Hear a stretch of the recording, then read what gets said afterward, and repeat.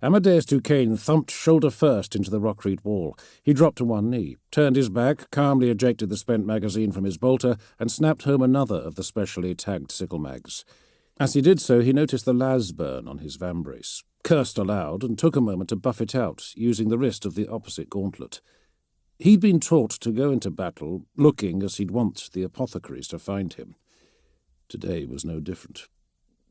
The thick harness of his Mark I thunder armour was so polished a black that it shone under the inconstant light and creeping ice like volcanic glass, covered in company and campaign citations, most of which the Legion no longer officially recognized. Of them all, his pride was the seal of the Eye of Vigilance, etched in platinum into the cheek guard of his tall helm. He had earned it in the latter years of the Seraphina offensive, campaigning alongside Lord Horus after the 10th Legion's annihilation of the Orc forces on Rust. Good years. A curtain of chainmail, alternating rings of black, iron, and silver, hung from his shoulder guards. A collar of iron spikes traced the rear of his gorget ring and rose behind the back of his head. He carried a Clan Sorgal banner as a cloak. It was heavy velvet, reinforced with a metal weave, weighted with onyx, black spinel, and star sapphire, and glazed with ice. The clan device was picked out in silver. With a series of heavy thumps, his command squad joined him in cover. Techmarine Rab Tannen, Apothecary Alid Glacius, half a dozen age-raw, hoar-frosted, brutally decorated veterans, almost as hard-bitten as their Lord Commander. Stormwalkers all, and proud of it. The boy, Cafen, was last. The lacquered purple of the youngster's armour was scuffed and bullet-grazed. The palatine aquila that stood proud of his chest plastron, burnished with coppery hydroscopic ice. Breathless sounds emerged from his helm augmenter as he crashed into the wall at the far end of the line. "They're coming?" Duquesne asked, and checked his vambrace for damage under the passing alchemical light of an aerial flare. Cafen nodded. "They're coming." The boy had been attached to the command squad strictly as an observer, but the old hands all looked at him as they would a stressed bulkhead, something that might give at any second and void the entire proverbial section. "The lad's one of us now," said Duquesne, raising his voice to contend with the shrieking fire of the tarantula batteries dug in on the other side of the wall. "That's the last I want to say on it."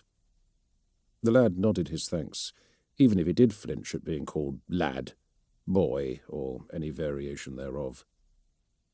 Satisfied, Duquesne looked up as if he could discern the progress of the battle from the flicker trace of fire and dying flares. Vesta was a sunless moonlet, adrift in the void, cast off by its parent system at some point or other over the last 5 billion years under circumstances that didn't interest him, and dark as hell. It was cold enough to flash-kill a Primarch. Until a few days ago, it hadn't had a name. That was why the enemy had chosen it. Who would miss an orphan moon that no Imperial cartographer had yet bothered to stick a number to? He turned away to see that Gaius Cafen had worked his way up the line towards him. "I am uncertain about this tactic, Lord Commander." Duquesne laughed. An inbred respect for the proper chain of command and an innate disapproval of so single-minded an approach to warfare were clearly tying the boy's head in knots. "This tactic is a classic.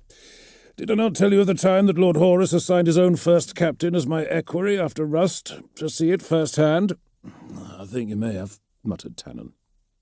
The Tech Marine had been amongst the last cohort to learn his craft in the Ural forges. He was among the last to have retained a Terran sense of humour. Duquesne threw him an ironic thank-you wave. "It won't work against the Emperor's children," said Cafen.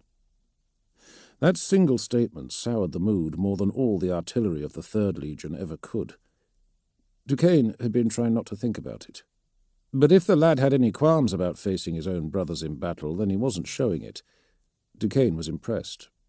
Even if it had been Fulgrim himself who had given the boy his orders, the rest of the command squad picked up on his resolve. Their attitudes of suspicion noticeably relaxed. "The warlord clans of old Albia have been perfecting this way of war on each other for hundreds of years," Duquesne explained. "The trick of it is to deploy only the exact amount of strength you need to draw your enemy into a straight fight. "And in ensuring the men so deployed have the nerve to stand before the storm," said Glacius, in characteristically portentous language.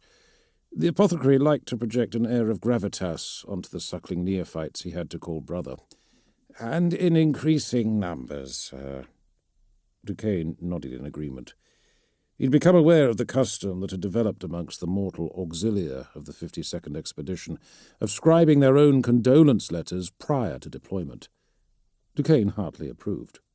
The clans of old Albia had observed similar traditions. "This phase is called Raising the Storm. It's a template we followed on the Central Afric and in the Pan-Pacific campaigns." Caithen's look, even through the frosted amethyst of his helmet lenses, was one that Duquesne had come to recognize all too well over the last century and a half. It wondered just how hard unification could have been, how it could possibly have taken the master of mankind and his 20 legions so long to achieve. "You heard of Rust?" "I think he may have," said Tannen. "It won't work," Caithen repeated. "The 3rd Legion don't fight in that way." "I know the boy we're fighting here well, and he's not nearly as good as he thinks he is. In my experience, a battle can be controlled right up to the point where it begins. After that, I don't care if you're a techno-barbarian from the Afric, an orc or or even Legiones Astartes. You do what everyone does in a battle." Caithen shook his head, but did not protest further. Duquesne shrugged, turned back to the wall, slung his bolter strap over his shoulder, then set his boot against the frozen rockrete's surface, as if about to pull himself up over the top. "We just have to sweeten the lure a little bit." Moses Trurak pulled the control stick hard to the left, intending to jink, but instead dragging the hyper-responsive Xiphon interceptor into a hard brake to port. He cursed in consonant-heavy Medusan as snapshots scorched his canopy and clipped the roll of his starboard wing. G-force crushed him into his flight harness as the unfamiliar machine dumped forward momentum into the turn. Pushing his engineered biology to the limits of its tolerance, he levered himself up from his harness and craned forward, catching sight of the heavily armed wedge of black as the enemy aircraft overshot. "Didn't see that coming," he muttered sarcastically. Conjuring mental formulaics of encouragement and common purpose, he directed them towards the Xiphon's rebellious spirit via the interface shunt plugged into his upper spine. He dragged his augmented left hand from the dashboard to grapple the stick two-handed, the interceptor's wing flaps juddering violently as it began to level out. A groan forced its way through his teeth. It felt like he was lifting the aircraft by hand. "You're sensitive enough when you want to be." Just as he felt the wobble along his midline that told him he was about to pitch into another roll in the opposite direction, he pushed his hand through a hard gauntlet of G's to open up the throttle. At the same time, his boot eased off the rudder pedal, and the interceptor slammed him back into his harness and shot into a climb, scissoring over and under the enemy strike fighter, as each sought to get in behind the other. Unable to break the stalemate after half a dozen turns, the more powerful Primaris lightning broke off with a massive burn of thrust. Moses had no option but to let it go. The Xiphon was a ludicrously high-performance machine. It boasted phenomenal corner speeds, touch responsiveness, and was as agile in atmosphere as it was in the void. But for all its aeronautical capabilities, it hadn't a scratch on a Primaris lightning for raw manoeuvring power. He took advantage of the temporary lull to silence a string of alarms demanding his attention, and to correct a potentially serious fuel imbalance in his starboard nacelle. The Xiphon was too complicated for its own good. It was lightweight and underpowered, and the design compromises inherent in a propulsion system that could operate in a range of atmosphere types, even one as inhospitable as Vesta's, or in a vacuum, made her a nuisance of micromanagement in a fight. He didn't even like the colour. "You need a lighter touch on the ailerons," said Orton Vertinus. Moses scanned the coppery belts of cloud that strangled his aircraft, but saw no sign of his wing brother. "And not so belligerent with the stick. She wants to fly, brother. Let her. I have a solid grounding in all Imperial Aeronautica. But do you love her, brother? My feelings are inconsequential, and my aircraft is agendered. I know that you talk to her when you're alone in there. I assure you I do not. Light laughter crackled through the augmeter pad in Moses's control board. I believe it was the Shakespeare that said, "My brother doth protest too much. Combat is more than numbers and angles. It is a joust." A shudder passed through Moses's canopy armor-glass as Vertinus's purple Xiphon roared overhead. Its wings were anhedral, with a downward cranked tip, like a Felgati vulture tucking in its pinions to swoop on rotting meat.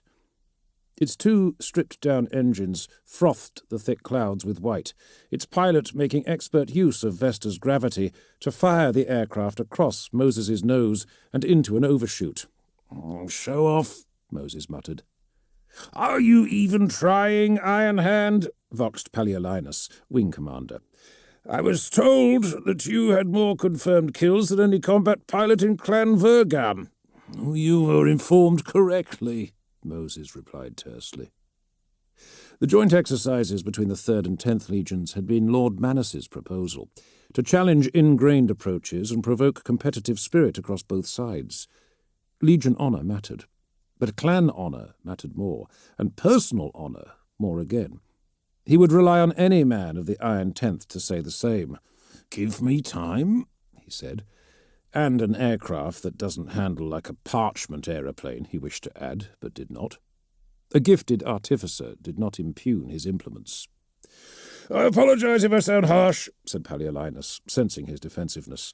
"I do not know if I could perform to my fullest in your place." "You have not seen my fullest, but you will. I will not fail my Primarch." "Well said, brother." A string of icons, symbols, and unit-level organizational motifs flowed from the Wing Commander's flight cogitator through to the marker recognition algorithms of Moses's ventral auspex. He scowled at the implication that he might need a reminder. "The immediate airspace is presently clear," said Palaeolinus. "We proceed as parameterized." Affirmatives clicked through the squadron vox. Moses cut his thrust. Gravity would soon be enough to prevent an engine stall. He angled the flaps in his tailplane to turn his nose into the clouds. A fuel alarm pinged across his neural shunt. He tapped the brass trim of the fuel gauge, but otherwise ignored it. The Xiphon was a short-range interceptor, and reduced fuel capacity kept it light. The levels remained within the 3rd Legion's expected parameters, despite the dogfight. "6 ready," Moses confirmed. "Descent speed," voxed Palaeolinus.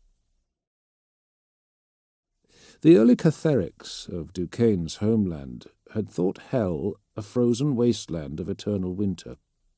It was only later iterations of the superstition that had filled it with flames, and it was the earlier interpretation of mankind's primordial dread that hit Duquesne as he hauled himself onto the thick rockcrete block wall. The 10th Legion had dug in the basin of an extinct caldera, part of a range of mountains composed of frozen ethane that circled the southern lunar pole, near to where the warriors of the Emperor's children were believed to have established a base of operations. Heaving bodies of men and machines surged down the rust-coloured, semi-transparent slopes. Over a certain distance, in the dark, in the sublimation of hydrocarbon ice to phantasmal gases, man and machine became largely indistinguishable, blobs of drab metal and void-armoured flesh, imbued by aerial flares with the colours of blood and fire. The condemned wail of the tarantula positions was the sound to which the harrowing was played out, their screams overloading even the fine discrimination of Space Marine hearing. Denuded of that sensation, he could only feel the stride of the Legio Decimare as the Titans walked towards his lines, like the beasts of Hellenic legend from which they drew their name, marching to war on the gods that had made them. A steel plate covered the wound in the right side of Duquesne's face, but with his remaining eye he took in the state of the 10th Legion forces. To his right, an Aegis defence line was engaged in a blistering fire duel with a block of plutonic janissars in high-spec Iceworld combat gear. To the left, a column of mainline fighting vehicles, including the precursor pattern Sikaran battle tank Beast of Manus, crumbled before the weight of enemy Lehman Russ conquerors. Immediately in front of him, across the iced-up sentry lines, a horrendously outclassed formation of the Afric demi-mechanized held their lines against waves of encroachment by 3rd Legion breacher squads. "They're coming, all right."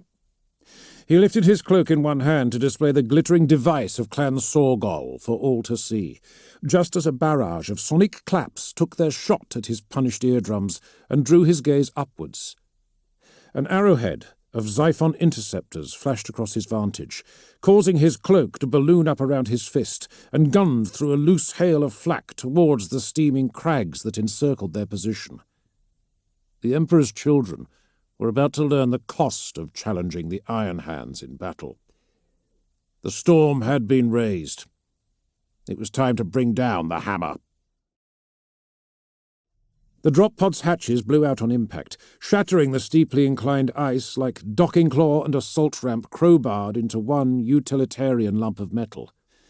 Entry heat steamed off the pod's thermal shielding, anointing the Averni clan veterans of the First Order within with a noxious libation of aerosolized copper and gaseous hydrocarbons.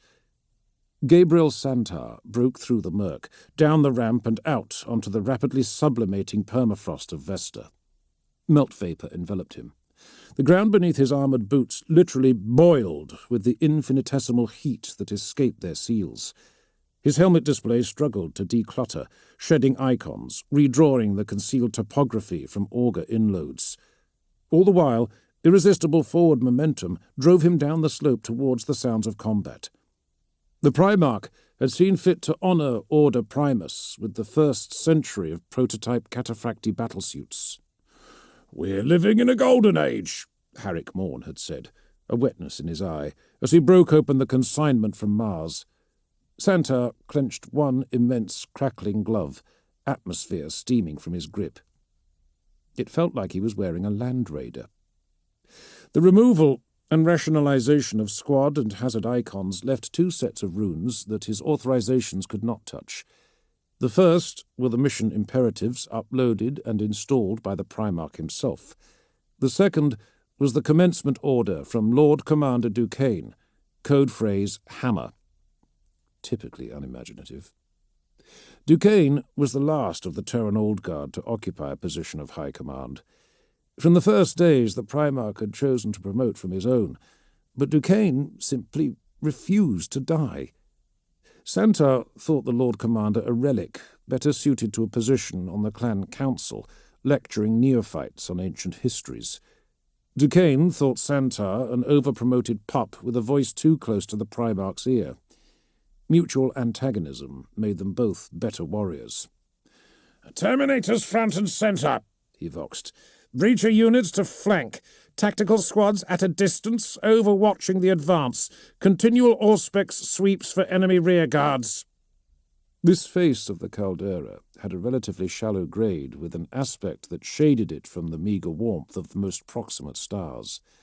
That was enough to give it the thickest and most stable ice layer in the vicinity, and so the bulk of Duquesne's hammer had been deployed here.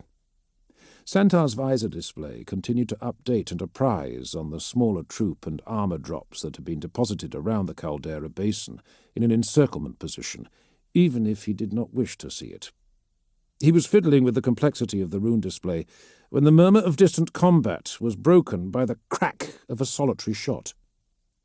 For the count of about 3 seconds, the Terminators continued to plod forwards as if nothing had happened.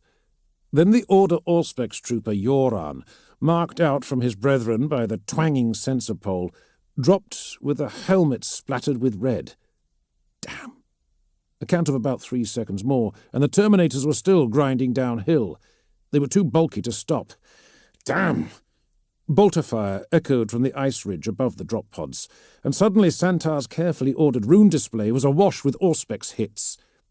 The more mobile tactical and breacher squads turned to face the threat, and were methodically picked off.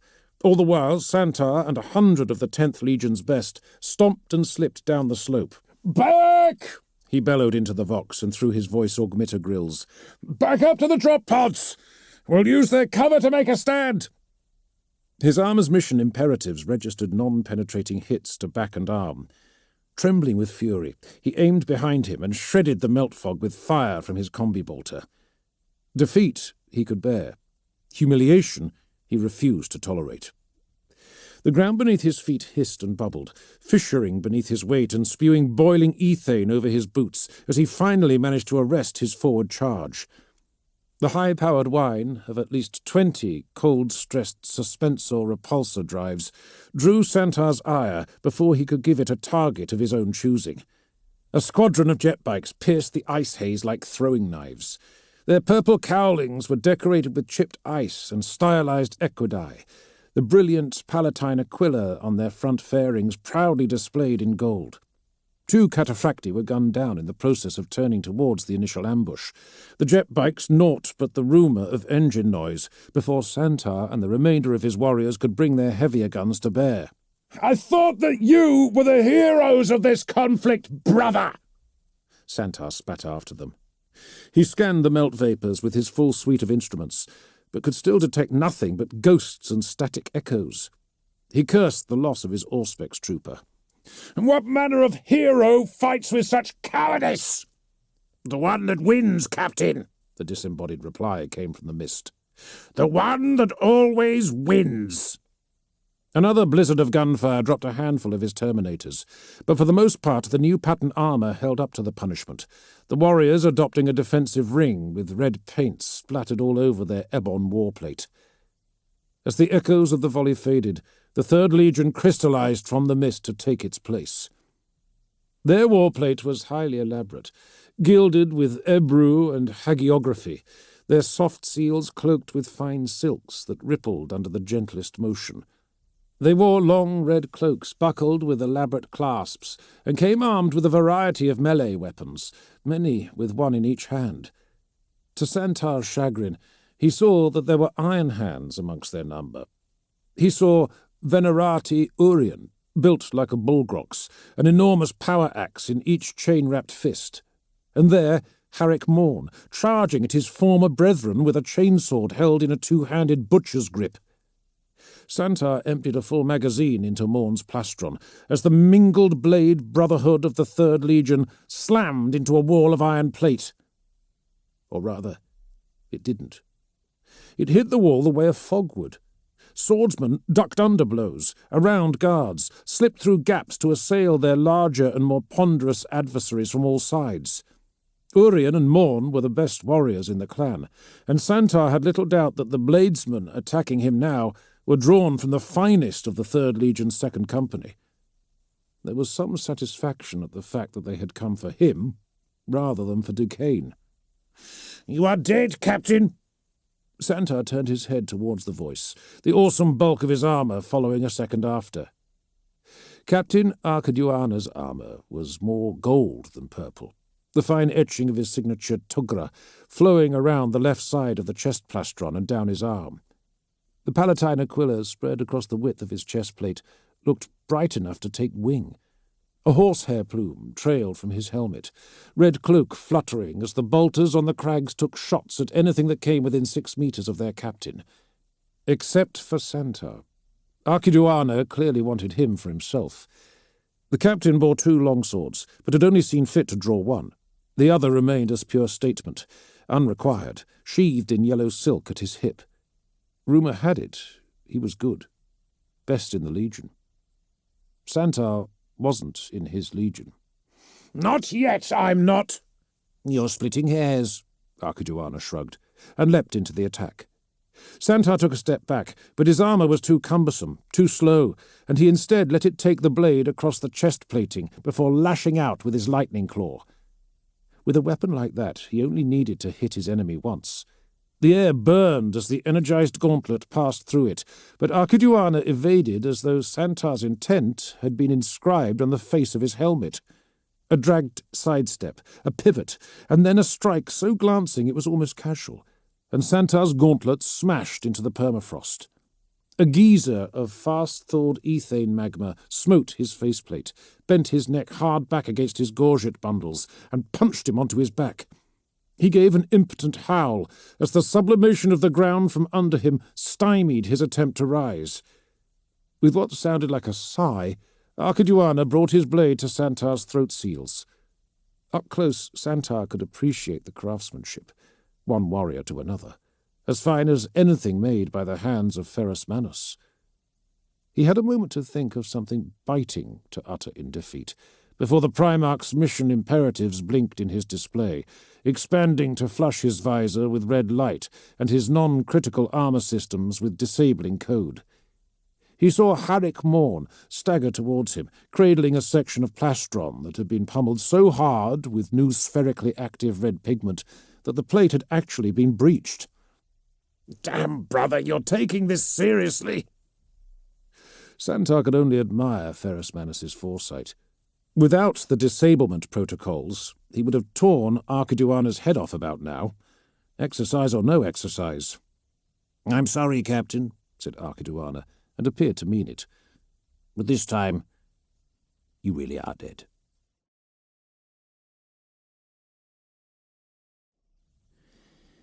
Everyone asks me about the hands, but they were not what struck me when I first met Manus. It was the eyes. To look into them is to look into a mirror too dark and vast to reflect anything but that which it wishes. There is beauty in that, after a fashion. The Remembrances of Archiduana, Volume 267, The Fall of the Lords of Gardenal. Chapter 2. With a little over 40 years out of lunar dry dock, the Fist of Iron was young and headstrong. If she could appear at times intemperate, then Adept Xanthus, Mechanicum representative to the 52nd Expedition Fleet, was swift to point out that such bellicosity was only to be expected in a fiery spirit still unsure of her strength. Beams of nanoposited plasteel groaned under the weight of titanic real-space engines. Life support systems of the most advanced and adaptive design to have emerged from the laboria of Terra since the dark age of technology cycled the atmosphere with the vehemence of a fire-breathing drake. An outsider might have mistaken the carbonaceous dust on uncommonly stiff breezes as a symptom of deterioration, but that was how the Medusans liked it. And to her bones of basalt quarried from the Felgati plains, the Fist of Iron was a Medusan ship. She would be the first of many. From her bristling, fully automated gun decks to her ablative hull armor, from her interplexed auspex and auger systems to her Geller generators and every aspect of her interiors, the loosed genius of Manus had been poured into her design. As Medusa was dark, so too was Fist of Iron, lit only by the glow of consoles and of luminescent stones quarried from the seabeds of Medusa and inset into the ceiling fixtures. As Medusa was frigid and hostile, so too then was Fist of Iron. Hundreds upon hundreds of kilometers of corridors and crawlways sheathed in iron glass and stone, every wheel hatch as magnificently austere as the frozen tundra of Karashi. Better to carry the distemper of the Primarch's adoptive homeworld to the stars, and to take pride in it, than to let comfort moderate their warrior spirit. And, as with Medusa herself, the surface cold was a front for a broiling inner fire. Moses Trurak remained plugged into the Xiphon's slumbering spirit long after the deckhands had completed post-flight checks and logged off shift. The glow strips were dimmed, his eyes closed, but his mind was alive with sensation. Copper-brown clouds, the roar of engines, a glimpse of black, the wing of an aircraft as it rolled out of his crosshairs. "You need a lighter touch on the ailerons."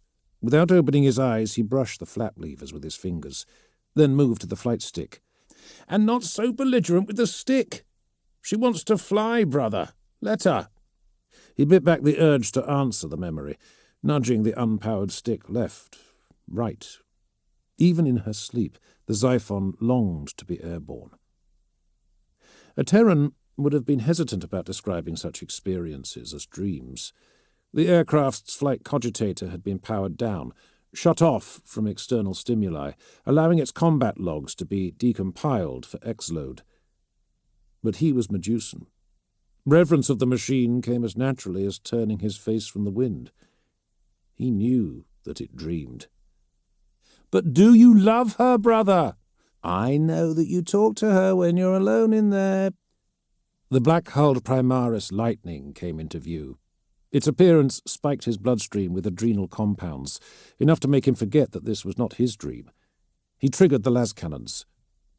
In the deserted hangar, nothing happened, but in the dream shared between Moses and the Xiphon, bolts of ultra-high-energy las streaked across the jinking strike fighter. "Combat is more than numbers and angles. It is a joust." As a mortal, he had grown up with machines. Life on Medusa depended on their protection and their favor. They demanded respect, not love, and each of the Legion's machines had their own character, their own favorites. The Xiphon chafed against its pairing as vociferously as Moses had at first. He could hardly blame it for fighting him. "My brother doth protest too much." Moses shook his head. The last thing he needed was his wing brother's words looping around the Xiphon's already truculent spirit as it slept. "After the lightning," he murmured, pulling lightly on the stick. "We will do it right this time." "Turak?" It took Moses a moment to register that Ortan Vertanus's voice had not arisen from the Exlo dream. He tried to focus. The lightning. It was moving off, about to thrust out. "I know you're in there. I can see your carapace lights from here." "I'm practicing," he snapped back through gritted teeth, trying to hold on to the dream. "We all know you need the practice, but enough is enough. You smother her with your affections." Moses became aware of chuckles, but not this time from the dashboard vox. "I recognize every word you use, but put together they make no sense to me. Disconnect yourself, Trurek." This voice belonged to Wing Commander Palilinus. The tone it used sternly discouraged further argument. Reluctantly, Moses reached behind his neck and detached the neural shunt. It came away from his skull with a crunch of metal. Immediately, the simulus glitched, then died. He took a deep breath of Fist of Iron's cold, caustic air, blinking quickly to reacquaint himself to this version of reality. He was still in the Xiphon's cockpit, but the canopy was up, and it was dark, illuminated only, as Vertanus had pointed out, by the point lights of his flight carapace. Still blinking, he leaned from his cockpit, carapace creaking, and saw the Emperor's children of Scythe Squadron were all down there. Edoran. Doer, impossible to please Edoran. His wing brother, Tyro, holding a glass and wearing a stretched grin. Palialinus's laconic wing brother, Seca, standing with crossed arms and peering into the darkened hangar with professional interest. "Did you hear?" said Edoran, his expression characteristically heavy and joyless. Plug-in sights and noospheric tethers showed like chunky jewelry under the collar of his carapace. "The next time we fly together it won't be a game. It's not just Kama with whom you need to develop an understanding. Men, too, have their singular natures." The Xiphon's name meant something like stiletto or blade in Captain Arcaduana's ancestral tongue. Moses hated it. "Oh, hurry up and get down," said Tyro wearily, "before he really starts.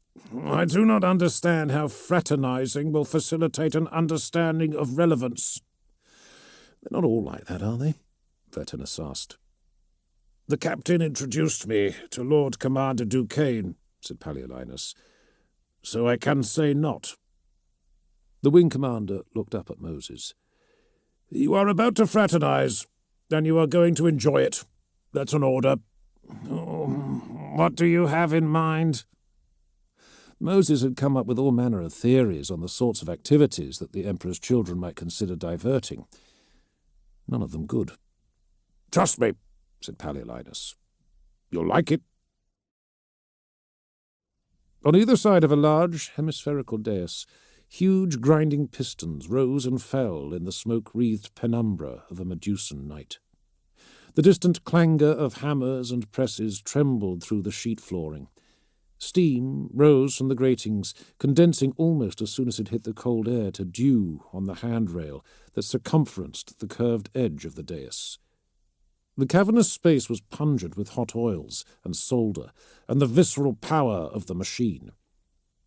The anvilarium reminded Archiduana of the manufactories of the Urals, though even the 10th Legion's colossal flagship, for all its youthful distemper, could not rival those cathedrals of industry for scale. Flattening the damp sheaf of parchment between his hands, Archiduana examined the charcoal sketch he had made of the scene with a critical eye. He had captured perfectly the sense of motion, the way the surfaces trembled, how the interplay of hanging vapours and the loom stones embedded in the iron glass and gilt candelabrum crafted a chiaroscuro of black and grey. But his attempts at conveying the sense of awe that he had been hoping for had not been borne out. His intent had been to evoke the memories of Manraga or Narodnia, but the Dark Age grandeur of those Gothic forges was nowhere to be found in his work. In a moment of anger he tossed his stick of charcoal aside, over the outer rim of the dais, and far, far to the lower enginarium decks. "Captain?" Startled from his reflections, Archiduana looked up. A single bridge traversed the heaving machine pits from aft. The heavy-booted step of Captain Gabriel Santar rattled the gangplates and twanged the cable stays like a score plucked along a tuneless harp as he crossed to the dais. Though he had removed his helm and gauntlet, he remained otherwise clad as he had been on Vesta. He smelled of grease and sweat and engine heat. His features still bore Vesta's chill in their crags. The immense armature of his cataphracti plate glittered with trembling droplets of condensed vapour. Archiduana wondered if it was a deliberate show of strength. "Gabriel?" He dipped his head respectfully. "It was an honour to match swords. You did well. Your choice of drop site was just a little obvious, and Amadeus does tend to forget that I was there in Central Africa and the Pan-Pacific." He sighed. "The Imperium was smaller then. I was not on Rust, of course, but he never was one to vary a winning formula." Santar shrugged off the platitude. "You're early. I enjoy the solitude. It is hard to find on your ship." The loss of the 3rd Legion's gene stocks after the Battle of Proxima had decimated the Legion's strength. He had been one of the 200. With Fulgrim's aid, they had recovered, but they were still not a numerous legion. Like many of his brothers, Archiduana had come to prefer it that way. Empty halls left room for reflection. "What were you doing?" said Santar, leaning forward. Archiduana folded the flawed sketch and tucked it away in his sleeve. "Nothing. A diversion." "Is it any good?" "It depends what you want from it." "Do you think it good?" Archiduana frowned. "No." "I've been supervising the return of my company and equipment from Vesta. And you've been drawing?" "I assure you the warriors you loaned me are in capable hands. But when one finds that one has attained perfection within a certain field, there is little point in pursuing it further." The Iron Hand bridled. "Perfection? A bold claim." Archiduana shrugged. "Perhaps, but it had been 300 years since he had been reborn unto the Emperor's likeness, and he had not been beaten yet." Santar remained quiet. It fell to the machines of the enginarium to fill the gulf between brothers. "You did well enough, too," the legionary finally conceded. He looked awkward, as though ill-accustomed to hearing praise spoken aloud in this place. "I've never seen those handled with such skill." He referred to the 2 blades that rested in silk scabbards at Archiduana's hips. Timur had a grip of woven gold, its blade slightly curved, and a shaped pommel in the form of a stallion's head with a tassel of black horsehair. Athenia was longer, its fuller deadly straight, its crossguard narrow. Greekan runes of abstract meaning glittering the length of the thinly covered blade.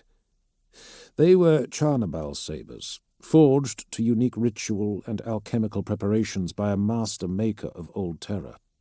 To possess one was the Legion's highest honour for swordsmanship. He had two. Is it true that you once fought the Emperor? Archiduana burst with laughter. Is that what Gaius says?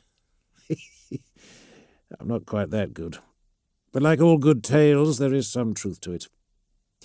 My father by birth was battle king of the Turkic nomad diaspora. He fought unification to the bitter end.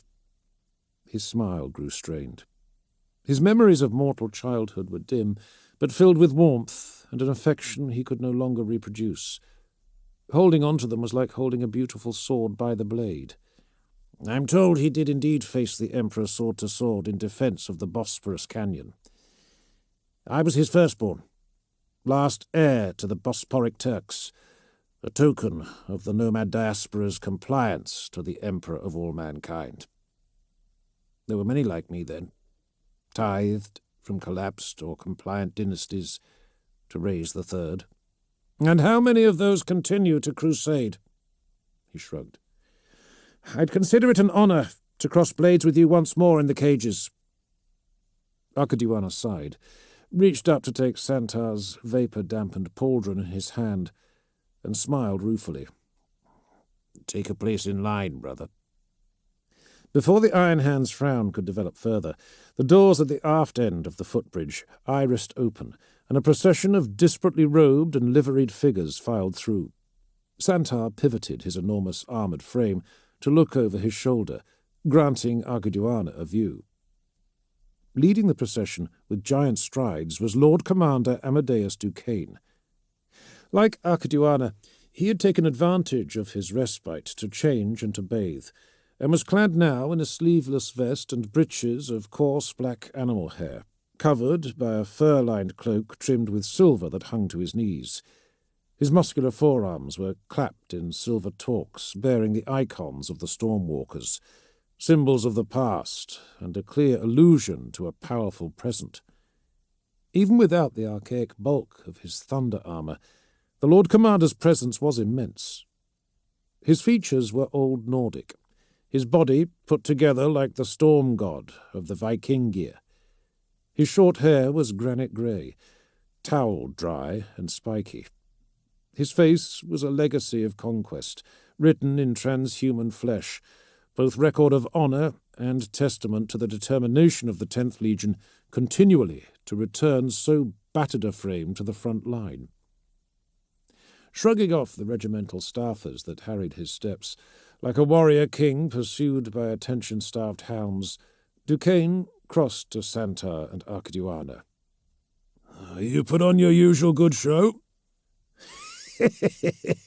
They'll be talking about the day you put Santar on his arse for years.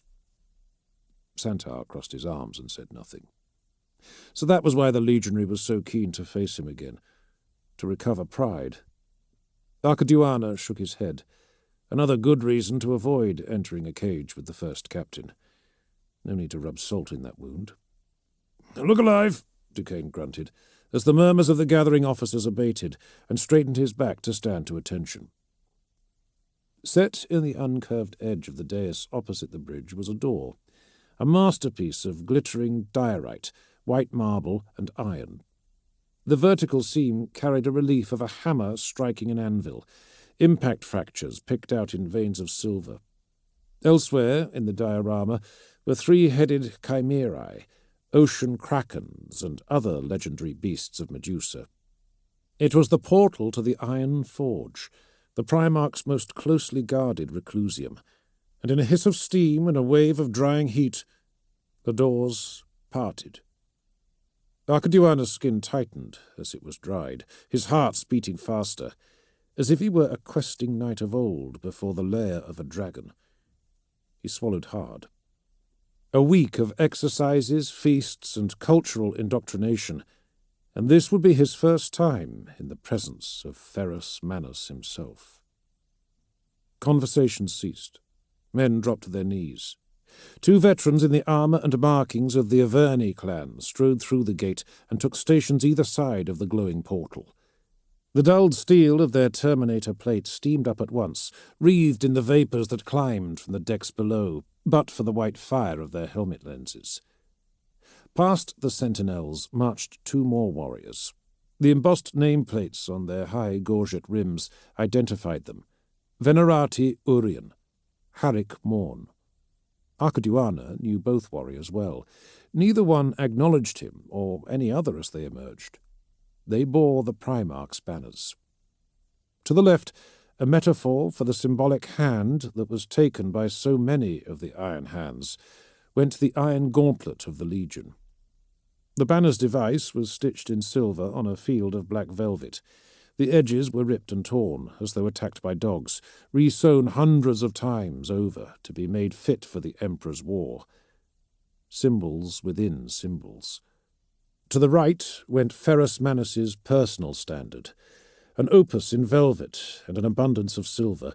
It depicted his vanquishing of the silver Wyrm, Azenoth. The Anvilarium had no table or chairs, no inbuilt precedents by which to arrange those present, and so low and high, mortal and giant transhuman mixed, like so many immiscible fluids forced into a crucible.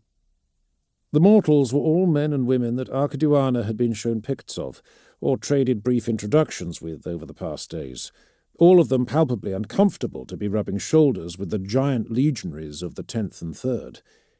In addition to Gaius Caphin and Palaiollinus, Archiduana recognized faces that belonged to names such as Varkal Desan, Ortek Mor, Ulrak Branthan, Shadrach Medjuson.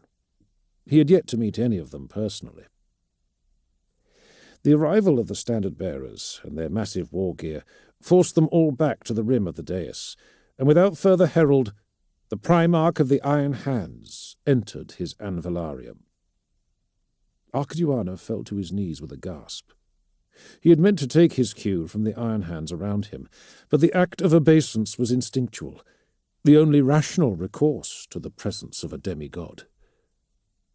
The Primarch was to Fulgrim as iron to gold.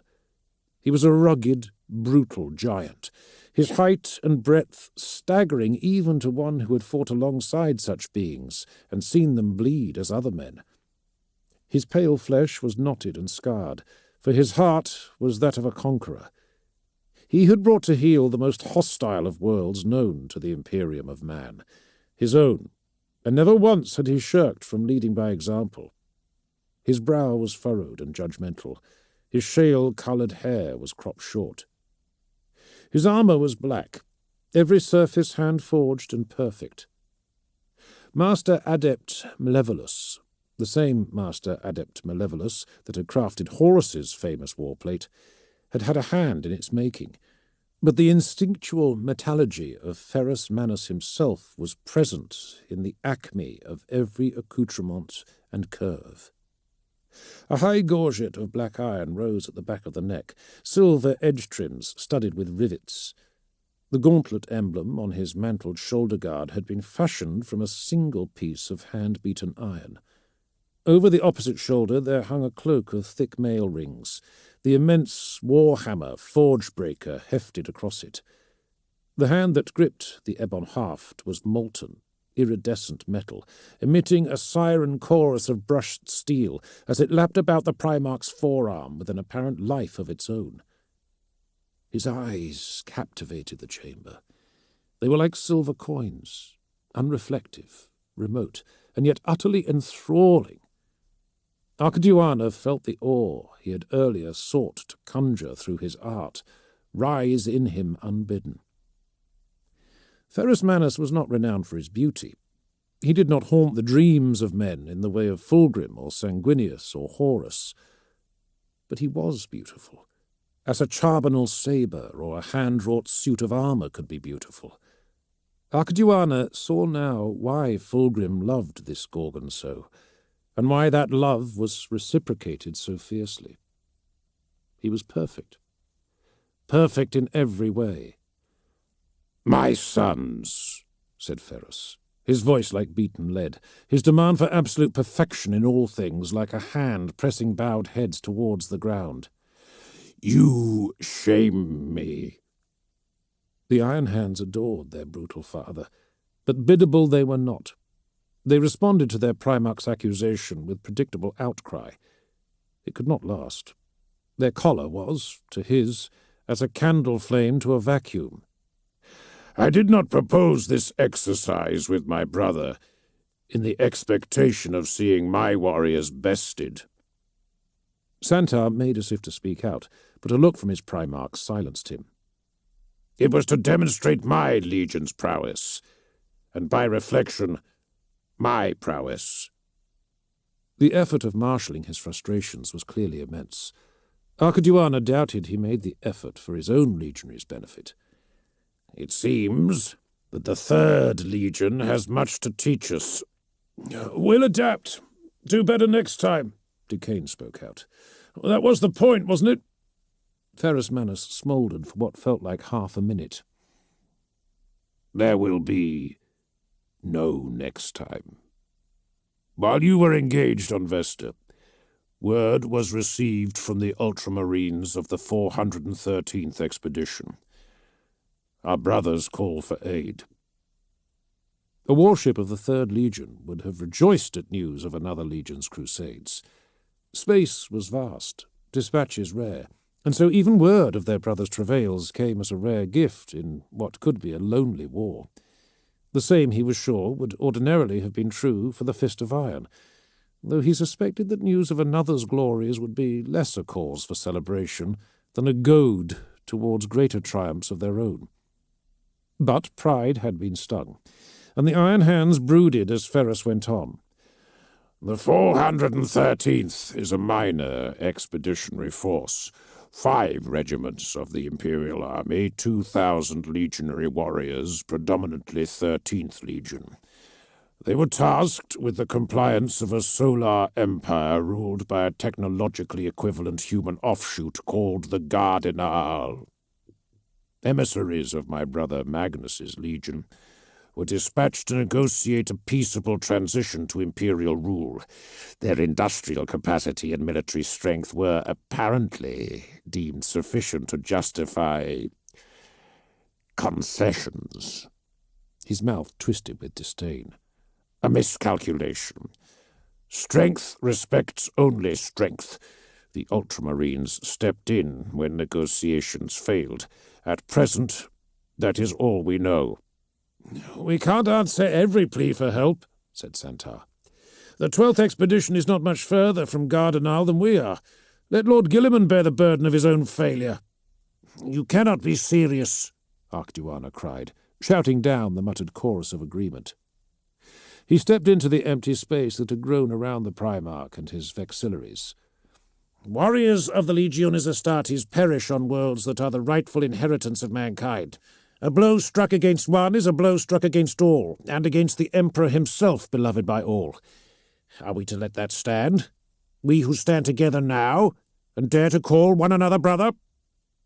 A shimmer of approval spirited across the liquid silver of Ferrus's eyes, but the Primarch made no further contribution.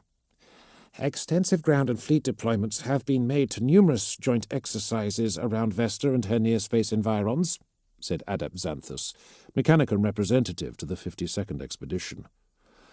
Aye, said Leyric. The Fist of Iron's shipmaster was a bull of a man, thick neck, full beard, broad chest, all constrained within a stiff military black staff coat bursting with medals. His bald head shone. It'll take time to claw it all back.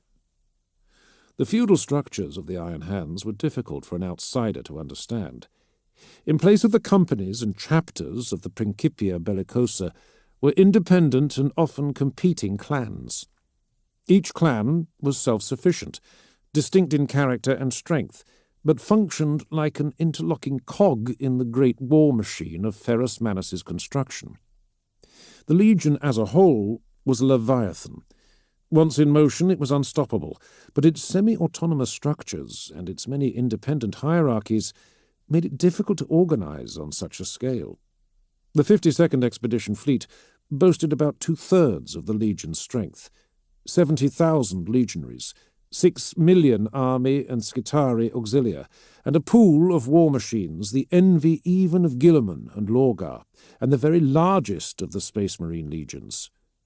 It took some turning. "The crusade is changing," said Ferrus distantly. "The days when I could count my rivals on one hand are gone forever." He studied his metal hand, it and his eyes setting up a mutually non-reflective play of convection patterns and colour. "There are those amongst my brothers who doubt me." "My Lord Primarch." Archiduana stepped forward, denial bursting from his breast. Ferrus Manus shook his head. "There are those who doubt. The crusade is changing, and all must be proven anew. I will save the 413th. I will show Rebute what my legion is capable of as I drag his warriors from the precipice." "The second company will go wherever you bid, my lord," said Archiduana. "We are yours until Fulgrim returns to command otherwise." Watching Ferrus smile, it was like watching steel cool into the shape of a blade. "Indeed. We will see how much there is to be learned from one another when our weapons are live and our brothers stand or fall by our strength." Archiduana smiled to see 3rd and 10th Legion officers subtly re-evaluating one another's measure. Call it strength that these beings aspired to. Call it perfection. Call it competition. "You have proven your competence," Ferrus said to him, "and my brother speaks of you highly." Fulgrim was more fulsome in his praises than his brother, but Archiduana held his counsel. He had the feeling that this had less to do with honouring him than it did with censuring others, and perhaps it was partly about sending a message to his brother Primarchs that he could lead, with an even temper and an even hand. The crusade was changing, or so went the rumour. "I would have you assume the role of my equerry, for as long as the compliance of Gardenal requires." Archiduana heard Santar's sharp intake of breath, but the Primarch had not, he noted, given him an option to refuse. Unsure what else to do under such circumstances, Archiduana acceded to the unwanted honour with a bow. "It is my privilege to serve the Gorgon." There were 2 fighters in the cage. The warrior of the Emperor's children, Moses did not know, though given his current assignment he realized that he probably should. The warrior was an Adonis of hard muscle and calligraphic tattoos, his cream toga hanging over his cincture to give him a double-layered skirt and a bare chest. His hair was copper gold, tied in a warrior braid wound several times around his neck. For a warrior of his apparent age, his physique was pristine. There was not a scar or a bionic graft on him. It was as though he had been sculpted from mother of pearl. The Iron Hands legionary that opposed him could not have been more different. The Averni clan veteran was a siege tank, a hulking agglomeration of rods, plates, and stupendously enlarged musculature that glistened with oils. His face, ablatively reconstructed and slab-featured, was alight with anticipation. Venerati Urien, everyone knew. Amongst the Vergan clan he had been a legend. A Terran, but the fiercest proponent of the clan's ancient credo of efficiency and power. There were plenty among the clan fathers who still resented the Averni clan for poaching their most celebrated captain. Moses had fought in several skirmishes, and one pitched battle over the slight, but held no personal rancour towards Urien. A position with the Averni clan's First Order was what any warrior of Urien's status and ambition aspired to. Moses would have done the same. "Are we wagering?" said Moses. Vertinus laughed. "You're one of us now, brother. We wouldn't do that to you." "Not so fast," said Paliolinus. "We may have just discovered an actual vice in our new brother. This needs to be nurtured and encouraged."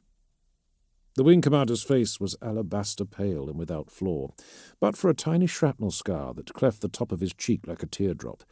His face was expressive, quick to smile, but there was steel there that only a fool could miss.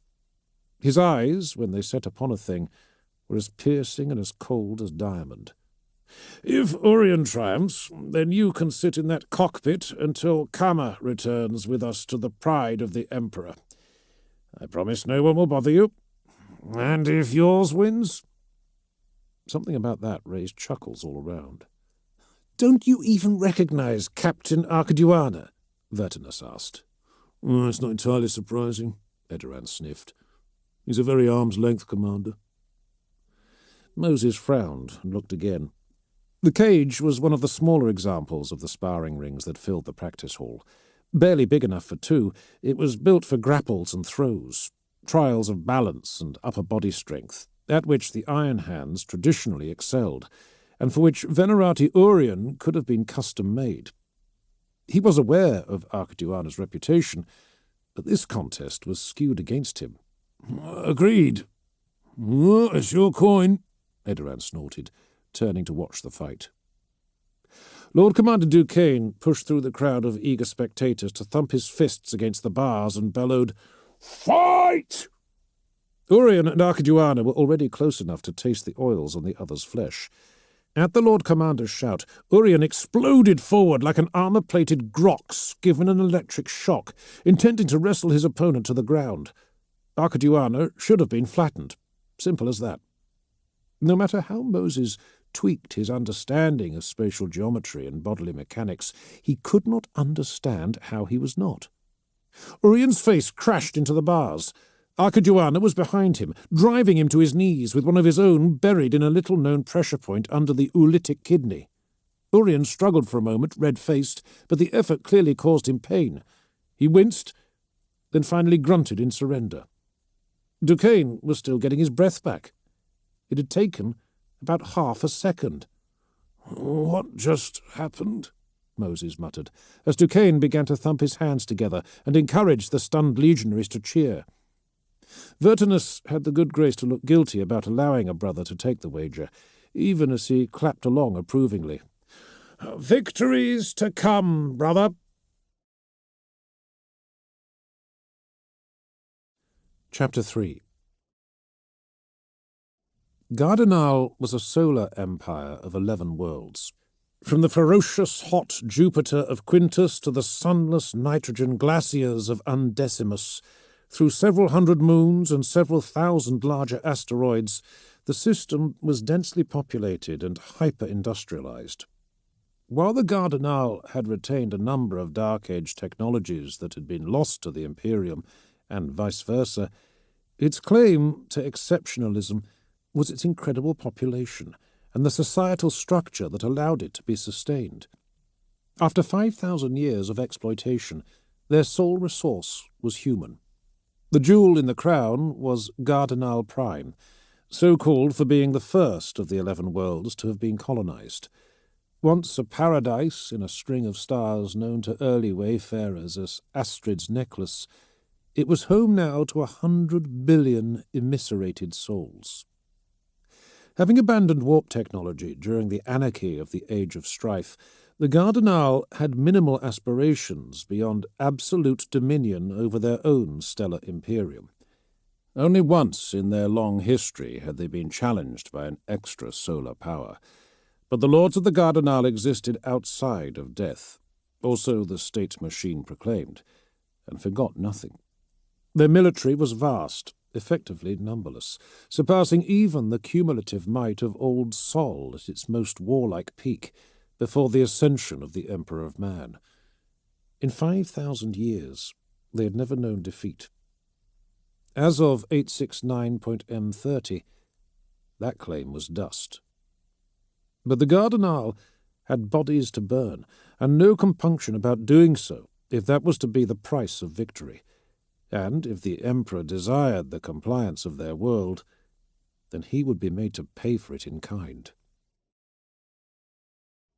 Fat sparks sprayed from the emergency bulkhead, hanging in null G, as though time had been locally flash-chilled and frozen. A hard smash of metal into metal, and the illusion was broken. There was a shriek as a rectangular section came away, capturing the hovering sparks and shunting them down the hallway. Only the meagre gravity of the ship's own mass and thin air to slow it before it hit the next bulkhead 30 meters on. The figure that emerged through the breach was indescribable. He was 2.5 meters of ornate ceramic warplate, his passage through the ruined bulkhead bringing tearing squeals from the remnants of the frame. His helmet was fringed with rivets and visored as though bearing a huge set of fangs. Eye lenses glowed in the dark, 2 sharpened triangles of watery gold. He surpassed anything that the curates of the eugenics ministry could have imagined by 10,000 years. The last sparks from the carving of the bulkhead fled around the immense curvature of his armour.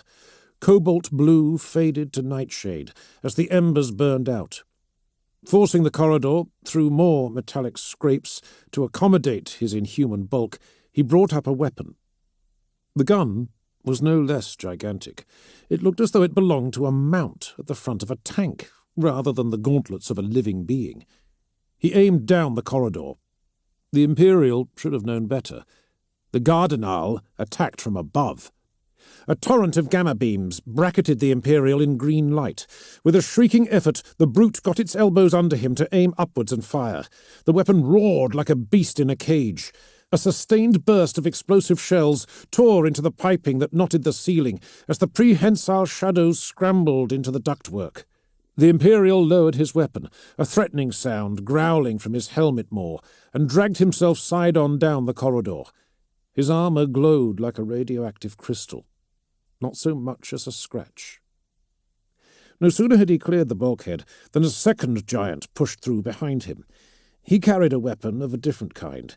It was baffled and veined, the muzzle shrouding itself in a heat haze, ribbed hoses of uncertain purpose floating in the null G. His lenses flickered, strange runes displayed inwards to the giant's eyes. His weapon tracked along the ceiling. Waited. Waited. Pressurized gas vented from the mauled piping. A muffled clank sounded from one of the wall spaces, like something soft hitting a pipe. The muzzle of his weapon glowed white.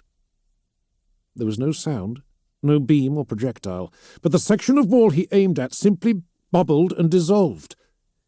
The warrior, void-cast, drifted limply from the crawlspace, metal droplets and bloody smears orbiting the remains of its body. The lead Imperial sent it floating back with a prod of his heavy gun. The void-cast was both more and less human than his killers, though it was clear they did not see it that way. Its body was all muscle, but no bigger than a child's. Its eyes were evolutionary holdovers, covered by a black film, its mouth small and ovoid for suckle feeding. Its skin was black, covered with a secreted body plastic to shield against cosmic rays. The coating would have served equally against the lingering dose of its gamma blaster, had it been able to down the armoured Imperial. Most perverse, however, were its limbs. All 4 terminated in long-fingered hands. The warrior voidcast were the most extreme branch that had emerged from the cultivated phyla of the Gardenal, but so too was the environment they had been bred to inhabit. The reverse displays in the lead Imperial's lenses danced, too quickly to be read, as it examined the hanging corpse. Growls of noise emerged from their grills, but they spoke on a closed network that did not carry beyond the confines of their warplate. "Go closer!" The observing projection obeyed. "This ship was not made for humans, never mind Legiones Astartes," the leader complained to the Melter warrior. "Just keep forward. Amar is adamant that one of their psychers is aboard and—" Alerted by something, some phantom noise perhaps, or by an innate sixth sense, the second Imperial snatched up his melter weapon and aimed it down the corridor. Sylvan Decker's eyes widened as he found himself staring down the hissing bore of the Imperial device. The Imperial looked equally astonished. The old man opened his mouth to scream as... His mind snapped back into his body. His thoughts sank, like light hitting mud. A pressure built in his chest as he felt his spirit shrink, his skin withering, vertebrae fusing and causing his spine to curl as though his spirit had aged 50 years in a fluttering squeeze of a living heart. He heard his own scream, a ragged thing, quickly wheezing to nothing at all as his body crumpled. Had he been still on Undecimus, then he would have folded to his knees, and even on that tiny world's meagre gravity, most likely broken them. As it was, his knees folded into him, and he pitched awkwardly forward. The joints all down his arm popped in protest as he drew it between his face and the incoming metal decking. As a younger man, he might, if he had spared the thought, have considered Null G a natural equalizer for the elderly and frail. It was certainly easier to move about on the void-cast frigate than on a planet, but the danger of accidental self-harm on a bulkhead or piece of equipment never went away. With shaking hands, he guided himself back along the decking and into a corner where he could catch his breath in some safety. His cellmates watched him. There were 3 of them in the double bunk and the single-wall integrated chair, hair lank and unwashed, kitted in featureless black jumpsuits. A subaltern of the Vox caste, a tertius adjutant of the Famulus caste, an unranked young woman of the Pacifier caste.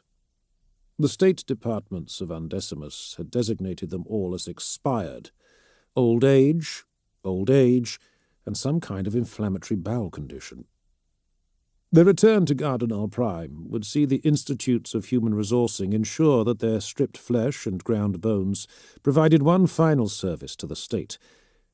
That he should know so much about his cellmates, and not their names, did not strike him as odd. Their psychic auras were sterile to him. Their faces bore the patient docility of thoroughbreds. But they were afraid. He saw it in the tension with which they gripped the foot of the bunk and the rivet holds on the bulkhead. A distant rattle of bolter fire shredded the Imperial phantom he had set to walking about the ship, and he rubbed at the projected pain in his chest with a shudder. The others murmured fearfully. "What did you see?" The young pacifier leaned forwards. "Eyes in the dark. Sharpened triangles. Watery gold." He shivered, and not with the frigate's usual cold. "Borders." A hard bang against the door brought startled noises from the mall. "Hi, Consul Decker."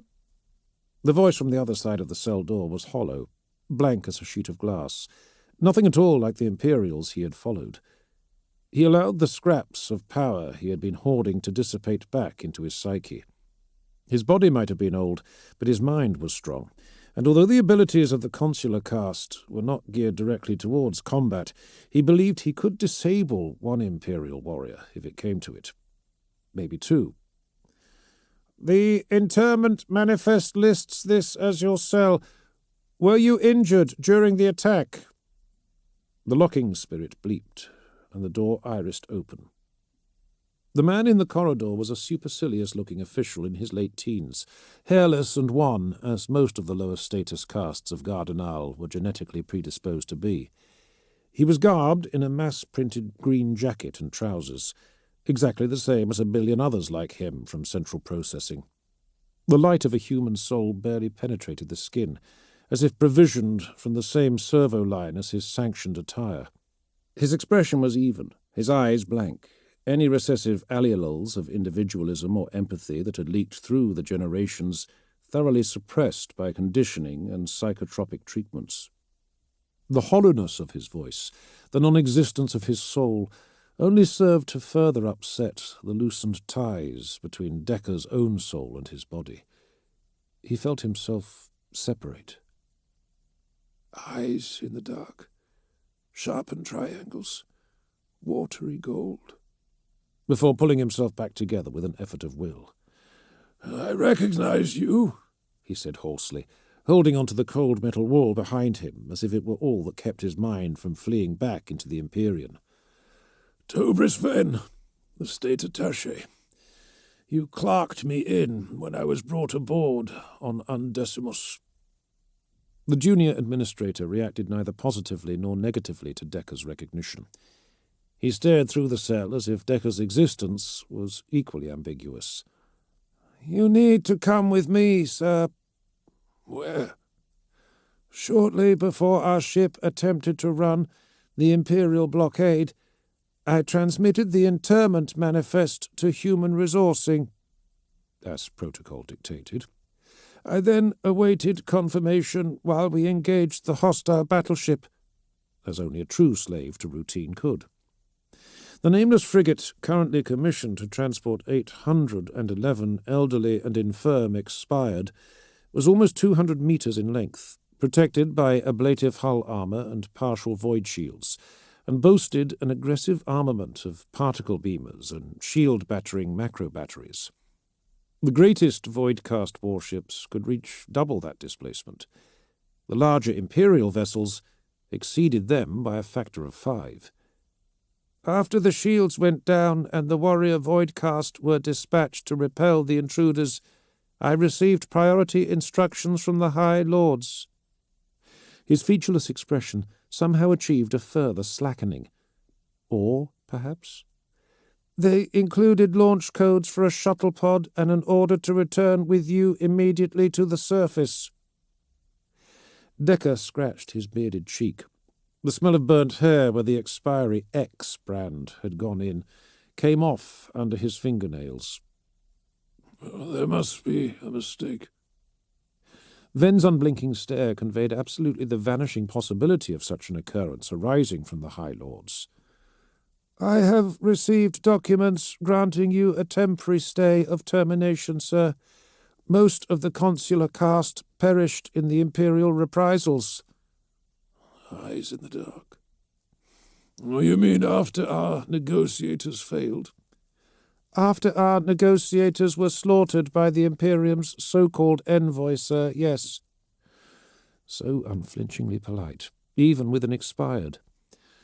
So now I am not such a burden on the state. Decker surprised himself with a sardonic chuckle. Would you believe I had hoped my achievements would have been sufficient for interment in the body of a High Lord myself? He knew, of course, that the clerk would have harboured no such ambition. He was incapable of the dream, even if his caste had been high enough to justify it. Instead, my fate is termination. No different from these. He waved to his cellmates. They gave no reaction. All of their lives, and for the lives of 200 generations before them, they had known their place. Such opportunities are rare, said Ven, immune to Decker's bitterness. That is the nature of immortal lords. He stepped back and gestured down the left-hand arm of the corridor. If you would follow me, sir. Decker closed his eyes, more than a little tempted to see the High Lords spited by allowing himself to be killed here. But obedience to the state had been bred into the consular gene line as indelibly as it was in the lesser castes. His had simply retained the freedom of thought to realize it. With a sour taste in the back of his throat, he pushed off against the wall. The locking spirit issued an aggrieved blurt of code as he approached, transmitting a warning shock to the electro cue implanted into his branded cheek. Electric current jagged through his jaw and into his shoulders. He gasped in pain and shock, but Ven casually input an override code to quell the door's antipathy towards Decker's expired status. Easy for him to be casual about it now. Decker's cheek muscle was still twitching furiously as he bumped painfully out of the door and into the bulkhead opposite. His hands were walking him down towards the deck plates as the hostile echoes of bolter fire rang through the ductwork concealed behind the bulkhead. His fingertips trembled with it. Eyes. He looked right, the opposite direction to the launch bay. The orbital lighters on a voidcast ship were seldom used. The voidcast rarely left their home ship and never ventured lower than a planetary orbit, while cargo, even human cargo, would conventionally be transferred to dedicated bulk landers for the final descent. As such, they were sensor dark. Only when the proper code incant awakened its spirit core would the shuttles become visible to a standard surveyor sweep. Without physically breaking into the launch bay and seeing one, the Imperials would have no way of knowing they were aboard. What about us? Said the pacifier from inside the open cell. Unlike the other internees, She had been bred to keep her wits together in hazardous situations, though obviously not to think for herself. Ven regarded them all dispassionately before again interceding with the door's intelligence on their behalf. They bobbed through. The administrator pointed down the right arm of the corridor in the direction of the shooting. It was getting closer. "Go that way." The pacifier gave a questioning look. "The High Lords unfortunately require you to delay the invaders on our behalf." The woman puffed up her chest and tensed into a rigid salute. The two older men looked less certain, but a genetic disposition towards obedience saw them bumping after her down the corridor. Decker watched them go without emotion. The Imperial fleet could blast our ship out of orbit. Why have they not? "The High Lords think they are looking for you." Me? The administrator shrugged as the three internees disappeared through the far door hatch. "It was the consular caste to whom they feigned their protestations of peace. Perhaps they see you as valuable somehow? I do not know. The High Lords have not seen fit to apprise me on that subject." The hammering of bolter fire and an unpleasant splattering noise from the next corridor proved ample distraction from such questions. I am told that the Imperium encompasses 1,000 stars, Decker murmured. Ven shook his head. If he was at all ruffled by the scraping noises from beyond the far hatch, then nothing of it showed. "The High Lords have decreed that the wanton exaggerations of the Imperial envoys are to be disbelieved by all citizens. The arrival of one additional reinforcement fleet in no way corroborates their false claims." Decker's eyebrow lifted at that new information. Ven, meanwhile, glanced down the corridor, facial muscles resisting the deep-buried urge to bite his lip. "That said, I am sure the High Lords would not disadvise us from hurrying." Chapter 4. The Medicaid decks of the 13th Legion strike cruiser Executor were just beginning to return to normality. Servitors with 1,000-meter stares and radiation welts on their skin mopped the blood-stained tiles with monotonous, repetitive motions.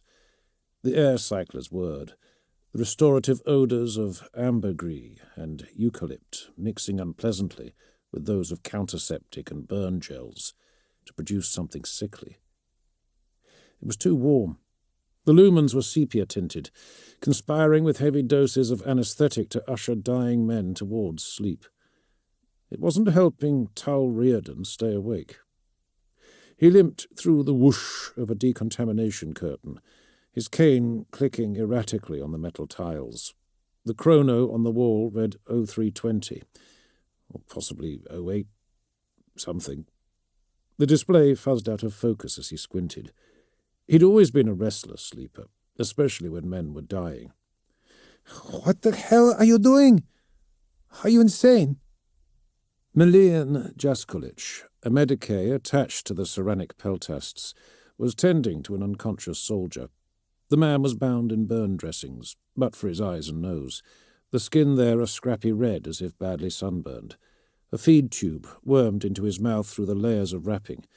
Numerous lines connected him to drip bags and bleeping monitors, the luminosity dialed to minimum.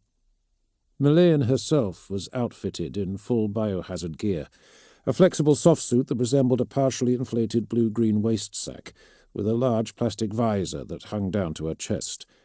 Her face was lit from beneath by a string of lumen spots. "You look ridiculous," said Tull. "You want the ridiculous? Try walking into a contamination ward wearing nothing but a surgical coat. These men are irradiated." Tull walked to the small and ill-kept admin desk by the ward entrance, wincing at the splintering pain in his knee. A sleepless night always aggravated the pins in his kneecap. He hooked his cane over a peg meant for surgical coats, picked up a clipboard and, blinking away sleep, began to study the patient logs for the hours since his last round. "Are you listening?" Milian insisted. "I assume you know what the penetrative depth of alpha emissions is." "I assume you know what a melanoma is." "I'm wearing 2 vests." "Tull, don't be a bloody martyr." "A martyr?" Tull scowled. eyebrows lifting as he flipped through the logs. "These men are martyrs.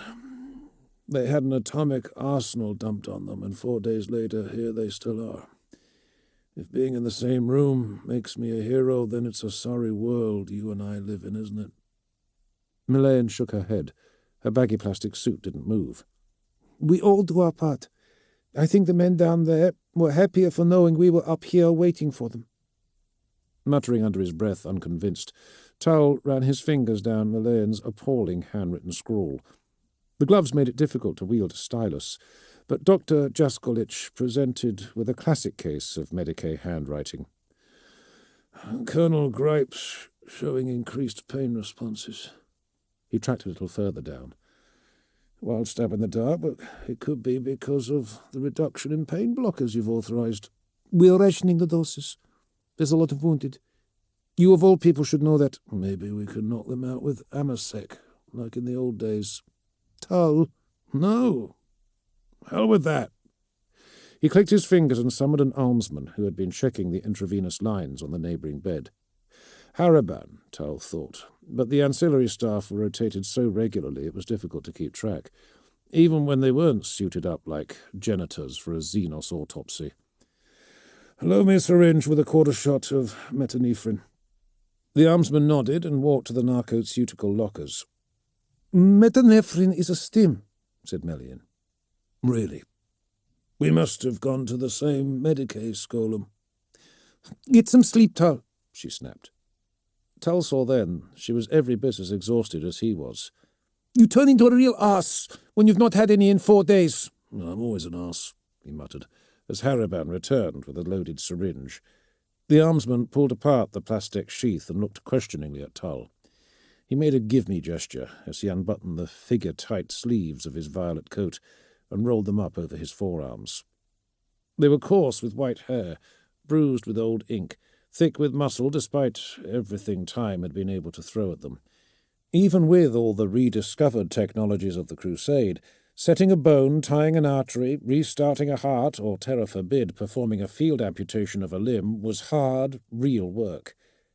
He tightened the rolled cuff under the elbow, bringing out the veins in his wrist, and gestured impatiently for the syringe. The almsman nodded and did as he was told. "Damn it!" swore Melian, turning to look the other way. Tull grunted as the needle slid into his ulnar vein.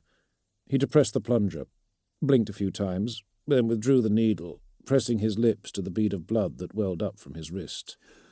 "Better?" "A normal person would just sleep." "I can't. He shook his head, trying to rid it of the faces that haunted the edges of his dreams. Sanderson, getting his tetany shot. Meret, a drill yard sprain. Ulan, headaches. Kirill, a born anatomist. Tull had run him through basic field aid, for all the good it had done him under an atomic bloody strike. Fatigue muted their accusations, but he doubted he would be sleeping a while yet. "I can't." Melian frowned at him, then walked to the desk, picked something off it, and pinned it none too gently to the breast of his coat. "Yow!" he said, and looked down at the yellow rad pin that now stuck from his breast pocket on a slant. "When it starts to turn black, I'm calling for the orderlies." Tull grimaced. "Sorry. And look." He readjusted the rad pin so that the skull motif was facing the right way up. "I'm really not trying to get myself killed."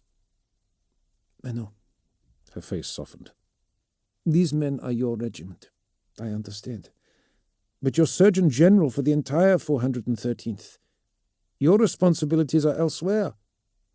"What do you think I've been doing when I'm not here? Research?" "Most of these men are going to die," she pressed. "There's not a lot that you or I can do for them besides make them comfortable." The mummy on the bed behind her groaned and tried to prop himself up.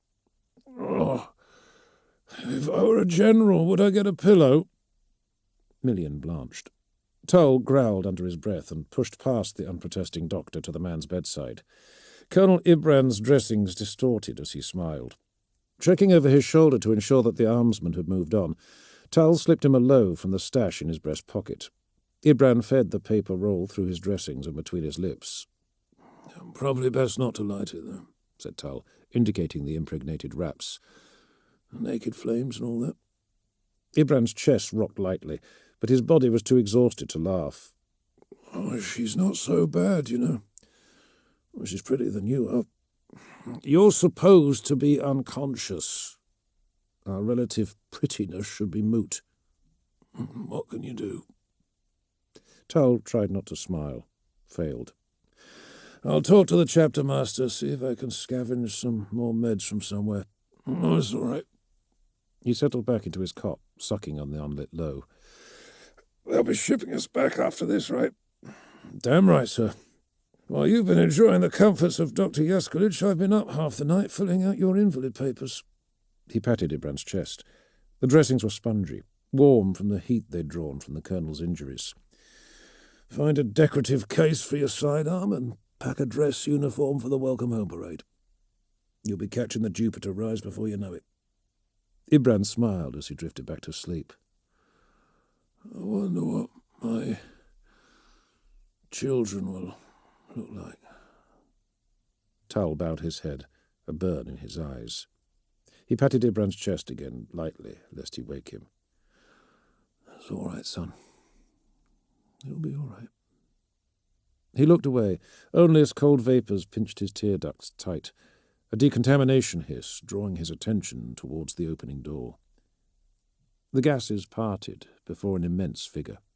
His broad chest was draped in a toga praetexta, pure white with a broader trim of cobalt blue. A golden laurel wreath lay across one shoulder. Tull supposed that a little radiation posed no hazard to Ulan Cicerus. His features were broad and heavy, with the gigantism of his altered kind, the eyes set deep under his thickened brow, blue and fair. They were the eyes of a gene-bred warrior and leader of warriors, but one who, true to the ideals of his creation, had yet to forget why it was he fought, or asked others to fight and die beside him. He studied each of the Medicae cots in turn, and his transhuman features expressed pain, compassion, grief, enough for every man in their turn, and remorse. Before assuming the post of Surgeon General, Tull's principal interest had been in psychologia, specifically post-battle trauma, and despite the guilt and pain he had for himself in spades, he found himself fascinated by how the ultramarine would react to the same. Would he become timid, agonizing over every decision, or would he overcompensate with acts of bravado? Or would his gen-enhanced psychology simply shrug it off, as easily as his physiology would any other kind of wound? Tull snatched his cane from the peg and limped towards the giant warrior. You must have read my mind, sir. I was just about to have someone find you. The ultramarine spread his hands slightly, as if he were at Tull's service, rather than the other way around. What can I do for you, Tull? The proper awe at finding oneself on first-name terms with a lord of the ultramarines made a goodly imprint on the wall of tiredness about Tull's brain, but couldn't break it down. We're running short on pain meds. These men gave their lives to the crusade. If the best we can offer them is their final hours free of pain, then I think that's what they've earned. I'll see what I can do, said Cicerus, and as with every word from the chapter master's mouth, Tull believed it absolutely. How is Amar pulling together? He asked, and the ultramarine's jaw visibly clenched at the reminder. He drills what forces we have left. I've never seen him so driven. Tull shook his head in amazement. The last time he had seen Intep Amar, the librarian had been so radioactive that the Thousand Sons apothecary tending him hadn't even dared touch his armour to remove it. That he'd survived the atomic conflagration was a miracle. That he was already on his feet and apparently in fighting condition shattered what little he thought he knew of space marine biology. We take it, as well as we give it, said Cicerus blackly, with the finality that killed that line of conversation. But it was one Tull would need to have with him sooner or later, preferably before he led less invincible warriors into battle again. Cicerus turned to regard the man in the bed. Colonel Ibrand Gripe, of the 5th Galilean Mixed Infantry. Tull nodded. He was 15 kilometers from ground zero, one of the lucky ones. I'm looking for the ranking army officer, said Cicerus. You won't find him here. Ibram's been invalided out. He's done. The paperwork will be with your staff by now. That is your decision. But you misunderstand me, Lieutenant Colonel. Tull stiffened involuntarily. It's been a while since anybody called me by that title. I forgot I had it. Cicerus gave him a sorry look. I suspect that you are about to get used to it. You are the senior active officer in the 413th now. Oh, pity on us all. Cicerus's eyebrow arched. Tull sighed, rubbed his eyes. I'm just tired. So, now you've found your officer, what do you want with him? You haven't heard? Heard what? Cicerus looked over the occupied beds. I suppose you would not have. Heard what? Reinforcements have arrived, Tull. Tull almost laughed with disbelief. It's been 4 days. How could the 12th have got here so quickly? It is not the 12th. Cicerus looked more anguished than he already had. It is the Iron Hands. Ferrus Manus is here.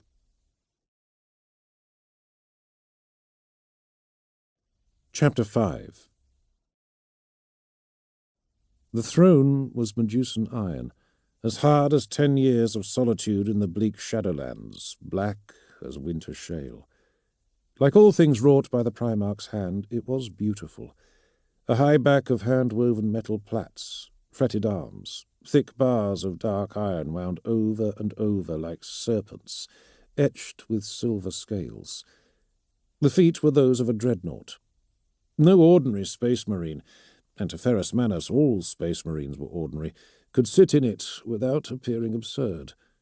A child in the seat of the Gorgon. There was but one being in the cosmos it could accommodate, and he brooded from its high seat like a god over a flawed creation.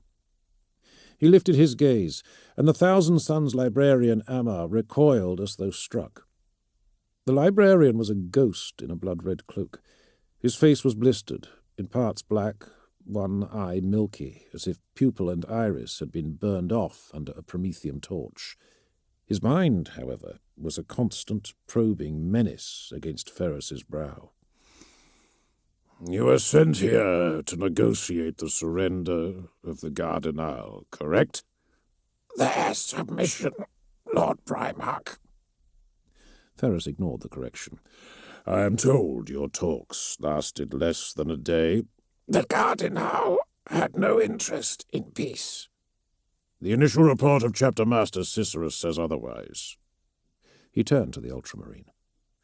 Unlike many of his brothers, Ferrus had never sought to unite his people or bring a fractious world to heal. Harsh worlds bred harsh men, and harsh masters harder warriors, hungry for every scrap of praise grudgingly bestowed, wary always of provoking his wrath with failure. To his chagrin, Ulan Cicerus did not rise to the provocation. In fairness, Lord, I never sat at a table with them. Ammar did. He reported that their intent was to use negotiations as a ploy to leverage concessions through arcane means. We should take him at his word. Then I shall. He was not the reckless bellicose that Dawn held him to be. Remembering how his dour brother had once had the gall to rebuke him in the company of both their warriors, and on Ferrus's own bridge no less, for some perceived lapse of restraint, filled him with fury, as if his brother were here in his chamber with him. He felt his hands expand, the metal heating in response to his trembling anger. With the mastery of a demigod that knew well his own mind, he turned his thoughts away from one brother and towards another. Immediately he felt his humours balance.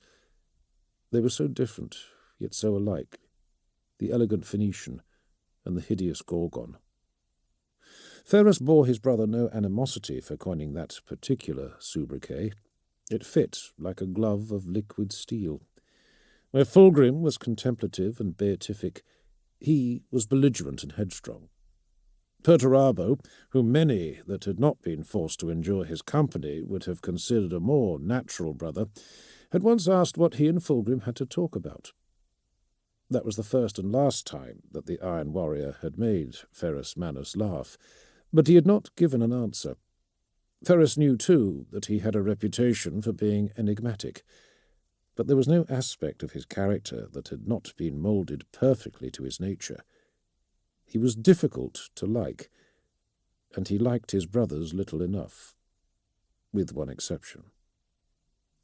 To his mind, they were more akin than any Primarch was to another, or to the Emperor to his sons. Their differences, so pronounced, were superficial, and it had taken neither being long to recognize what it was they shared. Perfection. Both carried a need for it, strove for it, demanded no less from those bound by blood and love to call them father. Only in their methods did they differ. Where Fulgrim would scale any obstacle to reach the heights beyond, Ferrus would shatter it through raw determination and walk over the rubble of its defiance.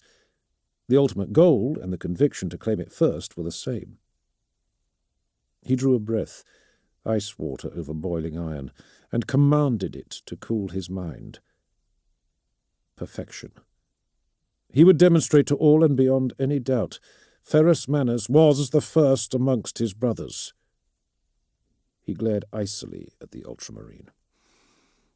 On retrieving the librarian and learning of his failure, your immediate response was to deploy the Imperial army to encircle the capital city of Cardinal Prime. It was, said Cicerus. He stood with a straight back, his cobalt-blue armour polished to a high shine and bedecked with the garlands of Ultramar. He stared, unblinking, at the Primarch's throne, but not, Ferrus noted, at the Primarch himself. Yours is a lesser expedition, Ferrus said. But you should have had the manpower for the conquest of a single world, except that your landing craft came under fire from atmospheric fighters that you had somehow failed to detect or anticipate. Your auxiliaries were left stranded and in numbers that were inadequate to repel the armoured counter-assault that followed. Cicerus said nothing. His gaze appeared to have turned inwards. Ferrus gripped the arms of his throne to anchor himself to it. He took another deep breath. In response to the Cardinal's offensive, you led a combined force of Ultramarines, Thousand Sons, and a demi-legio of the Legio Atarus to drive them back to their walls. Cicerus still did not respond. Ferrus needed no further impetus to continue. To which the Cardinal answered with saturation atomic strikes, which, again, you failed to detect or anticipate. The Ultramarines' resolve crumbled under the verbal battery. It took him several seconds to rally the strength to reply.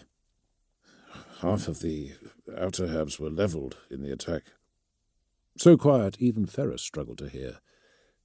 The satellite conurbs will be lethally irradiated for decades to come. There was no way to anticipate a response of that order. No way! Ferrus surrendered finally to the impulse to rise, heavy rings of mail tumbling from his broad shoulders as he pushed himself from his throne. Half a demi-legio of god machines lost, 500,000 army dead and rotting. He took one step down from the dais, clenched a fist in a jingle of mail. Need I speak to you of your own casualties?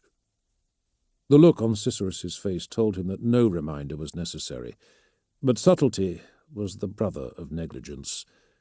856 dead or incapacitated beyond useful service, 301 with gene seed lost or too thoroughly irradiated for reimplantation.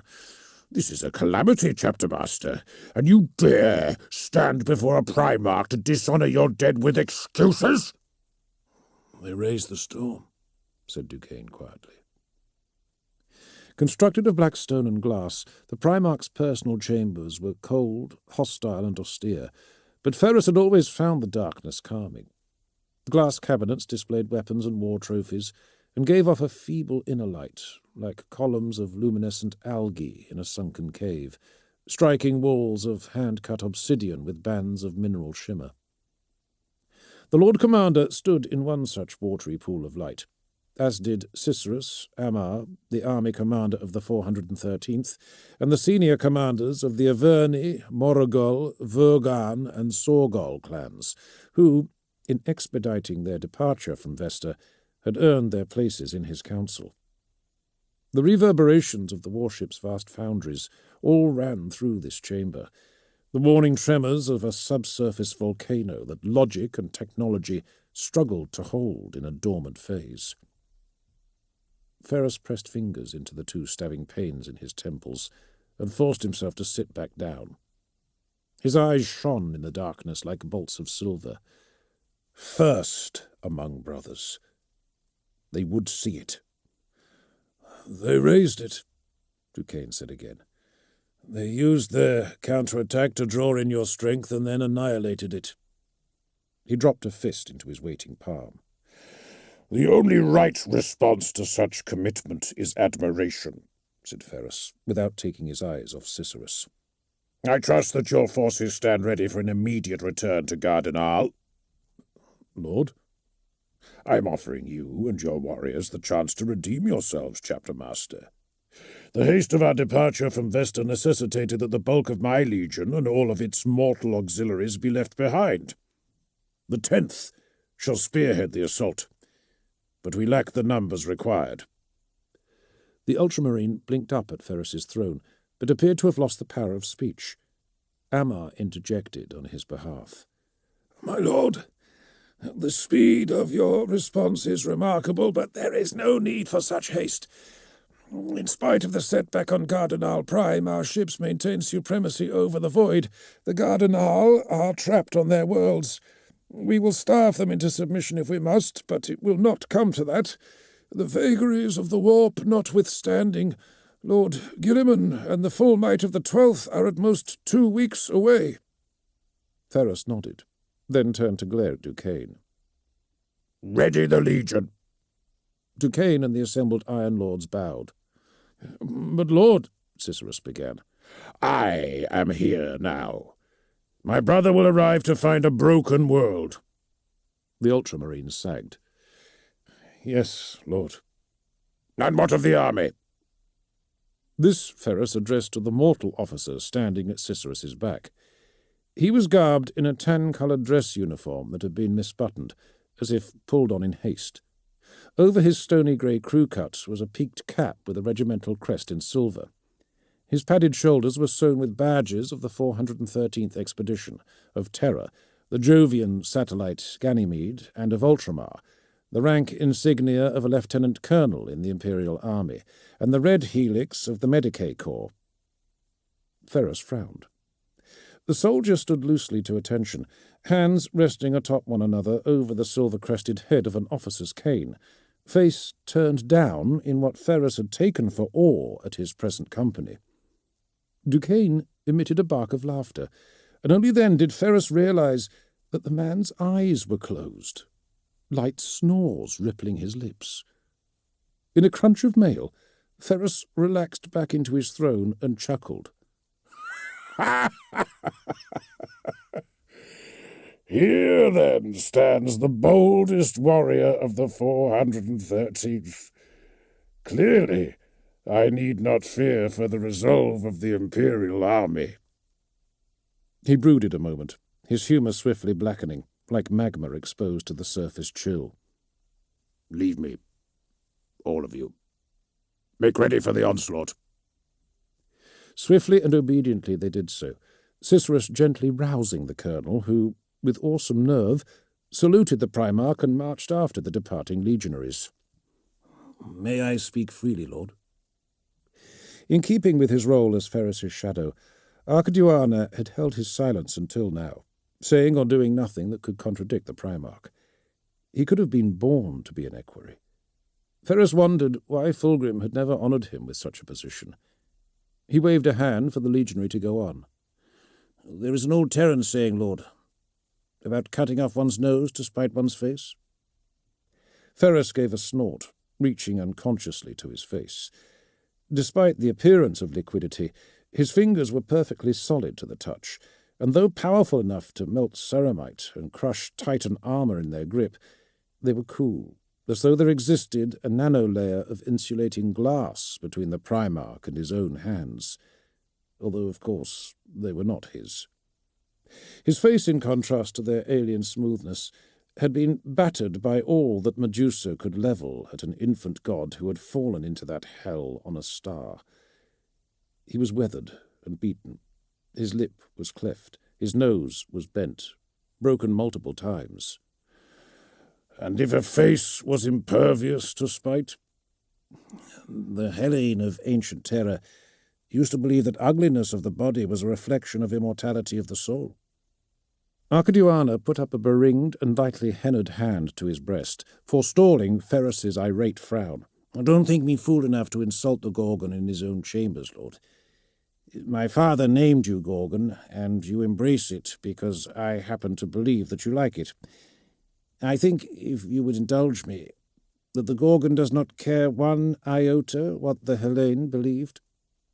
"That my brother?" asked Ferris, lowering his hand to his lap, frowning nonetheless. "It is in the nature of the beautiful to think naught but the best of themselves." Archmagos shook his head, smiling as though Ferris had just said something funny, a lightness to his spirit that Ferris could neither grasp nor share. Fulgrim is a greater being than Socrates or Xenophon, Lord. Sitting back with a rumbling sigh, Ferris turned his face upwards. The ceiling shimmered darkly. "This I will concede." Cicerus suffers, Lord. His wounds are not as plain as Amar's, but they are there. And you know already the casualties the army has taken. Why are you so determined to take this world without Lord Gilliman's assistance?" For a time, Ferris ignored the question. He listened to the rumble of the enginarium, felt the voice and spirit of it. He was connected to every nut and bolt and conduit of his great warship, through the ultimate unknowable of his Primarch physiology, and the imbibed techno-mysticism of the world that fluke, fate, however one described it, had forever hence made his. Reading his silence as simple reticence, Archmagos walked to the front of the throne and lowered himself onto one knee. "It is beneficial to express such things." "As you do," Ferris sneered, "with your drawings, your writings. Santar spoke to me of these things." The words were harsh, but Archmagos did not let them sting him. Fulgrim, too, had a temper. The legionary closed his fingers around the grip of the sword, scabbarded on his right thigh. He drew a finger's width of steel.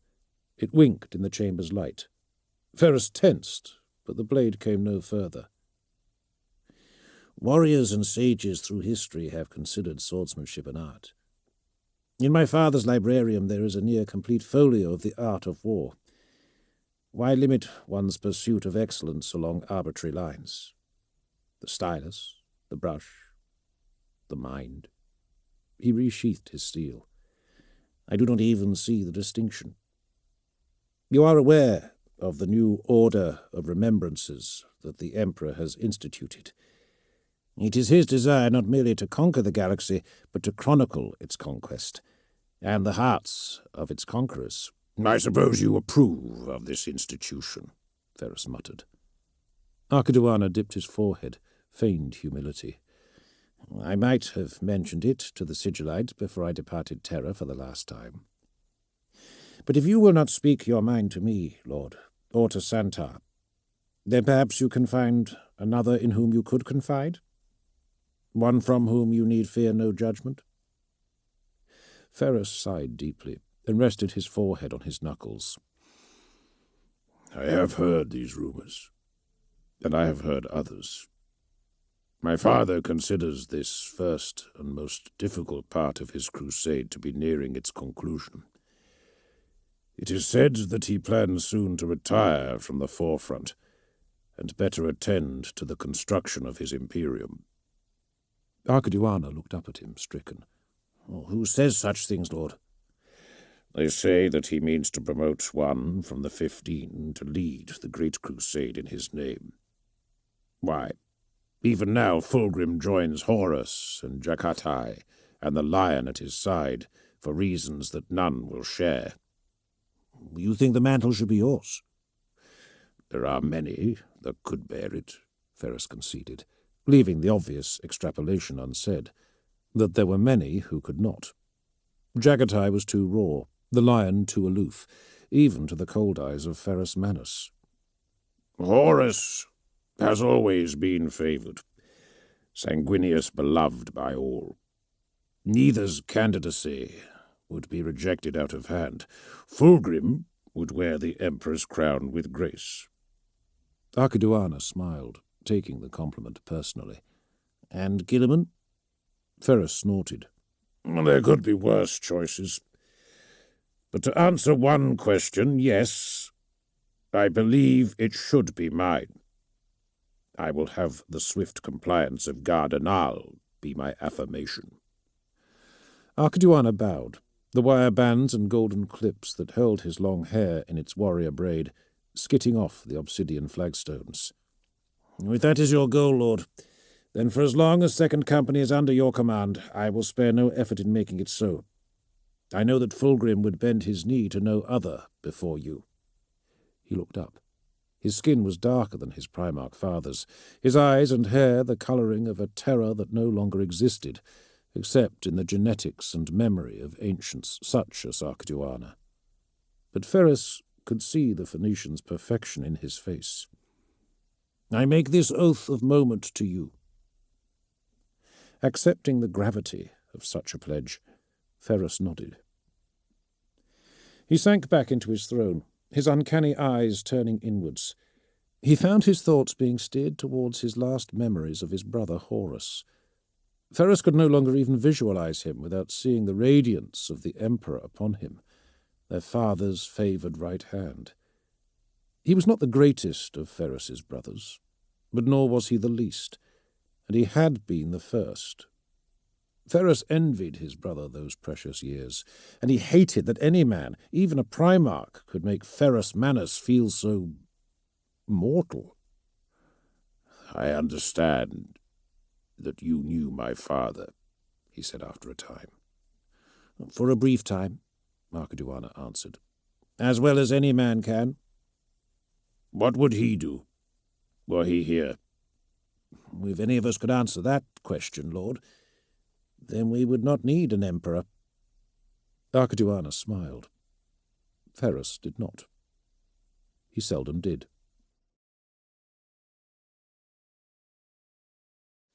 Chapter 6. 4 days was not enough time for a feat on this scale, but as was their way, the warriors of the Emperor's Children's Second Company had excelled.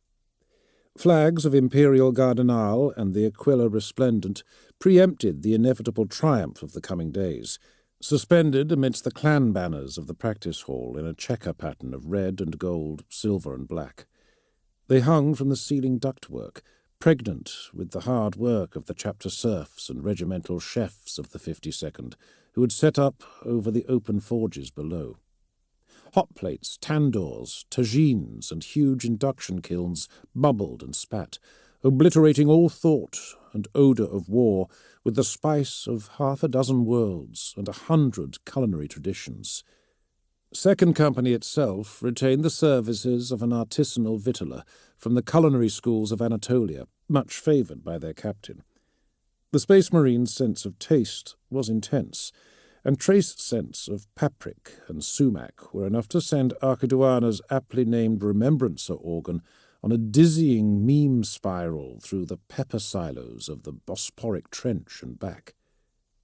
As with anything not directly related to war, Archiduana possessed little talent for the victualler's craft.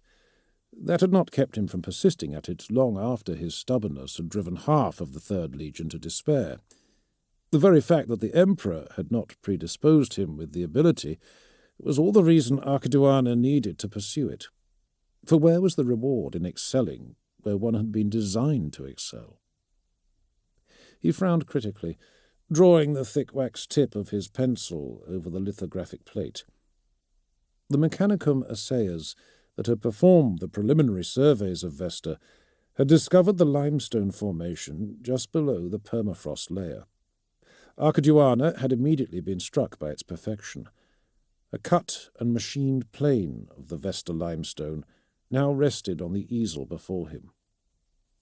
In the raised wax layered atop it, he could see the 10th Legion commanders who had answered the invitation to the pre-victory feast, looking about in amazement at what had been wrought on their hall. Elsewhere, larger groups of Emperor's children drew the iron hands that had been incorporated into their squads between the victual stalls and fighting cages. The other figures that made up the scene he had deliberately downplayed, brushes of feeling and motion that were essential to the mood of the piece, but only in a collective sense.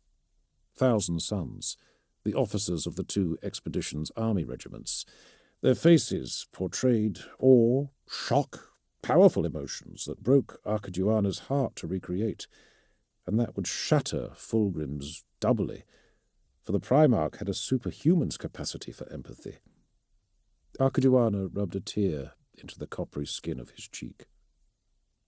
He moved his attention to the crowded area at the very heart of the scene, scratching off a piece of wax under his thumbnail and thoughtfully reapplying it. He hissed out through his teeth in frustration. He just could not capture Ferrus Manus as he saw him. The Primarch stood a metre above his greatest warriors. No trace of the brooding giant Archiduana had left in his chambers as he circulated among the Legion's warriors. On the surface, Ferrus was the most uncomplicated of beings, plain-spoken, logical, reasoned, but he was coming to see the increasing layers of opacity. There was hostility, and even outright misdirection beneath that tempered facade. Archiduana could respect that. Nothing of worth ever came easily. He drew back to examine the restored likeness. It was... He snarled, crushed the wax pencil to flakes in his fist. It was nowhere even close to good enough. He did not know why he even tried. Snatching up the cloth with which he had intended to wrap the plate for a return to pride of the Emperor and subsequent printing, he made to toss it over the pathetic attempt. It was all he could do not to break it in half under his boot. "Why not use an imager and save yourself the headache?" Amadeus Duquesne was as pristine as an antique Thunder Warrior figurine. His ancient armour had been polished until even the black shone with the captive luminosity of all the stars it had ever basked under. The veil of chainmail that sailed from his shoulder plates had been oiled. The spikes that followed the rear rim of his gorget had been sharpened. His heavy black cloak had been steamed and pressed. The eye of Horus, etched in platinum into the cheek guard of his tall helm, glinted from under the crook of his arm. Even the steel plate fixed over his missing eye had been pressure-cleansed, every last bolt. Archiduana dropped the silk covering and shrugged the red lacerna cloak from his shoulders. They all had their rituals. There is a certain art in imagery, I will acknowledge. But to craft an image, rather than simply recreate one, it is... His face contorted in an agony of frustration. It is more than I can achieve. Careful, my friend. The Lord Commander took Archiduana's jaw in a playful grip. You'll give yourself age lines. Before you know it, you'll look like me. Archiduana shook off his friend's hand with a snarl, in no mood to be mocked, and massaged his chin. His fury dissipated almost immediately, however, his expression at once turning regretful. You Iron Hands claim to be so logical. So tell me, brother, is it logical to assume that a man with a few scars is a better warrior than one without? Medusa's a black pit, said Duquesne with feeling. No one climbs out of it without some kind of a scar. I don't think they know what to make of a man without. You talk as if Chemos is a glorious Eden. Well, if you can see 10 meters and stand straight without being knocked down by the wind, then it's better. Duquesne's brow cragged with additional furrows. And you found Fulgrim there waiting for you. That must have brightened it for you somewhat. And on Medusa you found Ferrus. Is that not worth a little dust and bleakness? Duquesne grunted. I was a half-feral child in the Albion underhives, and even there we'd heard the legends of Sathanellus." He held a clenched fist to his chest, the old Unification-era salute. "Disappointment? Your name is Bloody Medusa." He rolled his eyes, then frowned. "You remember how it was on Terra?" Archiduana nodded. "It was a smaller Imperium then. Everyone knew everyone, always rubbing shoulders.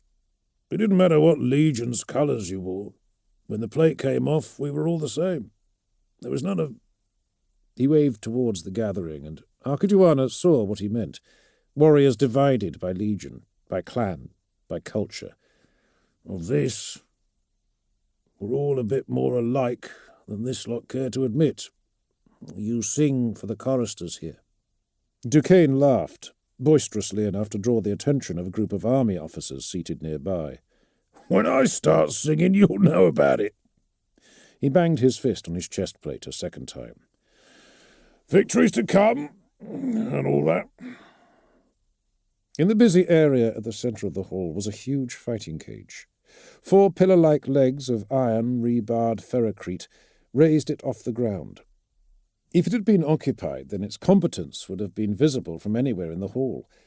It looked big enough to host a bout between dreadnoughts, and had bars thick enough to suggest that that was indeed its purpose. Today it was bedecked with the Turkic banderole of Second Company. "Speaking of which," said Archiduana, "I have a toast to deliver." "After you, Captain." Duquesne dragged his cloak out of the way with a flourish. Archiduana bowed in mock thanks. "Lords!" One of the army officers that had looked their way a moment before called the 2 legionaries over as they walked past. There were 4 of them in total, all Medicae, drinking from tin mugs under a heat lamp and listening to a tinned recording describing the outline of the perfect war to come. "Oh, if it isn't Tal Reardon," Duquesne declared. "And awake, too." The man winced.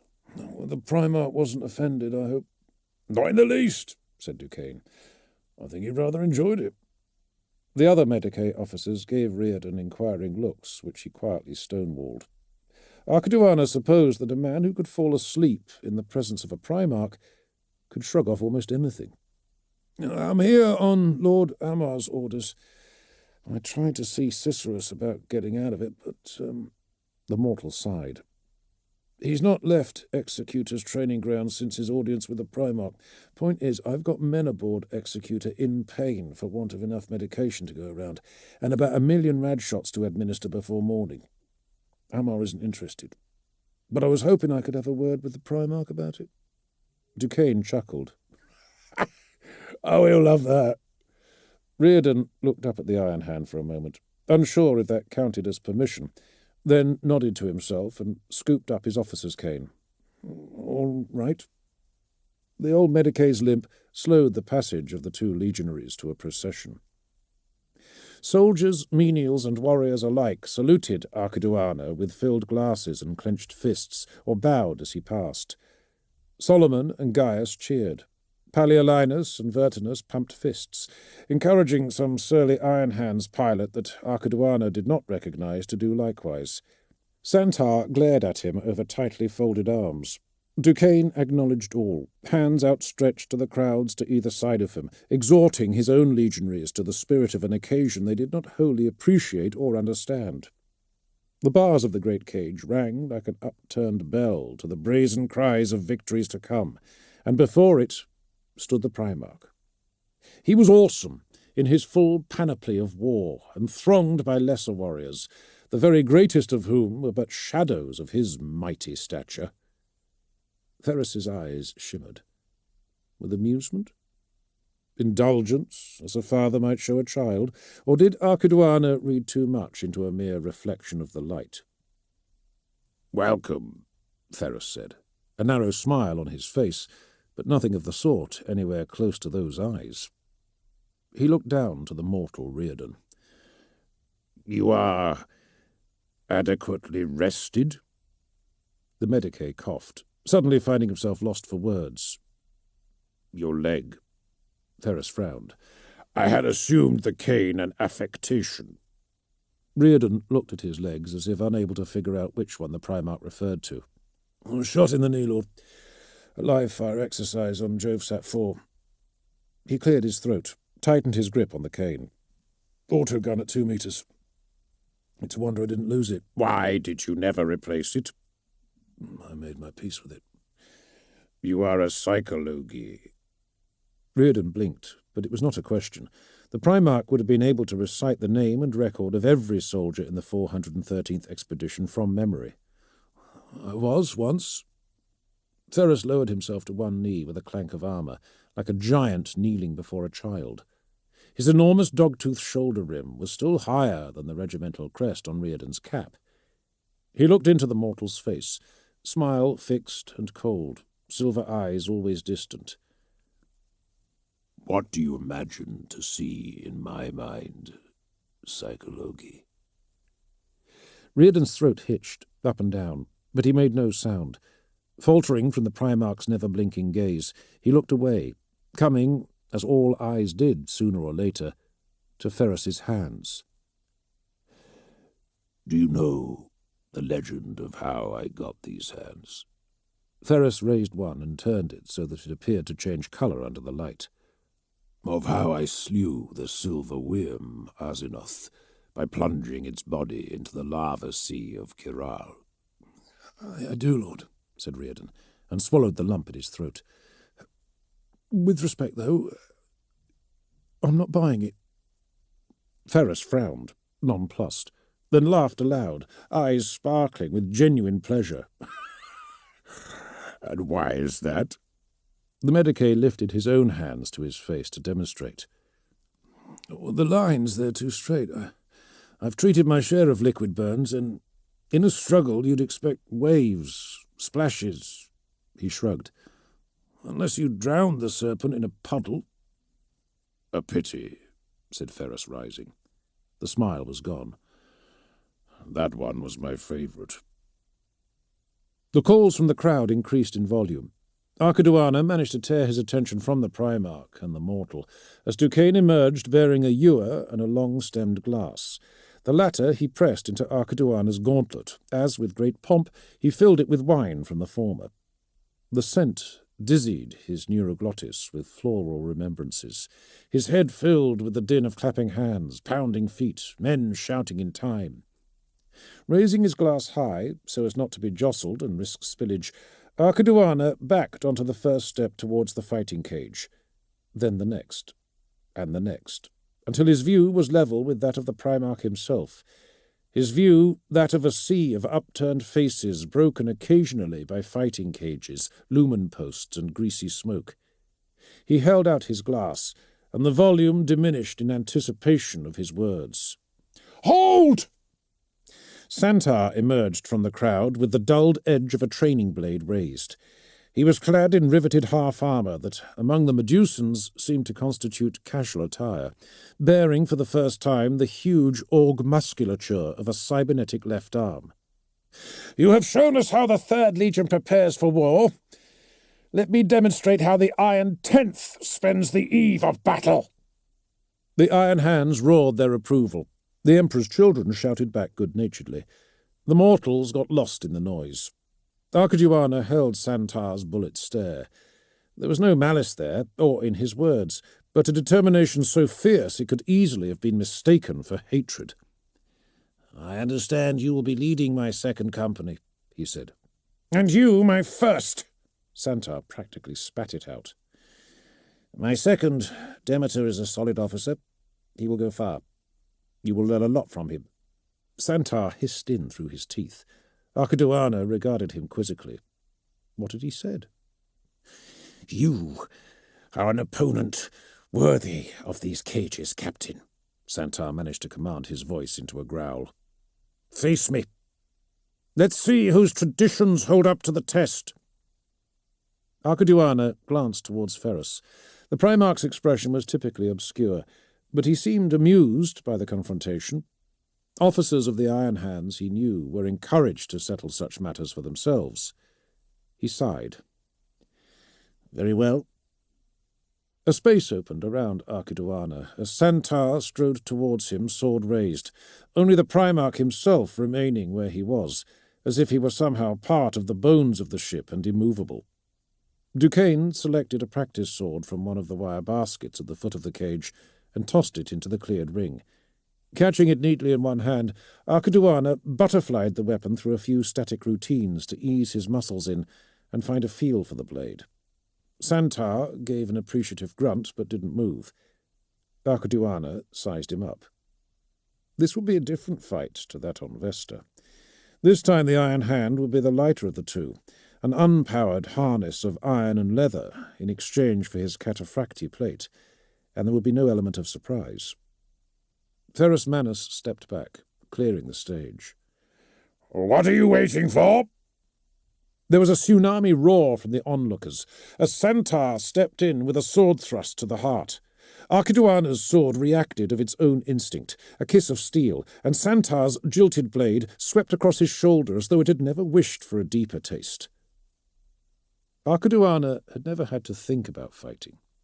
Even as an adolescent, he had embarrassed the old Thunder Warrior tasked with his instruction, Thariel Corinth, each and every time. He had never been beaten, never been so much as grazed. For him, combat had always been as natural as listening to music or watching a sunrise, as effortless, and, after a time, as dull. Santar roared, furious, breaking a prolonged exchange in which Archiduana's attention had clearly been elsewhere, with a cleaving stroke across his chest. His bionic left shoulder more than compensated for the lack of powered support, and blunted or not, it was a blow that would have cracked ceramite like an eggshell had it landed. Archiduana felt the vibrato in his breastplate as the practice sword stroked across it like the bow of a viola, and eased onto his back foot. Then he flicked up the toes of his trailing boot and kicked Santar smartly under the armpit. The blow knocked the Iron Hand aside, jerked apart blocky metallic fingers, and clattered his blade to the deck. Someone in the first row laughed. Archiduana offered them a sardonic bow, as if anything they had just witnessed had been hard. He heard a bellow and turned back, the air forced from his lungs, as Santar's cybernetic shoulder hammered into his gut and drove him to the crowd. They crashed together into one of the ferrocrete bastions upholding the high cage. Santar drew back his bionic to punch. Archiduana threw out an open palm, guided the Iron Hand's knuckles up, over and through the corner of the hefty pillar in a shower of ferric dust. He kneed the warrior in the gut. Again. Again. Cushioned by girdle muscle and heavy augmetic work, Santar felt nothing, and slammed his forehead into Archiduana's. The back of his head cracked into the fixture. He cried out in pain. Santar's face came away bloody, and Archiduana felt a flicker of something he had not taken from a fight in 200 years. Pleasure. He threw his arms around Santar's neck, close enough to avoid another butting head, then pushed back against the pillar with his feet. Santar growled as he was bent back at the waist. Archiduana began to walk backwards up the pillar, Santar still holding him perpendicular, as if they were an acrobat and a circus strongman, performing a spectacle for the warriors of the combined legions. Santar roared, feeling himself being pushed off balance, and dropped onto Archiduana's arm like the blade of a guillotine. Archiduana's wrist crunched under the Iron Hand's augmetic shoulder, but his hardened bone density spared him anything more serious than a bruise. Both warriors rolled off each other, the shouts of their brothers pounding in their ears. Santar was on his feet first, only for a scissoring kick through the ankles from Archiduana to land him back on his face. Archiduana swept up his sword, still rolling, and slashed it down onto Santar's wrist as the Iron Hand reached for his. There was a tink of blunted steel touching augmetic iron, and suddenly, but for two warriors breathing, all was silent. Santar slumped to the deck in surrender. Archiduana held his sword over Santar's wrist, arm trembling from the after-effects of combat hormones, then blinked in overreaction to the drip of something warm, wet, and red into his eye. Gravely, Ferrus Manus raised Archiduana's sword on his finger. He was powerless to resist.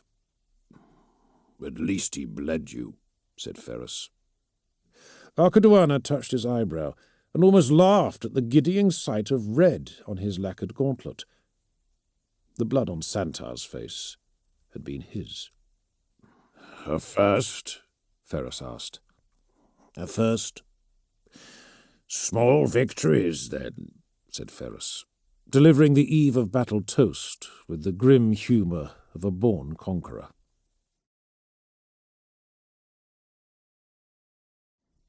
Men have always come to Gardenal Prime to die, or so I was told. Why should we have considered ourselves so different? The Remembrances of Arcaduana, Volume 267, The Fall of the Lords of Gardenal. Chapter 7. The Xiphon rumbled, its sleek armoured cowling trembling as powering systems drew from the engines as quickly as they could produce.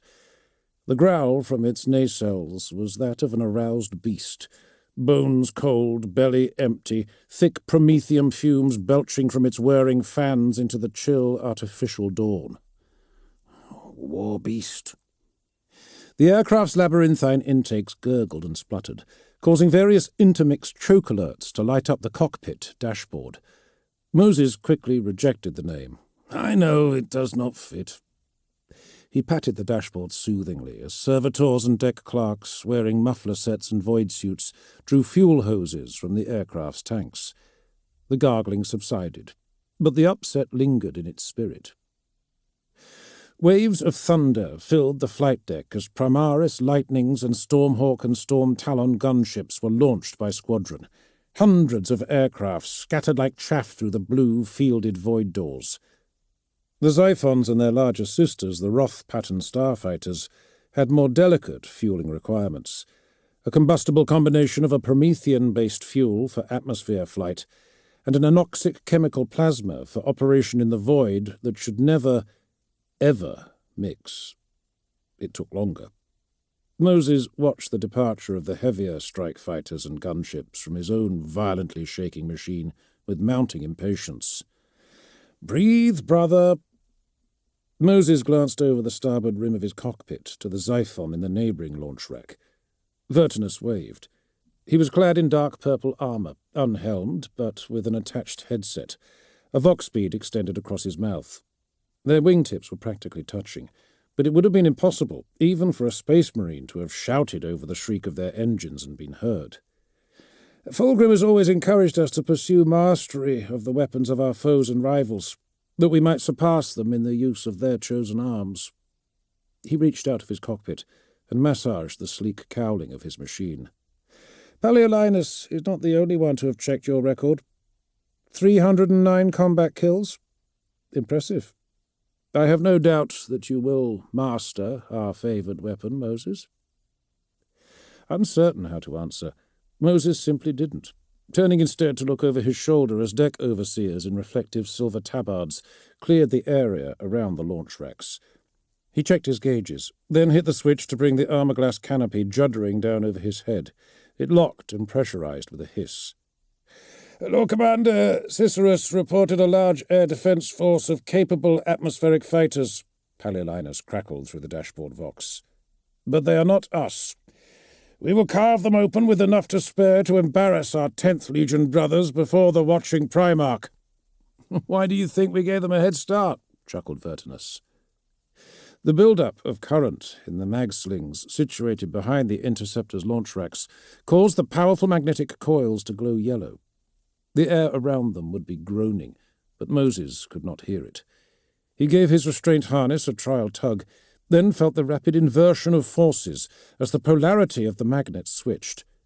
The repulsive force slammed into the back of the aircraft, squeezed Moses between it and his own mass's resistance to the sudden acceleration, and fired it down the launch rack towards the bay doors. There was a blizzard of sidereal static as he passed through the atmospheric coherence field, and then the nothing of the void. Just the roar of his nacelles and the hiss of his vox scanner. Taking a deep breath, hearts slowing down, he made the routine checks and corrections for the brief void flight. Myriad systems and subsystems sprayed his subconscious with status runes. He brushed the interface shunt in the back of his neck with his fingers before manually triple-locking the atmosphere engines, establishing secondary environment seals, heat shields, and coolant systems.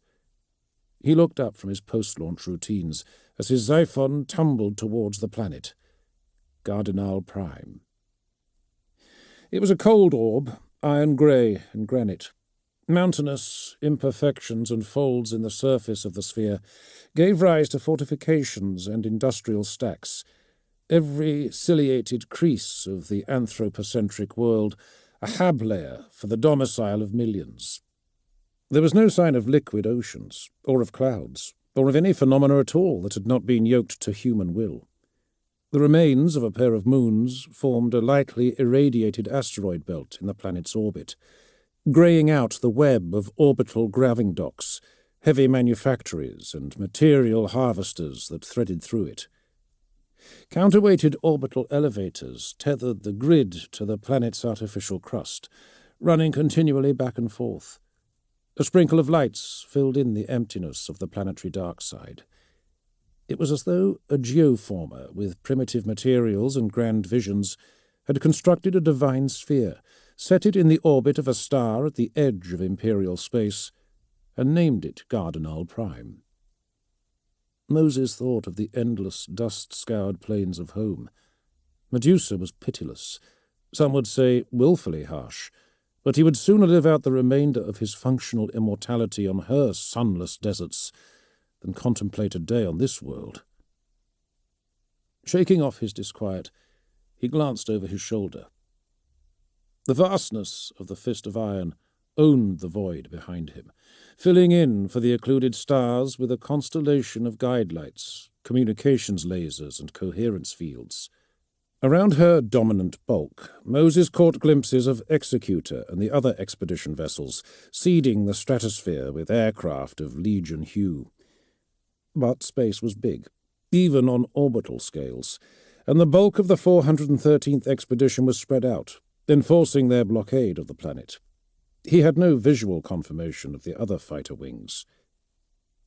He engaged a wide-angle Auspex sweep, returning passive signals from millions of aircraft-sized chunks of near-orbital debris and several hundred coded auto-replies from Imperial transponders. The cog-toothed snarl of Iron Hand's attack craft, the crisp alphanumeric returns of Imperial Army Thunderbolt heavy fighters, and the signature binary of Mechanicum Tagmata Avengers. They had coasted into the atmosphere on forward inertia, and were only now lighting engines. Roth and Xiphon pattern fighters were shooting wider, flanking, utilizing their void engines to approach the atmosphere from differing angles of attack. Though the machines were not well favored by the 10th Legion, when it came to pure void combat, there was little more capable, and the Fist of Iron boasted several squadrons. In addition, 2 wings flew under the proud noospheric identifiers of the Emperor's children, more Iron Hands pilots filling out their cockpits. Moses felt his blood rise as he tallied the returns. It was going to be one hell of a fight. Telemetry from the Fist of Iron's command and control finally arrived to fill out his basic overlay with hostile returns, and Moses saw that Lord Commander Cicerus's report had been accurate. The Gardenal Aeronautica were numerous, but not void-capable. They swarmed the troposphere like hornets. "Hornet?" he asked, looking at his dashboard. He shook his head. No, that was not right either. "Assume attack formation," Paleolinus ordered. "Maintain supraorbital velocity until we cut into the stratopause. 3 degrees off the engagement zone." Affirmatives clicked through the Vox. 2 ready. 3 ready. "I have a connection error in my port las cannon cell," said Tyro. 4. "Shoddy Iron Hands maintenance." Moses scowled but said nothing. "Do you need to drop back?" Paleolinus asked. "I only need 1. Vertinus, 5, sounded ready. Then Moses. Looking up through his canopy screen, he saw the colossal black delta-wing shape of the Skylance gunship Odin's Spear swoop towards the planet.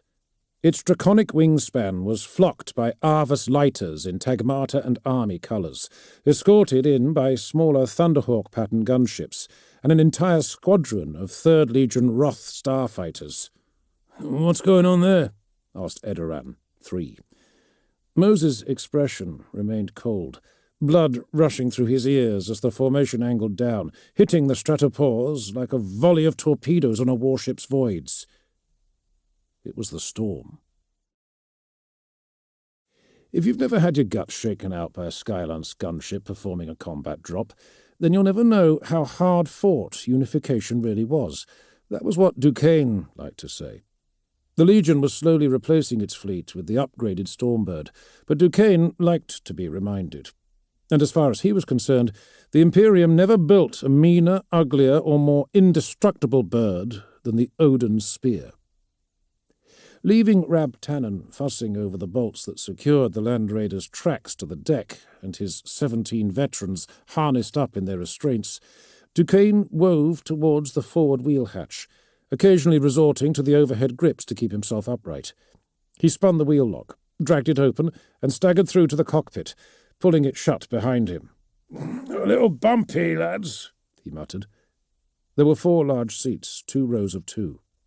A pair of Iron Hands legionaries in flight armour in the pilot's and co-pilot's chairs, each backed up by a plugged-in servitor. They worked to the radium glow of their needle gauges, the prismatic luminance of gem displays, and the front-facing trapezoid of reinforced armour glass lit by flurries of weapons flash and engine burn. The occasional direct hit or near flypass buffeted them, but the cockpit was armoured like a Primaris-grade saviour pod. Heavy bracing rods filled a large portion of the tight space with shock-absorbent plasteel. Duquesne barely felt it. "The Cardinal aren't exactly holding open the door for us," said the co-pilot. "Inhospitable bastards," Duquesne growled. Gaius Caphan stood behind the co-pilot's chair, watching the legionary operate his side of the controls with rapt attention.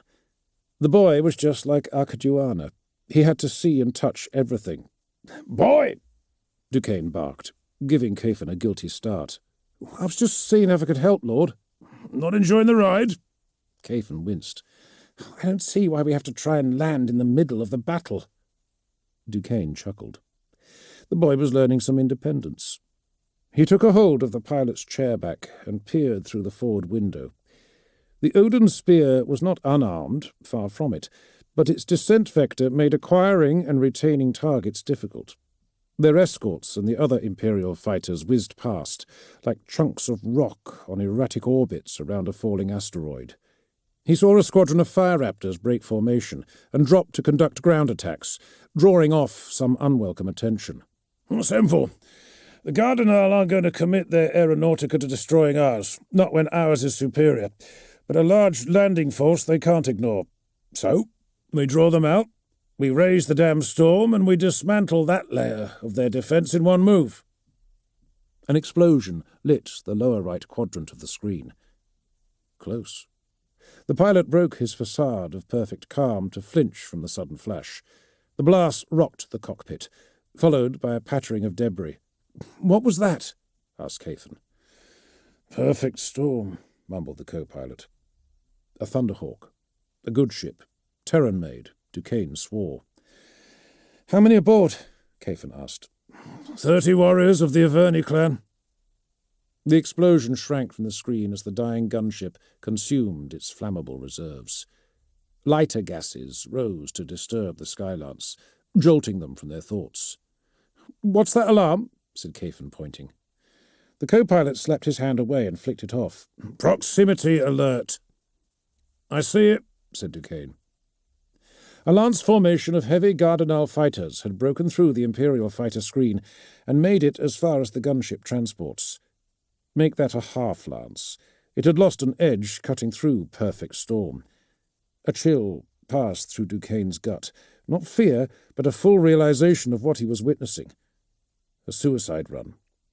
Las cannon fire chased the Gardenal in. Sparks ripped one of the heavily armoured dogfighters apart, but they didn't break, didn't even try to evade.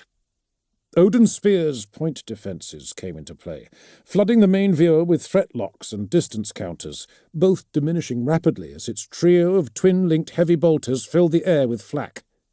As he watched, a heavy fighter peeled off, bolter fire riddling its undersection, and struck a breaking Wrath. The aircraft's wings disintegrated as they came together, the dismembered fuselage of the Gardenal fighter ploughing through the Wrath's cockpit, ripping it in half. Another gunship vanished in the ensuing fireball. "Shields? At strength," said the co-pilot, voice tense. "But those fighters are big. I wouldn't get us down."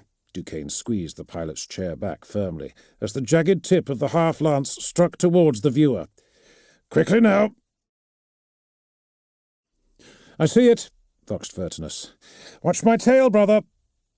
The lead Gardenal fighter came apart under Vertinus's lascannon hose, showering the Skylance and its remaining escorts with flaming debris. The 3rd Legion pilot then executed a millimetre-perfect slice through the aircraft's remains, while Moses, killing throttle, hung momentarily, pivoting with wind shear to eviscerate the following heavy fighters with his own nose guns. "Appreciated," came the relieved transmission. It sounded like Duquesne's voice. Awe at the Lord Commander's recognition filled his thoughts, but he could not think how to respond. He gave himself to his machine. His subconscious scoured the EM bands for heat locks, pressure waves, data bleed from hostile cogitators. Telemetrics and optimized pursuit curves poured through his interface, manifesting in a mental display he perceived as an ethereal screen intersecting the Xiphon's more conventional control panel.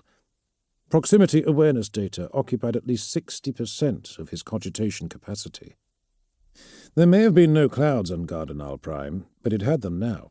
Swollen nimbi of vaporized metal and carved vapor trails, troubled by the staccato bursts of autocannons and las, and the exotic particle bursts of the Gardenal.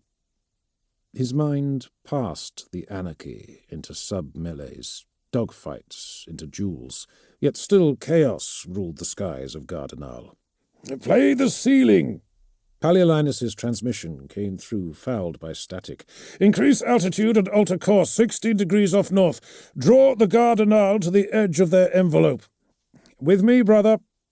Vertinus peeled off in a burn of thrust to engage a quintet of drab metallic atmosphere fighters that were harrying a Storm Talon squadron. Picking off one from the pack, the 3rd Legion pilot set off in pursuit, yo-yoing and rolling. Moses stuck close to his wing brother's tail. The Gardenal fighters appeared most analogous to the Thunderbolt, laden with weapons hardpoints that spat armor-breaking particle beams with the power of a las cannon and the fire rate of a heavy stubber. Heavily armoured, front and back, but with an entirely unconventional engine design that provided a marginal performance boost over the Thunderbolt. It still couldn't touch the agility of a Xiphon, and even if it could, no mortal pilot could pull off the aerobatics that a space marine was capable of. Moses shook off the hostile locks as Vertinus skillfully shepherded the Gardenal into his brackets. "He's good," Vertinus voxed. "They're all good. They are bred for it. I was hoping for something more supportive, something like 'you are better.' You have Erdoran's vox frequency?" Vertinus chuckled. "I'm going to undershoot him. Be ready." Dumping height for velocity, Vertinus's Xiphon nosed down and shot across the enemy fighter's belly. It fell back to offer pursuit, while Moses gunned his engines to come in behind and complete the sandwich maneuver. Targeting runes lit up his mind screen as his various weapon systems chased locks. "Take him and we'll break out," voxed Vertinus. "We've done enough damage for one day." "Affirmative." Moses' fingers tensed around the trigger pull on the back of the central stick that operated his las cannons. It was too crowded for missiles. Alert to its danger, the Gardenal dropped into a spiral dive. Moses rolled after it, fleeting glimpses of Odin's spear and the other landers from beneath a lattice trace of weapons fire and interceptor duels. His altimeter raced as he ran the heavy fighter down. 1,000 meters. 900. 8. A great sweep of overlapping atomic blast craters came into view. They formed a chain, a panoramic arc that had flattened thousands of hectares of the Gardenal Capitolis and reduced an unimaginable amount more to rockcrete skeletons and shattered glass. 7. Fires blossomed where marauders and 10th Legion fire raptors performed ground attacks. 6. A musical chime announced sequential locks. A trio of brackets closed over the enemy fighter and turned red. He squeezed the trigger, shredding the heavy fighter from tail to nose with a stream of rapid cycling lasers. He followed the chemical-tinted explosion as he began to pull up. "Purple sun," he murmured, then felt the Xiphon respond with a jolt, like Sethenellus, the Medusa star. Perfect. The sense of satisfaction evaporated almost at once. A string of collision prevention alarms pulled his attention up. Directly up, another of the quintet of Gardenal fighters descended towards him and the transports below. No, not descending. More alerts screamed across his neural shunt as the newly baptized Purple Sun detected the signature waveforms of a cascade engine overload. He gripped the flight stick and yanked it hard. It was dropping out of the sky towards the men below, like a 15-ton bomb. With the full ferocity of the Gardenal's air defence directed at the Odin Spear and the Mechanicum supertransports conveying Legio Atarus, the smaller workhorse Arvus shuttles of the Imperial Army were the first to make planetfall. The box-like transports landed in a debris field just inside the densely irradiated crater chain that now encircled the Capitolis. Rear hatches dropped in spasms of incendiary charge to disgorge squads of Velatari stormtroopers. They were encased in hardened void armour, helmed and visored in the ochre and grey of the 5th Galilean Mixed Infantry, cradling heavy Volkite chargers and crunching out from their landers with a graceless, hunchbacked gait. Lieutenant Colonel Tull Reardon emerged from his boat, hustled out and into cover by his command section, under the rattle of auto-fire from the rad-scorched and windowless hab towers that rose crookedly around them. He may have grinned. It was front-line duty he had signed on for, after all, and part of him did still miss the thrill. "Light resistance, sir," said Calver, a junior strategos, steeply promoted following the near wipeout of Colonel Gripe's command tertios. "But it's not going to stay light." "Oh, you don't say." His heart was racing from the descent, and it was only now it began to slow that he distinguished the rapid-fire click of the rad counter strapped to his thigh plating. "Auspex, Vox, give me checks." "Vox is choppy, but I still have contact with Fist of Iron." "Auspex is reading up to 500 metres. After that it gets glitchy." Oh, who uses Auspex anyway? Tilting his head as far back as the rubberized seals between helmet and cuirass could give him, he watched the pinwheeling aircraft. Gunships droned low overhead. Missiles whooshed across the sky through fields of autotracer. Mobile AA batteries traversed the immense walls of the Capitolis on rails, hammering the sky with particle beams, inconsiderate of the Gardenal fighters engaged in their arcs of fire. It was worse than that. He could see that the Gardenal were actively using their fighters to lure the Imperials towards the Capitolis walls, where they could deploy AA units and mutually assure destruction. "Most of the 5th is down, sir," announced his Vox officer. "Awaiting orders." "The Primarch's orders were to take the rail access." Calver consulted a paper map and then pointed. "There, and secure it for the 10th Legion to enter the Capitolis." "I seem to recall being in the same meeting," Reardon muttered, straightening out his leg and massaging his gammy knee through the rigid all-environment cladding. "I thought you signed off on this plan." "Well, not in so many words. I simply didn't tell the nice Primarch to his face what he could do with his plan. I'm sure you understand." A few of the older hands chuckled. Tull lifted magnoculars to his visor to examine the objective that Ferrus Manus, for all his inhuman greatness, seemed to believe that a few hundred demoralized and largely untried mortal troopers could claim. Radiation glitched the view, fouled everything beyond 10 times magnification in static. but he wasn't yet so old that he needed 10 times magnification to make out what the Fist of Iron's High Strategos had designated Rail Ingress Octavius. It was a tunnel of adamantium-plated ferrocrete, 30 metres high and 15 abreast, 2 sets of wide-gauge rails running through it, flanked outside and in by a quartet of defence towers, striped with fire slits and bristling with turrets. He'd estimated a standing garrison of 500 per tower, but the Gardenal had already demonstrated their ability for packing men in. 800 then. Say 3,500 men in all. "Sir," said Calver, "the honour of the regiment has been impugned." Tull lowered the magnoculars and turned to the Strategos. "Where do you learn these words?" "Sir." The Velataras that had called out turned back from the Capitolis and pointed with the barrel of his charger towards the slagged satellite hives behind them. A dusky grey shuttle wearing the sombre decimal insignia of the Gardenal militias sat in the centre of a ring of ripple-fractured glass. Its engines were still warm. "Check it out." "Sir." The Velatara saluted and began rounding up men. A drone, like that from a heavy gunship, grew loud enough to drown out their shouts. Tull looked up, saw the hard-angled shape of a Gardenal heavy fighter dropping steeply out of the sky towards them, and swore. Moses Trurak knew what he was trying to do was impossible. The scream of binaric warnings that radiated outwards from his neocortex with brake plots and escape curves was entirely superfluous. He fought Purple Sun's urge to brake, the motors in his bionic hand whirring as he pushed the flight stick hard against the aircraft's instincts. His wing flaps juddered violently. His tail groaned. The Gardenal fighter was falling fast on his inside, trailing thick black smoke and fire like a carbonaceous meteor. He gritted his teeth.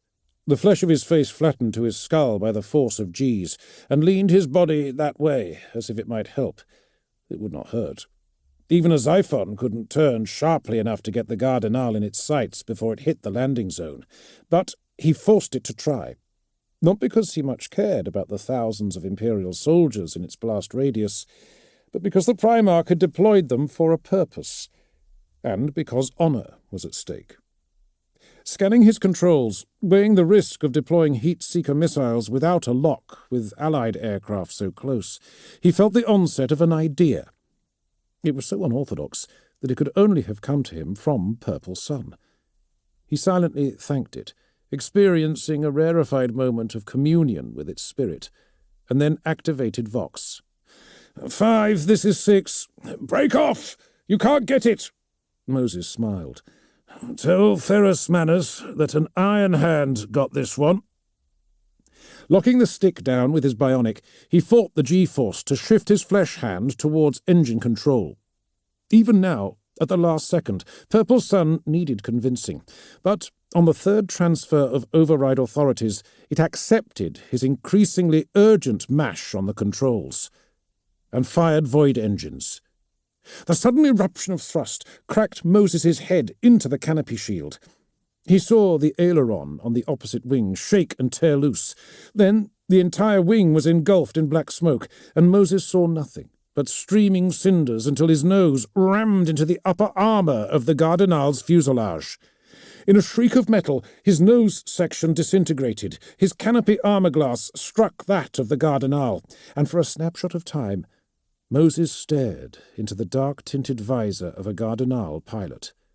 The mortal wrestled with his controls. The collision had crumpled the Xiphon like a folding chair, but the Gardenal heavy fighter was every bit as durable as the Thunderbolt on which it was modelled. Had it not been in the throes of an engine overload, then it might have flown away from the impact none the worse, but for a little buckled plating. As it was, Purple Sun drove through it, engines white-hot, sputtering angrily where the duplicate fuel lines cross-fed, pushing the heavy fighter from its course like a steam locomotive, pushing freight for scrap. Moses saw men flash by below. With the gen-enhanced perfection of his senses and supplementations, he marked their expressions of amazement at salvation. Alarms wailed from every panel, gem lights illuminating the cockpit with vermilion and amber. Black smoke hissed through the fracture his head had made in the cockpit, and he was only now aware of the Laraman cells clotted to the side of his face. Well, those were the least of his troubles. There was a reason that void drives were for void and atmosphere for atmosphere. There were reasons, too, that both the Mechanicum and the Legion favoured the Avenger, or the Primaris Lightning, in the Xiphon's interceptor role. The first rumblings of gaseous expansion from the nacelles caused the cockpit to buckle around his seat. More alarms sounded as the underside of the aircraft simply fell away. He struggled to reopen a channel, praying that he was still transmitting. "Her name is Purple." If not for the faint tremors of frustration that emanated from its towering form, a mortal observer might have believed that a statue of the 10th Primarch in granite and obsidian had been erected in the centre of Fist of Iron's command deck. He glared at tactical inloads as they appeared on screens about the deck. The hum of his armour set his teeth on edge, throbbing just under the ridged skin of his temples. It was all he could do to remain where he stood and keep his hands from Forgebreaker's grip. All he desired at that moment was to draw it, to march on the nearest embarkation deck and take his Stormbird to Gardenal Prime. And who would dare stop Ferrus Manus? He took a deep breath. That was what Gilliman, or Dawn, or even Fulgrim would expect of him. He would not give them the satisfaction. A long, deep breath. The nascent headache faded back into his skull. His palms still itched to feel Forgebreaker's power, but he could live with that. They were not his hands. A war leader's place was here. The command deck was abuzz with activity. Tactical interlocutors and junior fleet strategos hurried around the Primarch's orbit as they carried data dockets from station to station. Ticker-tape machines spat out instruction cards. At underlit sensorium tables, crowds of cartographi operating slide rules and quad-dimensional protractors called out number strings to their colleagues at the Strategium Cogitators. Adept Xanthus stood within a nexus of trunk cabling, submerged in a holographic bubble of his own making. Manipulators ordered the disparate data streams into a coherent sphere of pure informational binaric, its complexity of an order that surpassed even Ferris's untaught genius, until the 24 crimson-robed acolytes could pass it, via a second mess of cabling through a series of heuristic transformers. Over it all, the hot-blooded counterbalance to Xanthus's calculating logic, Shipmaster Lyric bellowed orders, red-faced.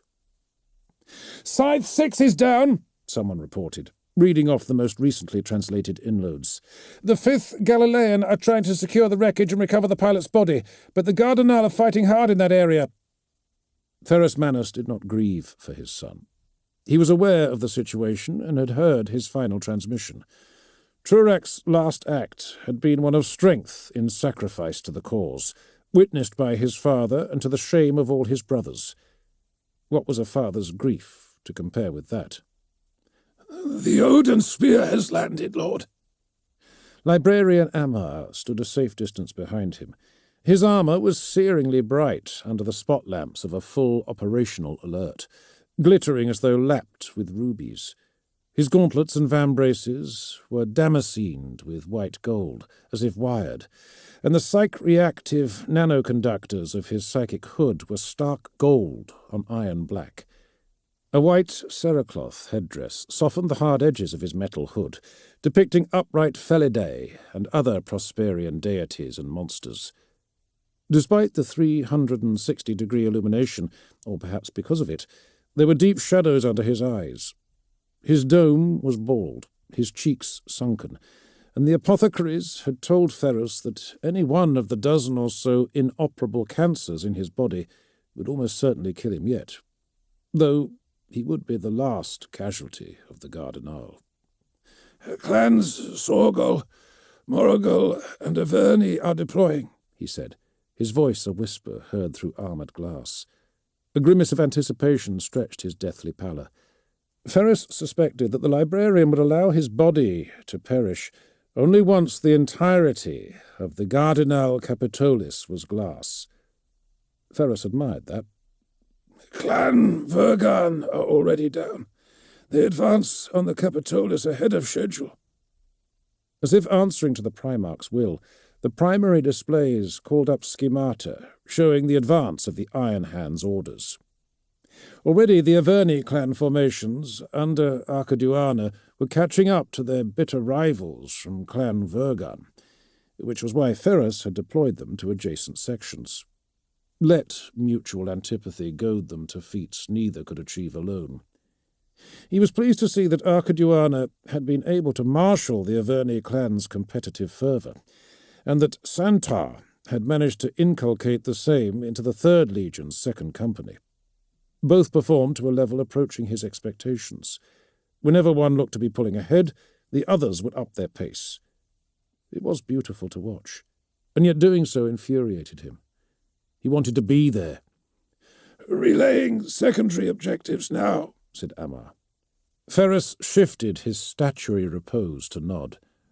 "Release the second wave." The librarian gestured, and cogged brackets swirled across the tactical displays like snowflakes before locking over coordinates for drop strike. Grain silos, water pumps, distribution centres, power relays for habitation zones, enforcement precincts.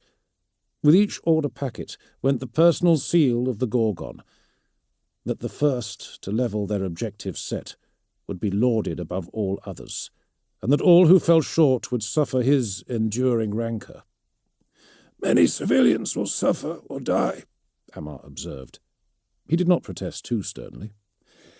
"The Emperor desires the conquest of a world with its industry and resources intact. This is how that is done." He glowered at the screens as Legion markers poured through the Capitolis walls. He would show the Cardinal the cost of defiance. He would show them all.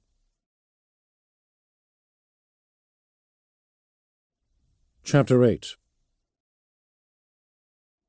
Sylvan Decker had been here before. The jumble of decaying tenement blocks and wire-coiled transformer spires was black with age, scabbed with industrial residue, cracked and broken under the shelling directed towards adjoining, less valuable Capitolis districts.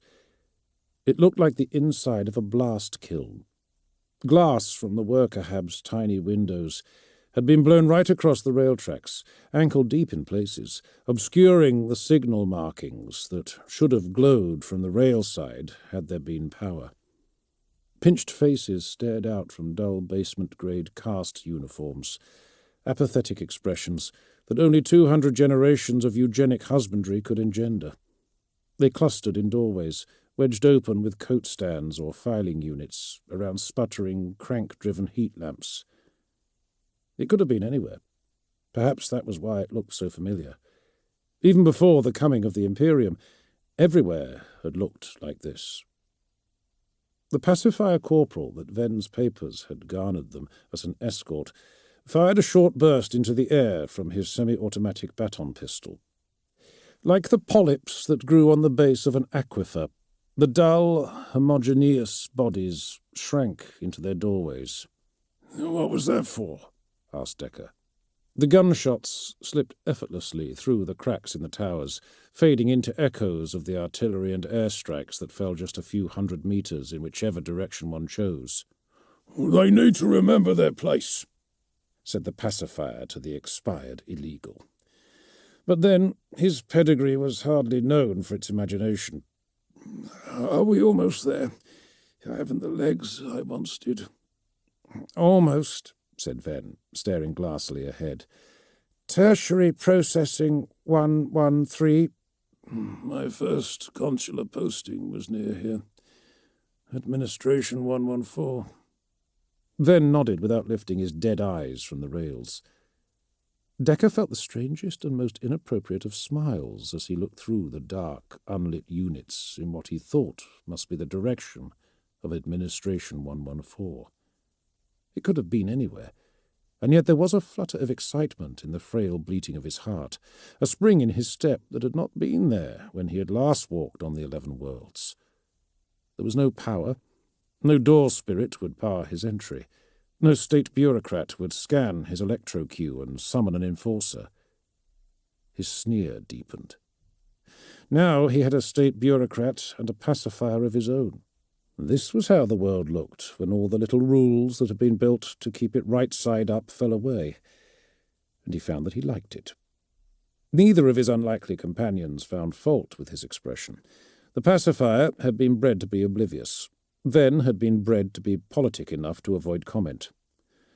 "Do you require further assistance?"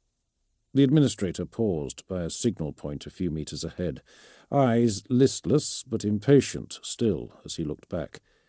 Eugenics was far from perfect. "You will know what I require when I ask for it," he said, still wearing that stretched grin, and lengthened his stride. He marvelled at how easily it came. The rails led to a large forecourt, a commuter platform on a circular rostrum surrounded on all sides by huge buildings fronted by huge warehouse doors. Ordinarily, the platform would have rotated ferry workers and materiel to the manufactories, but with power cut, it was currently set in an awkward position between two sets of tracks.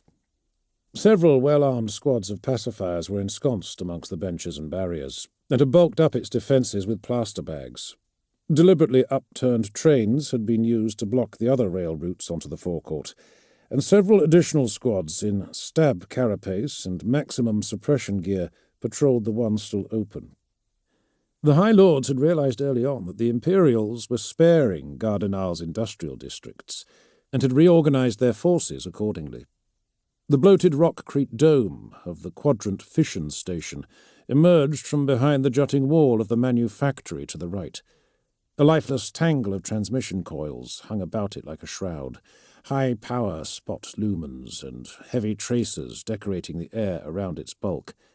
Pacifier transports rumbled down the adjoining habwalks, and Decker thought he could hear the patient growl of something with a deeper throat rolling along beside them. One of the super-heavy relic tanks of the Warcast, perhaps. Decker had never seen one. And why would he have? The Gardenal had not faced a military threat in 2,500 years. The big warehouse doors were all shuttered tight, with the exception of one, wedged open with a breeze block to about the width of an armoured man. The spirits were dead, not even a tickle of challenge in his cheek.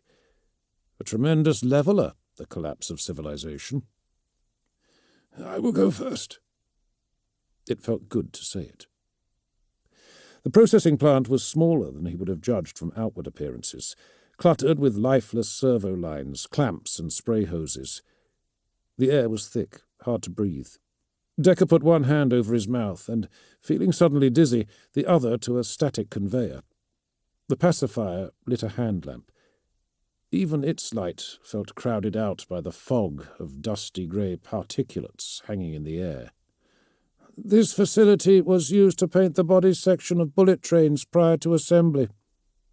Then stifled an awkward giggle, his streamlined psychology possessing no defence whatsoever against the gleeful emanations of Decker's subconscious. "I may again," Decker answered. His response was ambiguous, his feelings on the matter more so. "The High Lords know how to win a war," said the pacifier with utter conviction. Decker was in a position to know that the High Lords had absolutely no idea how to win a war. The Undecimus breach, when green-skinned invaders from beyond the system's edge had briefly occupied Gardenal's outermost world, was the only such encounter on record, from a time when even the most deep-frozen of Hybridex warrior constructs would have been centuries unborn. The Imperium represented an entirely different order of threat. What would this war be called 2,500 years hence? He smirked in the darkness, and unseen, Ven and the pacifier limply mirrored the expression. The fall of the Lords of Gardenal, perhaps? "From whom do these orders come?" he hissed to Ven. "Above." A cursory probe of Ven's mind confirmed that he knew nothing more than he was saying. The hierarchy of the state apparatus was less a chain than a grid. Everyone knew the apocryphal tale of the datum subconsul and the militarum vice navarch, who, on discovering that each technically outranked the other, starved to death whilst attempting to establish precedents. The pacifier gripped his baton pistol tightly. The rattle and boom of the battle for Gardenal creaked through the ranks of sullen machinery like a careless whisper. Decker led the way in. Following the servo lines brought him to an assembler station, a hub platform of hydraulic clamps and pressure hoses, surrounded by regulator consoles and the tinted glaze of oversight galleries, from which officials could assess their workers' productivity. To Decker's surprise, the consoles were lit, gem displays glittering in the haze, drawing power from a series of portable generators that trembled and shook, as though their driving spirits sought not only to power the station, but to mimic it too. The clamps were engaged. They held something down. Something big. Decker scratched down the upturned corners of a smile. Someone wake it. Duquesne's trigger finger ached. The pinnacle of imperial gene science and power support to his gauntlet flexors. And the bastard ached. The bodies were piled 12 deep, some in featureless black carapace, some not. Even the dozer blade on the Vanguard Vindicator was having difficulty clearing it, the tank complaining like a suction cleaner over a nail as it forced a way through. The Lord Commander ducked under the armoured housing of his Land Raider transport, itself reduced to a geriatric crawl, as a Gatling beamer lashed down on the armoured column. He rose stiffly from cover, the massive back-mounted power pack depleted, his movements sluggish. His bolter chewed up the wall around the slit window, then pulled sharply back as the beamer kicked up again, lancing through the Land Raider's paintwork and into metal, drizzling Duquesne's bowed head with adamantium shavings. He could smell the lead in the black paint. Solid shot pattered on the hull the other side, hard bangs of bolter fire, slow as his own. Conserving ammunition now. There were no roads in the Capitolis, too susceptible to the vagaries of individualism or chance. Instead, networks of wide-gauge tracks for bullet trains and the narrower footbridges that ran between the transit substations and the buildings provided the only way of entering the city, condensing the fighting and allowing the Gardenal to flood the routes with fighters. They weren't much, enforcers and up-armed civilians mostly, but there were millions of them. It was slaughter, repackaged into an endurance exercise. As though the battle plan of the lords of the Gardenal was to cripple the Iron Hands tanks with the flesh and bones of their citizens, and to drown the legionaries in bodies until every bolt round and joule of power was spent. And give them their due. It was working. With a despairing bang, something in the Vindicator's motive plants gave out. Black smoke rose off it like a flag of surrender. Duquesne's Land Raider and the long, strung-out line of tanks ground to a halt. Damn it! We're never going to make the transit nexus this way. Rab Tannen shimmied round the rear of the idled Land Raider on his haunches. His armour whined with the effort of movement. His servo arm hung limp to save power. We're already falling behind the other clans. The Primarch won't be pleased. Duquesne grunted. When was he ever? And nor will the clan if we fall short, Tannen continued. Oh, this is a damn fool exercise anyway. Claiming the transit nexus was supposed to hamper the Gardenal's ability to move their troops, but their troops were already everywhere, and they knew their own city. If it were me, I'd have had the entire outer districts carpet-bombed, and then ploughed over what was left with the super-heavies we've got parked outside the walls minding the supply shuttles. Tannen shrugged. His armour's complaints became increasingly audible. The Primarch wants the city taken whole. Duquesne snorted. But Ferrus Manus got what Ferrus Manus demanded, and it would be an authority higher than a Lord Commander, higher than most right-thinking Primarchs, if this particular Lord Commander was honest, that would gainsay it. I'd leave him a little bit, brother. Turning down the line of impatiently snarling vehicles, crowded with impatiently snarling warriors, he sighed. He'd not been born Clan Sorgol. In fact, he'd found Medusa's feudal customs positively medieval. But what Ferrus Manus demanded... "Give me an overview of the area." Tannen briefly powered up something he'd deliberately opted to power down and squirted a packet of coded binary towards Duquesne's receivers. The rudimentary systems of his Mark I armour decrypted and assembled it, a map of the city splaying across his visor to overlay with his antiquated battle plates limited or spectoria. "There's a branch line, just on the other side of this building." As Duquesne looked up, a withering volley of bullets and particle beams drove the Iron Hands back behind their tanks. He scowled up at the building in question from behind his sponson. "I'm taking an irrational dislike to this building, Tannen." The Tegmarine's lenses hovered over the damage that Duquesne had managed to inflict on the walls. "Some kind of loose conglomerate. Low-grade rockcrete analogue. I think we can take it." "Good enough for me." Duquesne banged on the Land Raider's battered hull and pointed its driver towards the building. Understanding, the legionary threw his left gear forward and the right into reverse, pivoting the battle-scarred behemoth on the spot until the incoming fire spanked off its sloped glacis.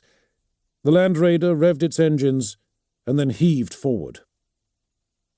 Rockcrete was rugged and cheap. Walls made of it could be built high and built thick, but Duquesne's Land Raider was an Achilles Alpha. It was the most durable vehicle in the armory of the Legiones Astartes, tougher than most super-heavies and almost preternaturally indestructible. It was held in almost mystical awe by the Iron Tenth, its mythic status only enforced by the fact that Ferrus Manus himself would permit no lesser vehicle to bear him to war. No one would ever hear Duquesne say it, but sometimes it was as if the vehicle simply refused to be stopped. The Land Raider dismissed the rockcrete wall like a sledgehammer would have, plunging through the cataract of dust and rubble. Percussive flashes burned away some of the pall, sponson volkite culverins systematically deflagrating the interior. Then there was a slow, sheeting crash as a salvo from the hull-mounted quad launcher brought down the inner walls. The building noticeably sagged. "For Clan Sorgol!" Duquesne rose from cover, silver-inlaid cloak billowing in the Land Raider's dusty wake, and fired a bolt round into the air. "For the Primarch!" Weapons flashes lit the murk inside. It wasn't the Land Raider anymore. Its awesome firepower had done all it could without bringing the building down upon their heads. A torrent of hammer-blow particle beams lashed through the roiling grey, as though a blind and furious god sought to smite the insects at its feet with thunder. A legionary went down as he ran, skidding heavily across the rubble-strewn tiles. Another appeared to dance as the recessed window he used for cover was eviscerated by beam fire. The air was bitty and grey. It pattered on Duquesne's face shield like rain. Debris burst under his boots as he charged through, dropped to his knees and slid the last few meters to thump into the back of the Land Raider. It was waiting for its infantry to catch up. A rhino climbed the rubbled wall of the breach and ground in after them, its pintle-mounted combi-bolter chattering like a servo-skull with a gift for prophecy. Wincing, Duquesne flexed gauntlet fingers around the grip of his power axe, then rolled out the seized rotator in his shoulder guard. He looked over at it and saw the black trails across the plate indicative of beamer hits. He hadn't felt a thing. "Bloody Cardinal!" He risked a look up. Some kind of heavy particle cannon had been set up on a tripod on an upper floor that had been transformed into a mezzanine by the collapse of the foyer ceiling.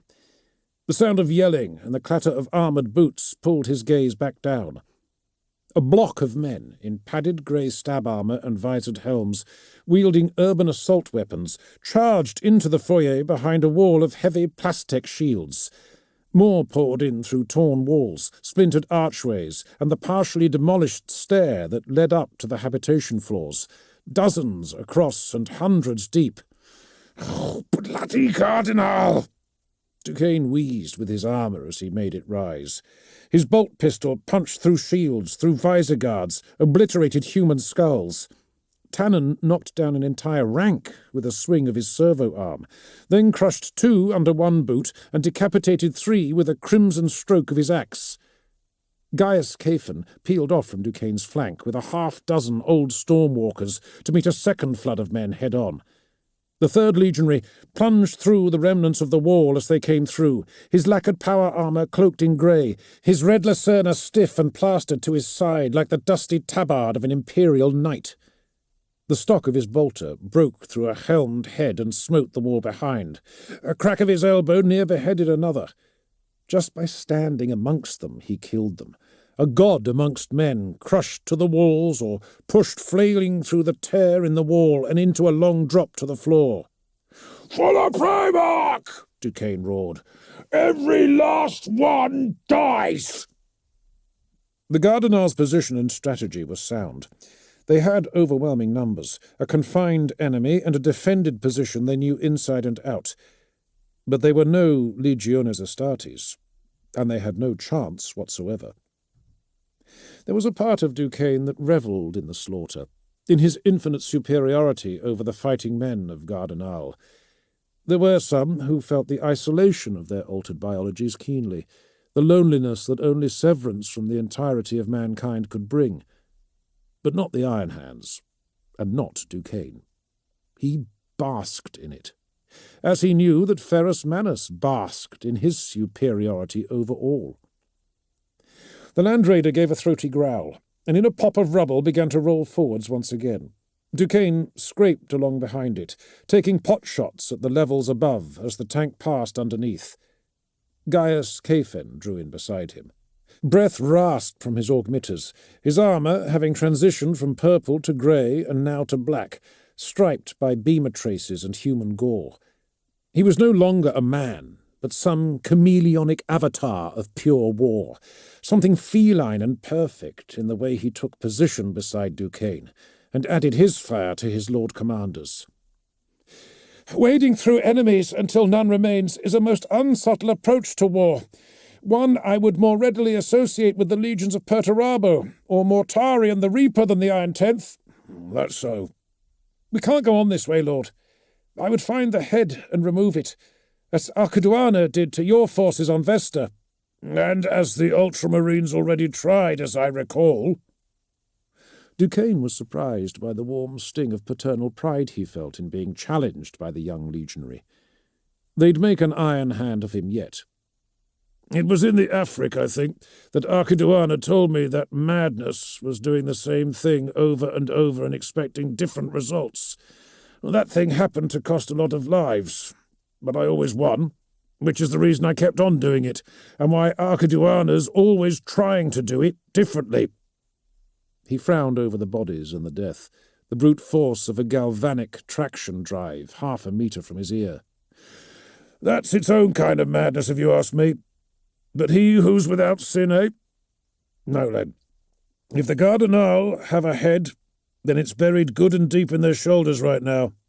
"If we kill 10,000 for every one of ours, then we still lose," said Caphan. "The Emperor's children are better accustomed to counting the cost than you are." "Look at you, lad." Duquesne stopped firing a moment to grasp the roof of the legionary's helmet, as if to ruffle his hair. "All grown up." Caphan shook off the hand as the Land Raider bulldozed the outer wall. Bracing his boot in an articulation frame, the pacifier corporal clambered up onto the raised platform of the assembler line, where the Imperial pilot had been restrained. The corporal was muscular and thick-set, bred to hold a pacification shield or intimidate a crowd, but he was almost ridiculously small beside the captive Imperial. His head was as broad as the pacifier's torso. One eye had been replaced with an augmetic as big as a man's fist. An additional set of large and complicated mechanical systems protruded from the back of his head where skull met spine. It looked distinctly uncomfortable. His skin was pale, blood loss perhaps, but Decker thought it was probably just the way he looked. The warrior's biology showed a remarkable tolerance to wounding and capacity to heal. The injuries from the crash were already beginning to reknit, and despite having both arms crushed under industrial clamps, he somehow managed to look haler even than the hour-old Picts Decker had received from Central Command. As the pacifier took up a position by the Imperial's head, Decker took the ladder to the regulator platform. Pulling out his sleeves, he walked to the overseer's parapet overlooking the assembler, and in the bright underlighting of gem diodes and flat-lined radium-painted gauges, squinted down. The pacifier slapped the Imperial across the face. Again, left, right, a harsh clap that rang through the emptied manufactory. Another strike and the prisoner's eye snapped open. He grunted, pulling instinctively on his arms to smack the pacifier down. And then the pain came. Decker saw the moment. His face went ashen, his eye quivered, throat tensed as if considering the worth of crying out, but then, just as quickly, the moment was gone, the pain crushed. Remarkable. Could it really be possible? He murmured. A perfect, gene-crafted warrior. Then, realizing as he was designed to realize that the question was rhetorical, did not answer. Decker thought of the testosterone-fueled hyper-rages of the warrior castes, the emotional deficiencies of the enforcement castes, allelically linked to the desired traits of obedience and dispassion, and even the myriad congenital defects that had been deemed acceptable compromises to his own gene line's mental powers. He peered down as the pacifier withdrew to the shadows at the edge of the platform, hand hovering over his sidearm. The captive stared coldly up. Remarkable. I'm sorry about the restraints. The stare didn't waver. And your legs. I'm told they had to cut them from you to remove you from the wreckage. The pacifier unbuckled the hip holster that held his repression mace, but Decker urged him to stand down with a thought. He smiled briefly. It felt good to be powerful again. It was almost worth destroying a world for. The Imperial watched the pacifier backpedal, then turned his eye to fix on Decker. I will tell you nothing. His voice was deep, with a faintly metallic resonance, not even a residue of pain. I think you will. He sneered. You mean to torture me? I hope not. As you see, I'm an old man, and time is pressing. I am not like you. I do not feel pain as you feel pain. Let us begin with that. Spreading his hands along the flanking metal of the parapet, Decker leaned over, as if it were the weight of his mind that pulled him forwards. Subliminal keys turned in phrenic locks, and with conscious permission his mind opened. His thoughts expanded. As a glittering energetic plasma he perceived them, violet-hued and electric, unconstrained by aging biology or arbitrary physics, and eager to touch everything, feel everything, know everything. He gathered in his thoughts and focused. Susceptibility to the subtle temptations of the universal other had been bred from his line over thousands of years. He felt a singularity of purpose as the full weight of his thoughts fell upon the Imperial warrior's mind. They hit an iron wall. Along trembling umbilicals of pure thought, he felt his mortal body respond. Remarkable. The warrior's mind had been structured, deliberately, one would have to conclude, to be resistant to just this form of incursion, its layered defences hardened further by a startling, superhuman instinct simply to resist. Lips pursed in concentration, Decker bade his mind press down. Let us begin with that, he repeated, his voice a purr of sub-hypnotic insinuations. What are you? Of all the Emperor's children, Solomon Demeter was one that Gabriel Santar might have been proud to call a friend. "We can do this, Captain!" The sergeant leaned over the parapet of the enforcer fortress to get a better look at their target, unhelmed on account of the baton round that had fractured the lens and made it impossible for him to see with it on. In his dark complexion, and the willful set to his jaw, it wasn't hard to see a kindred spirit. "We're already well ahead of the other battle groups." He drew back and turned his dark eyes towards Santar.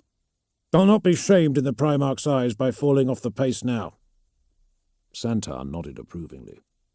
As bitterly as he'd protested this command, with time to reflect, he'd come to see it as an opportunity, one that had been given to him and no other. Ferris's bond with Lord Fulgrim was already legendary, and now he alone of the Iron Tenth had been gifted the chance to share something of that brotherhood. "Captain, I'm thinking." Their target was the enormous rockcrete-clad dome of the fission reactor.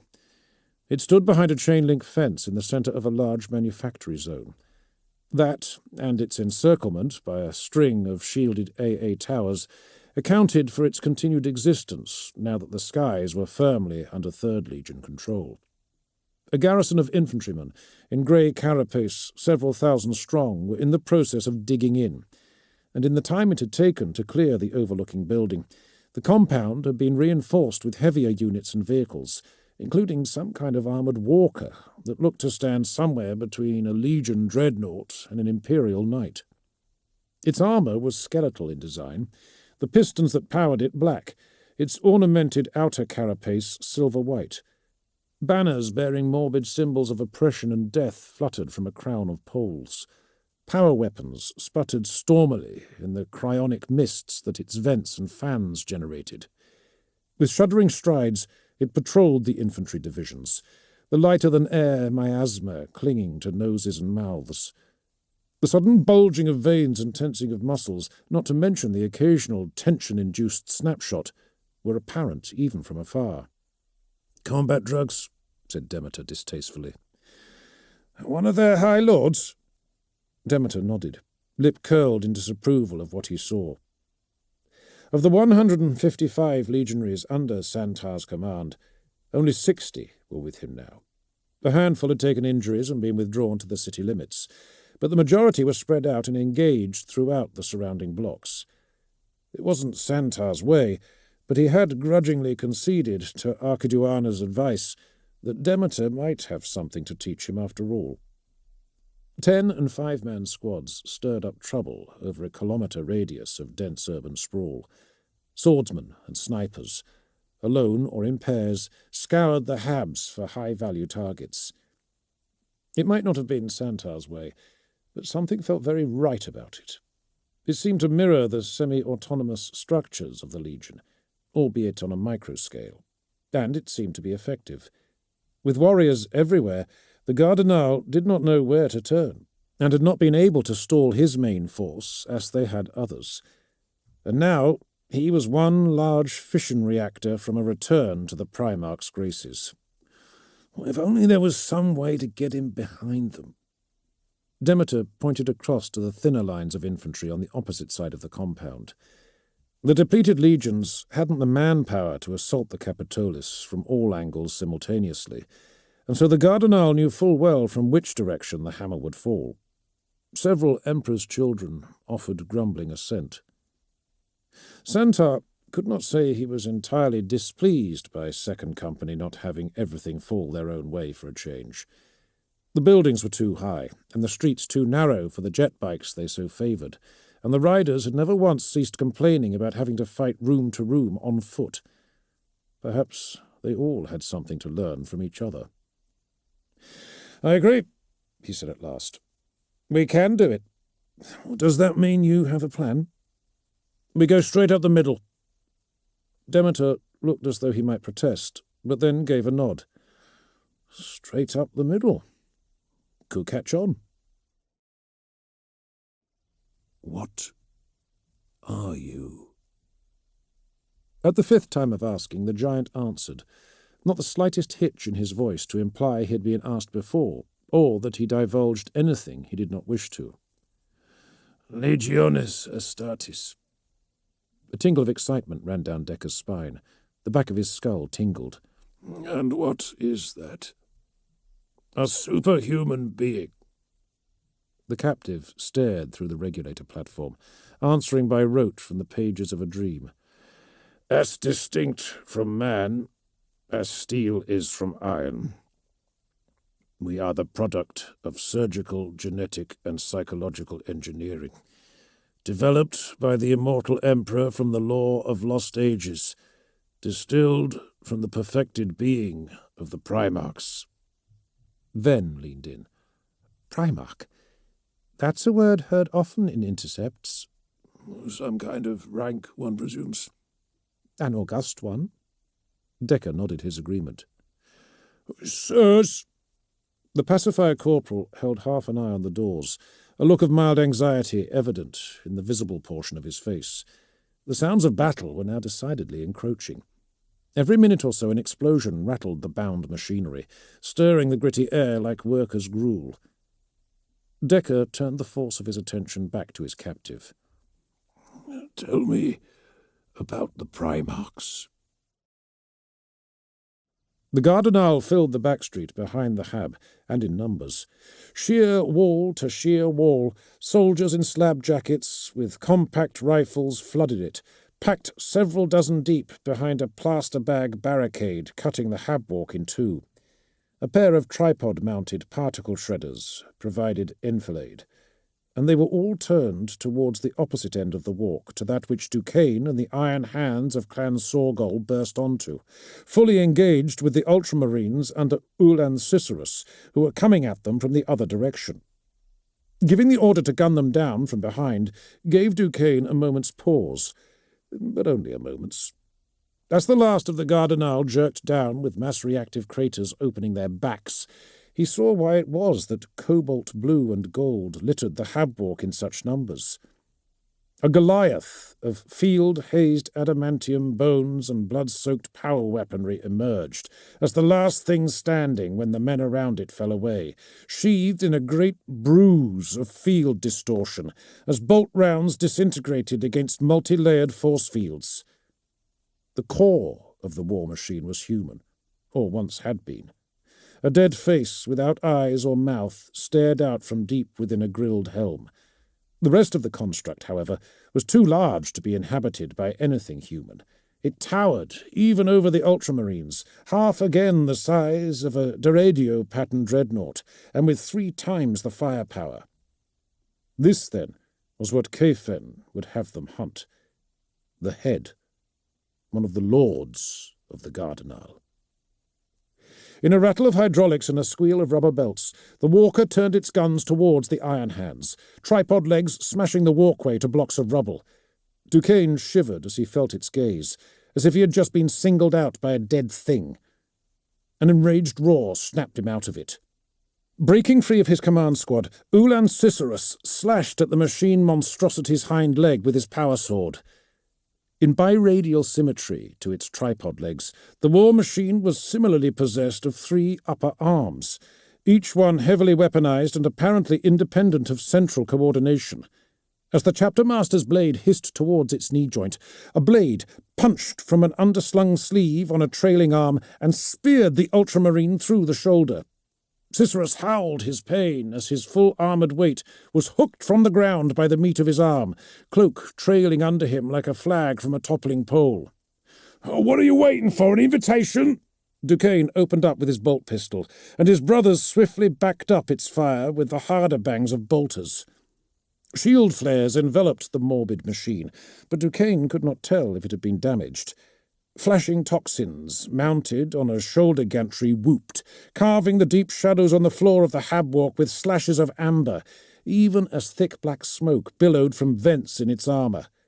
In a few seconds the blind cloud had enveloped the construct, the plaster-bag stockade, and the ultramarines.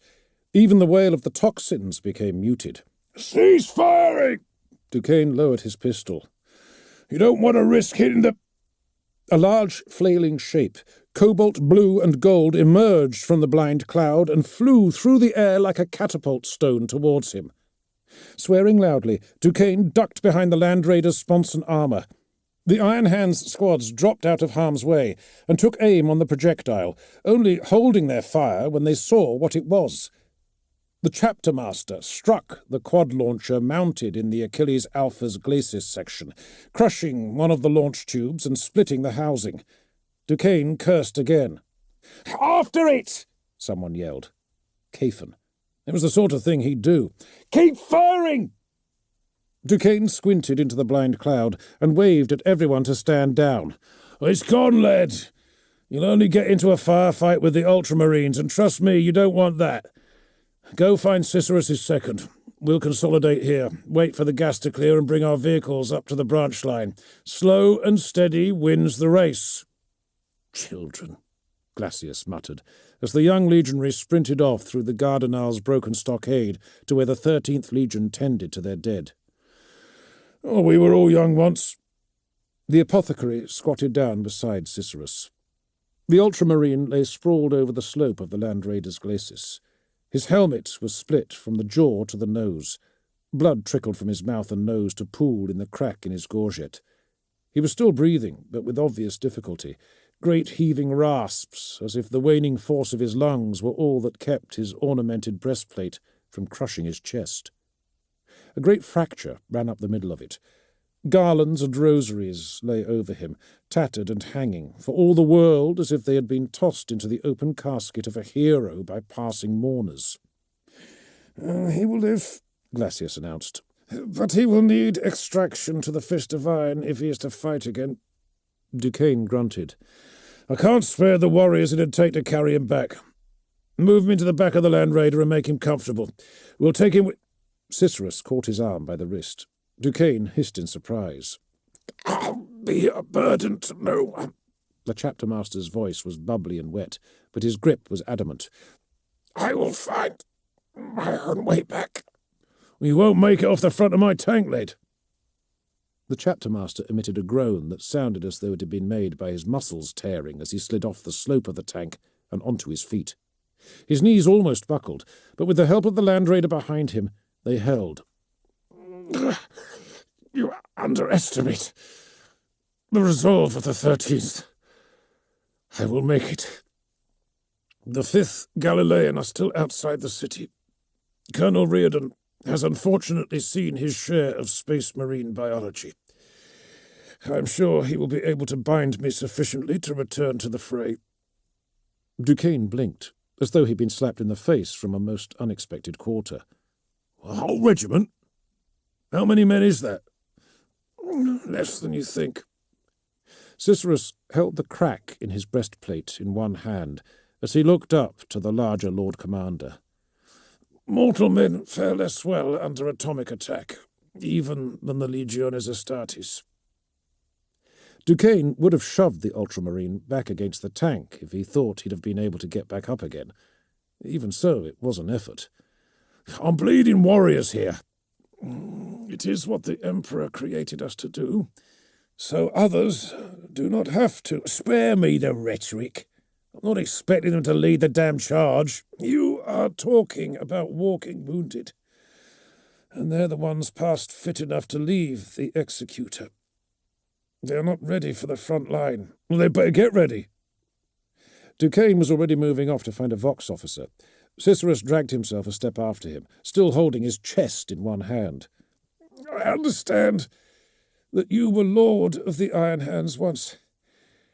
Would you be so callous now, in your Primarch's place?" Duquesne looked back over his shoulder and shook his head. "You heard wrong, son. I commanded the Stormwalkers. The Iron Hands will only ever have one master." Cicerus appeared to weaken as he spoke. "Then allow me to give the order. I still command the 413th Expedition. It should come from me." An honourable gesture. Duquesne dipped his head to it. "No." War was where honourable men were sent by the Stormlord full to die. "I insist. Do you now?" He paused to reflect. "Still no. Our Vox Archiduana, and have him do it. He's closer, and he's always had a way with the mortals." "As I am greater than you, so the Primarchs are exponentially greater again than I," the Imperial stated it matter-of-factly, no hint of boastfulness or exaggeration. "They are the leaders of the Great Crusade. crafted from the Emperor's own genetic stock to embody a different facet of his personality and the demands of war. Their powers are unfathomable, rivaling those of the Emperor himself. Is the Emperor here? The warrior laughed coldly. You would know if he were. And how many Primarchs are there? 15. Would you like me to name them? Good. He was becoming biddable. How many are in the Gardenal system? 1. What is his name? Ferrus Manus. Decker's brow arched. Iron hands. How very subtle. And what facet of your Emperor or demand of war does he represent? No answer. Decker increased the pressure on what he believed to be the appropriate regions of the warrior's mind and repeated the question. The minor aneurysm in the giant's remaining eye burst, splotching it red, but still he gave no answer. Either his brain was more cunningly engineered than even a high consul of the Gardenal could comprehend, or he genuinely did not know. He suspected the latter. All leaders had their secrets. A nearby explosion, the closest yet, brought rust down from the ceiling. We have to leave. The pacifier had his baton pistol and repression mace out again, head cocked to listen to the chatter in his combud. The plant won't hold out much longer, and there's a larger force heading right here from the rail nexus in 112. He looked up, face wan, as though he had just had a gun pointed at his head. High Lord Strachan withdraws to a more secure location, and we have orders to pull back to provide escort with the captive. Decker frowned down at the mumbling superhuman. What does Ferrus Manus want? To conquer you. Why? He is a conqueror. And yet he negotiated. Why? A ploy? That was not the Primarch. That was Ulan Cicerus, chapter master of the Ultramarines. Ultramarines?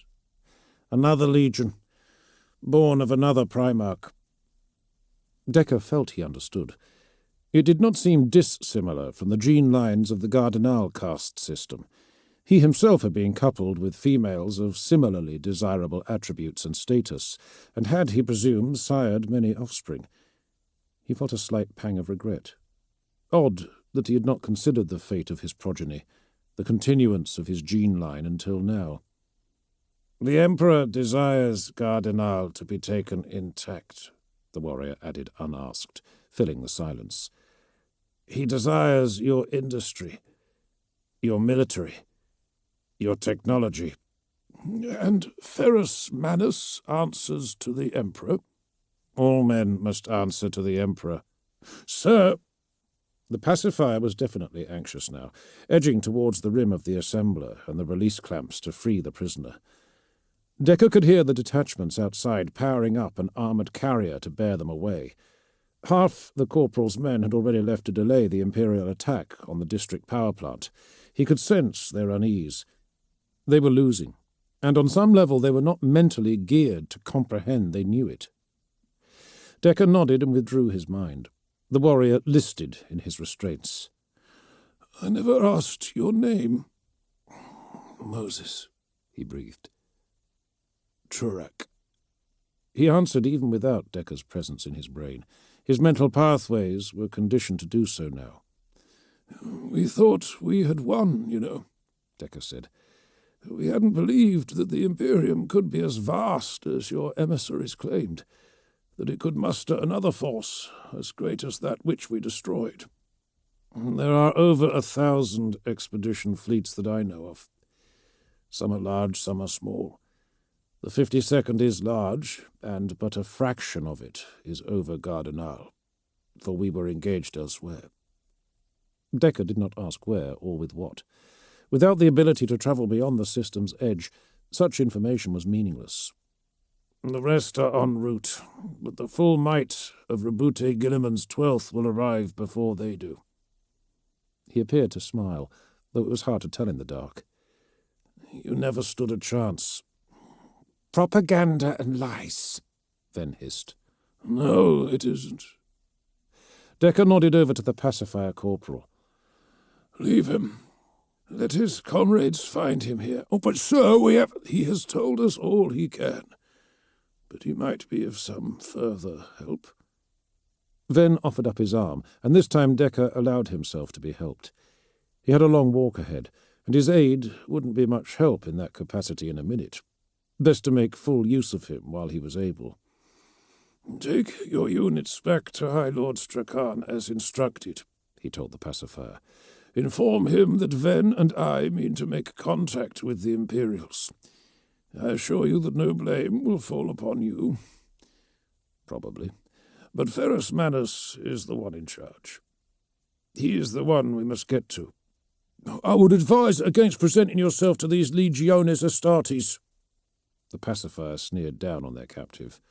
"They are indiscriminate killers." "Indeed they are, Corporal. But if I might borrow your sidearm for one moment, I believe I know how an old man and his wounded young assistant might get one step closer." Being brushed off was clearly a new experience for the legendary Captain Archiduana. The brilliantly armoured warrior traipsed after him through tent after tent, each one crowded with streaming medicae, bleeping instruments and clattering trolleys, like a mute guardian from the Somnus Citadel. Or Tull Reardon assumed he did. He didn't exactly have time to look over his shoulder to check for Space Marines. Holding up a hand, he grunted, "Stop," just in case, as a motley cavalcade of merciful sisters charged through, lilac habits fluttering, then limped on without breaking stride. A tent flap burst open. Blood red of the Jupiter storms, an armsman with thin-framed spectacles and a look of drained befuddlement flailed through and stumbled towards Tull, which rather settled the Space Marine question, as Archiduana was the sort of thing a man needed to look at twice. "Treat him for the pain, and then find a space for him in the hospitier tent." Reardon triaged the particulars from what the armsman gabbed at him without, it felt, consciously taking on what he was talking about. He pointed out the big pavilion, set up amidst twisted rubble, broken glass, buckled shelters, the occasional skeleton, and one incongruously upright corner of an atomically scorched 12-story structure. It was picketed with parked tanks and boxed kit, men with leaking bandages and loosened fatigue sitting on them, smoking, dicing, as if a spell of medical leave to an atomic wasteland was what dreams were made of. A splash of red canvas and the armsman vanished. "Colonel," said Archiduana. Tull bit back a curse. "You're still there? I thought you'd gone back to the front." "We still need to talk." "Then let's talk." Even as he said it, he was striking off in a new direction. Everything shook. Tents quivered, trolleys rattled, teeth ached. The pound of artillery was so loud, so incessant that no one heard it any more. Medicae addressed one another through pats on the shoulder, weighted looks, shakes of the head. The air was smoke. 100,000 malignant carcinomas booked in for the decades ahead. Portable field generators, like upright heat lamps, generated bubbles of positive pressure to keep the worst of the atmospheric radiation out. But it was in the ground, in their clothes, on their skin. Men brought it with them in their lungs. Immense spiral structures of melted and partially congealed metal stippled the haze of the outer Capitolis like sutures in a world that had turned bad. The seeping abscesses of those parts of the city stubborn enough and flammable enough still to be aflame, poisoning it with oranges and yellows. The moribund titans of the Legio Atarus brooded silently over the wastage, like the legal witnesses of hell. And over the booms of the artillery, as if war was the sort of contest that produced winners, came the wail of shuttles, rhinos and chimeras being loaded for the front, mechanized divisions shepherding them away, super-heavy divisions ready to go, the war horns of the Reaver Titan, the screams of the dying, and the men and women desperate to save them. Crusade. It had been the Legiones Astartes who had first used the word to describe the Emperor's war of reconquest. Imperial truth may have crushed the faiths that had once shed blood over the battlefields of Antioch, Hattin, and Jaffa, but even so, it was a word to inspire the secular with the zeal of the righteous. It was a bloody word. Putting the word great in front didn't automatically make it so, but Tull had always believed in the cause. The suffering was for a reason, even if the unrecorded space marine who had coined the term was incapable of understanding what human suffering was.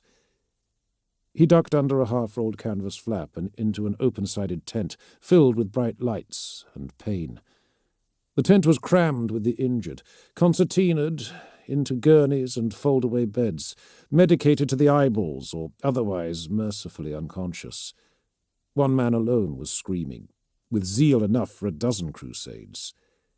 He was a young-looking man, encased in ribbed grey carapace, a horrendous red slash across the belly.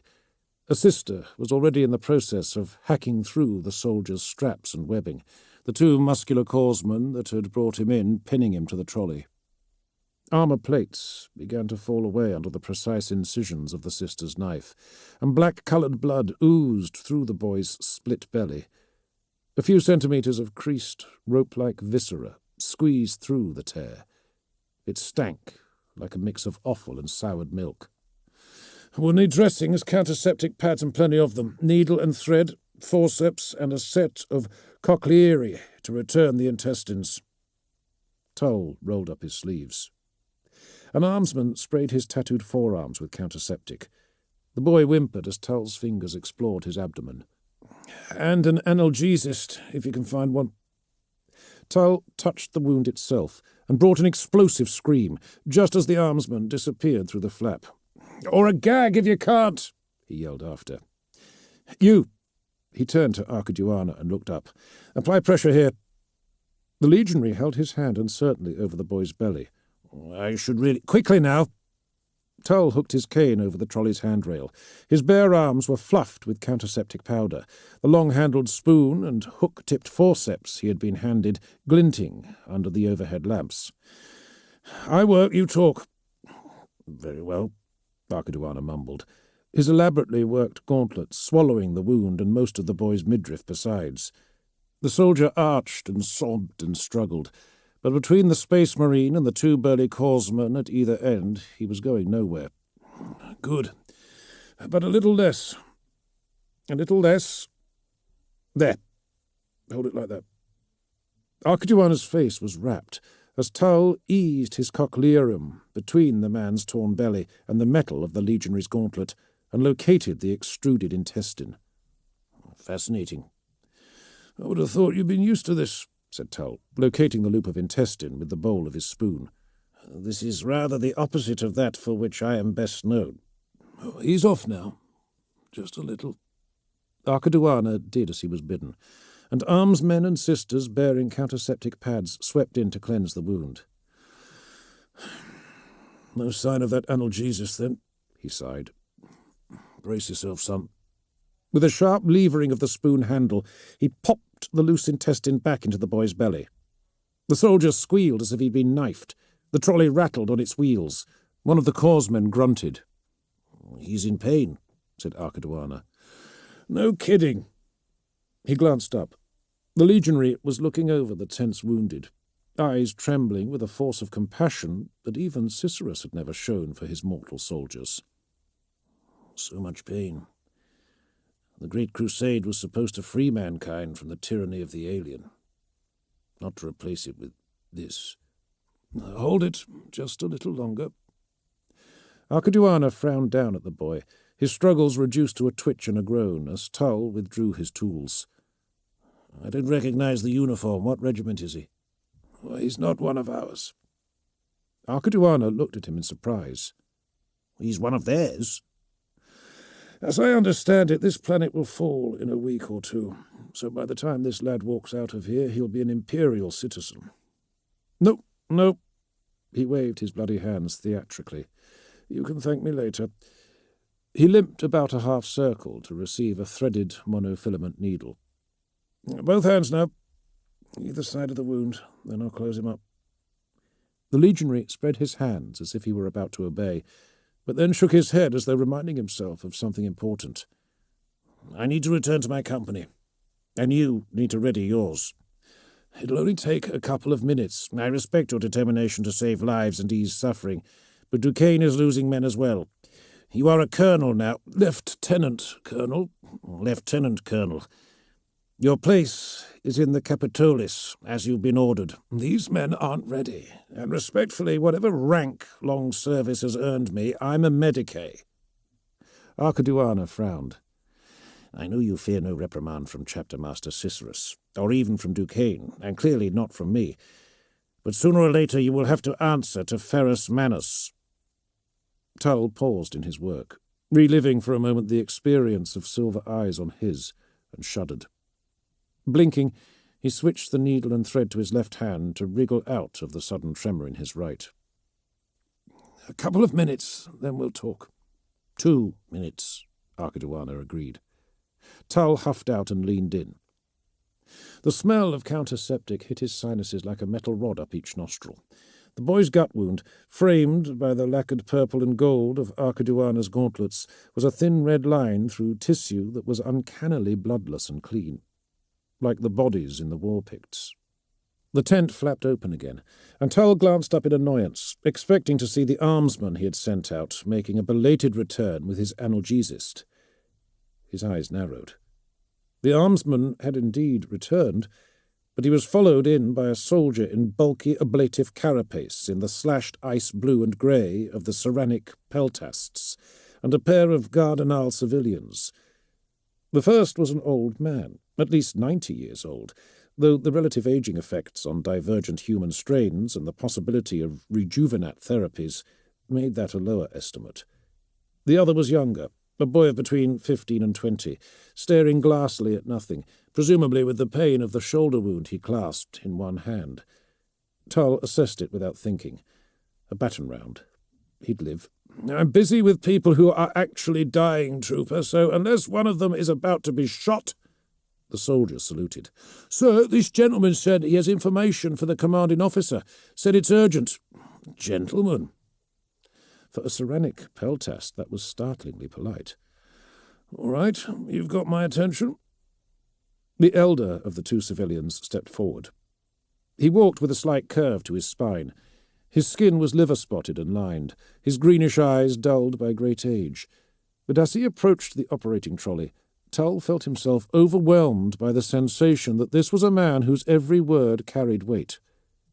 He rubbed idly at an itching sensation in his temple, and then, embarrassed by his earlier casual dismissal, passed his needle to the attending armsman that he might offer his undivided attention now. "My name is Sylvan Decker." The old man placed a quivering hand to his breast and bowed stiffly. "High Consul of the Gardinal, representative of its High Lords and the 11 Worlds." He straightened. His grey hair was long and unkempt, tangling with a beard and with silvery tufts from his ears and nose. A perfect square section had been cut from his beard. In its place a small black X had been drawn, a red diode at its centre blinking, sensitive to the passage of Tull's gaze towards the man's eyes. Tull felt his face go slack, something blissful in his mind. "And we surrender." Chapter 9.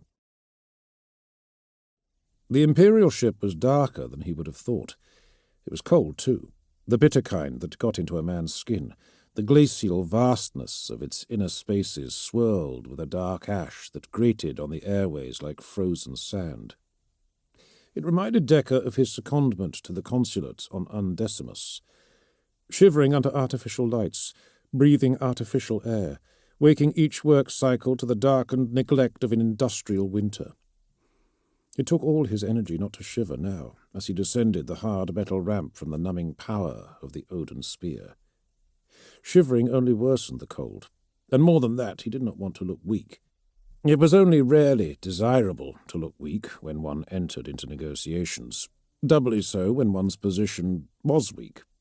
And if he had drawn anything from his interrogation of Moses Trurak, and from his present company, then it was that the Imperials were profoundly intolerant of weakness.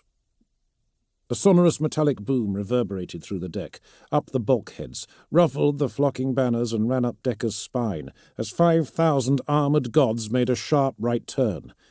One impenetrable block parted along a previously unnoticed central plane to form a corridor, extending like a chasm from the foot of the ramp to the immense engraved arches at the far, far end of the hangar.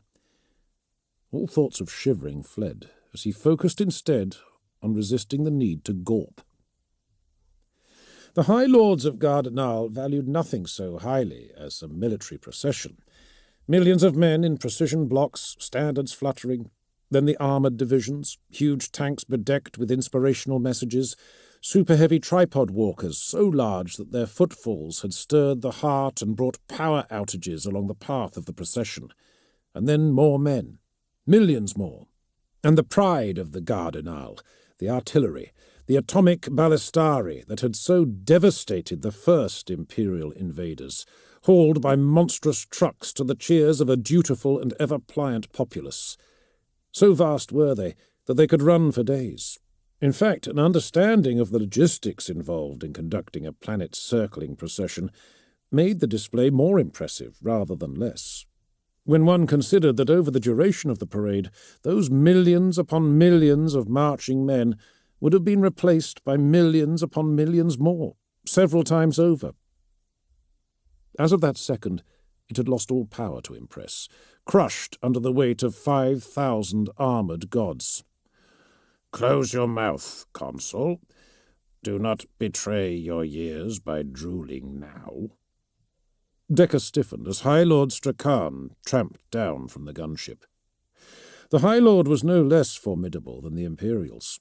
Indeed, in his reliquary war suit, he was, by any objective measure, greater. But compared to their explicit perfection, the exaggerated hydraulics and ossified armour of his tripedal armature seemed crude. Every edge was hard. Every quantum of energy produced sent a shudder through his scaffold. Every adornment was functional. The moribund thing inside was smaller. He saw that now. The Imperial Lord Commander Duquesne had at first insisted that Strakan be removed from his suit before being permitted aboard his gunship, until Decca had patiently explained why that was impossible. They had settled instead for impounding his pacifier protection detail on the surface, confiscating his banners, draining his gas canisters, and removing his ammunition hoppers. Or most of them. Their understanding of beamer technology was surprisingly limited. Tobris Ven trailed shortly behind. His arm was crudely splinted and suspended in a sling. He had made no complaint. Decca could not say that shooting his aide had not brought some pleasure, but it had been a necessity. Without a convincing wound, it would have been difficult to get close enough to the Imperial Medicae station to use his powers. The young clerk turned a little towards High Lord Strakan and gazed up, eyes almost closed, as if drawing actual energy from the closeness of his august master, oblivious to the 20 iron hands that had debarked the gunship immediately after them. They came fully armed and armoured, unspeaking, as if yet to be informed that the war had been left on Gardenal Prime, their weapons a shade below instant kill shots. The art of diplomacy was alive and well in the Imperium of Man. "I remind you that this was your idea." Strakan's voice resonated harshly from augmitters situated behind a slatted face mask. His decayed human face was high up, shadowed from Decca's view by the steel bars of his mask, an eyeless husk speckled with silver grey. Like Decca, he was old, unimaginably old, and though once counted amongst the highest of lords, even the dead could not endure forever. Today he was deemed expendable. The parallels aligned too closely for comfort. "If this fails..." The threat hung limply between them. Decca's reward for success was a rescheduled appointment with the bio-reclamation centres on Primus. The High Lord would forgive him for not trembling at the personal consequences of failure. The Imperialis display a segregated command structure, much like our own orders and ministries. Decker nodded subtly to the varied banners and devices as he whispered into Strakan's thoracic pickups. The left-hand block of warriors and 3/4 of those on the right were hulking brutes in black and silver and naked steel. The lenses of their eyes shone red. Their helms were grilled like a muzzle on a savage dog. Steam coiled about the seals of their armour. The remainder, though fewer and less overtly threatening, were no less imperious for either trait. Proud warriors encased in purple warplate with golden highlights and decorative silks. Champions in cobalt blue, inscrutable giants in red and white, the power of their armoured frames rendered, if not into insignificance, then into second place by the vibrancy of their minds. And yet, perversely, the Primarch holds absolute authority. You have seen what the Imperium is capable of, my lord. You know that this is our only chance. "We will succeed," said Ven, with the supreme confidence of a child. Strakan grumbled, "We had better." A smaller troop of Imperials marched towards them, down the corridor made by the 2 blocks of warriors. A group of 3 detached from the rest, a phalanx of brooding hulks in stupendously heavy armour, and strode to the ramp. "I am Gabriel Santar." The warrior was pitted like an asteroid, his gaze as intense as an extinction-level event, his armour still carrying the marks of recent fighting. He had his helm clutched underarm, the ceramic straining softly against the pressure of a cold augmetic hand. "First Captain of the Iron Hands Legion." He gave the slighter figure to his left a sideways glance. "And equerry to Ferrus Manus. As a gesture of good faith, I have been recalled from the offensive to command your escort while you are aboard the Fist of Iron." He looked up at Strakan, lips pursed. His armour was bulkier than that of his companions, and he stood almost level with the High Lord's pectoral shield coils. "And I will be the personal guarantor of his security." The warrior whom Santar had briefly indicated took his cue to step forward. His features were quietly compelling, his armour replete with the forms of winged beasts and strange quadrupeds, spiralling calligraphy and gilt-work like nothing that had ever before been seen on the 11 worlds. He nodded to Decker, presented his hand to Strakan, then laughed as he noted the immense claws and weapons assemblies that terminated the High Lord's 3 upper limbs. "Forgive me." Santar muttered something under his breath. "Archiduana," said the warrior with an apologetic bow. "Second Captain of the Emperor's Children Legion." "We have met." Decker returned the bow. "Formalities," Archiduana smiled, stepping back. All eyes turned to the third figure. Decker knew him well from the consular transcripts, all that had emerged intact from those disastrous early negotiations with the Imperium. He deepened his bow, conscientiously reining in his mental powers. "Librarian Amar, it is an honour to meet you, and to express to you my sympathies for the misunderstandings that have led us to where we now stand." The librarian looked slowly down, as if his gaze were a precious implement with the power to drill unhindered through cloth, flesh, and bone. It was diamond sharp, and despite the wards Decker had set about his mind in preparation for this encounter, he winced, and thought he saw Intep's thin lips twitch by way of a smile. "I will be watching you, Warlock, intently. I would advise you to attempt no repeat of your mind trickery here. Not on this ship. Not in the presence of the Primarch." "We are not so worldly as you men of the Imperium," rumbled Strakan. "The abilities of the consular caste are routinely employed in negotiations amongst our own. Abilities that we assumed you would have employed as well. It was not our intention to deceive. An efficient reunification of the 11 worlds of Gardenal with the Imperium of Terror is all we ever desired." Amar frowned distastefully at Decker. "And yet you bring another with you." See the brand on his jaw? The High Lord's pneumatics hissed as his torso pivoted. A clunkily articulated limb deployed to jab at Decker's face. It is a mark of expiry. His value to the Cardinal has been adjudged to have been exceeded by the burden his deterioration places on the state. His biological components and germline cells would already have been reprocessed for the next generation, had your blockade of Cardinal Prime not stranded his ship. Decker forced himself to bow. Ammar and Santar watched him suspiciously. Archiduana shrugged and threw Strakan a reassuring smile. No one bothered to look at Ven. "Come then," Santar grunted. "Ferrus Manus is not known for his patience." Santar allowed his gaze to veer neither left nor right, his jaw working so hard to keep his face locked forward that he had to gnaw through a growing cramp. Distorted reflections of armoured figures flowed along the glass-panelled walls apace, breaking into streaks of colour against murals and thick basalt braces, only to reform and weave after him anew. He grunted, eyes forward. The thump of his boots on the deck plates was reassuringly rhythmic and metallic. His cataphracti plate purred like a restive beast, in such corollary to his own Medusan spirit that it was uncanny. But his genhanced powers of perception fed him everything.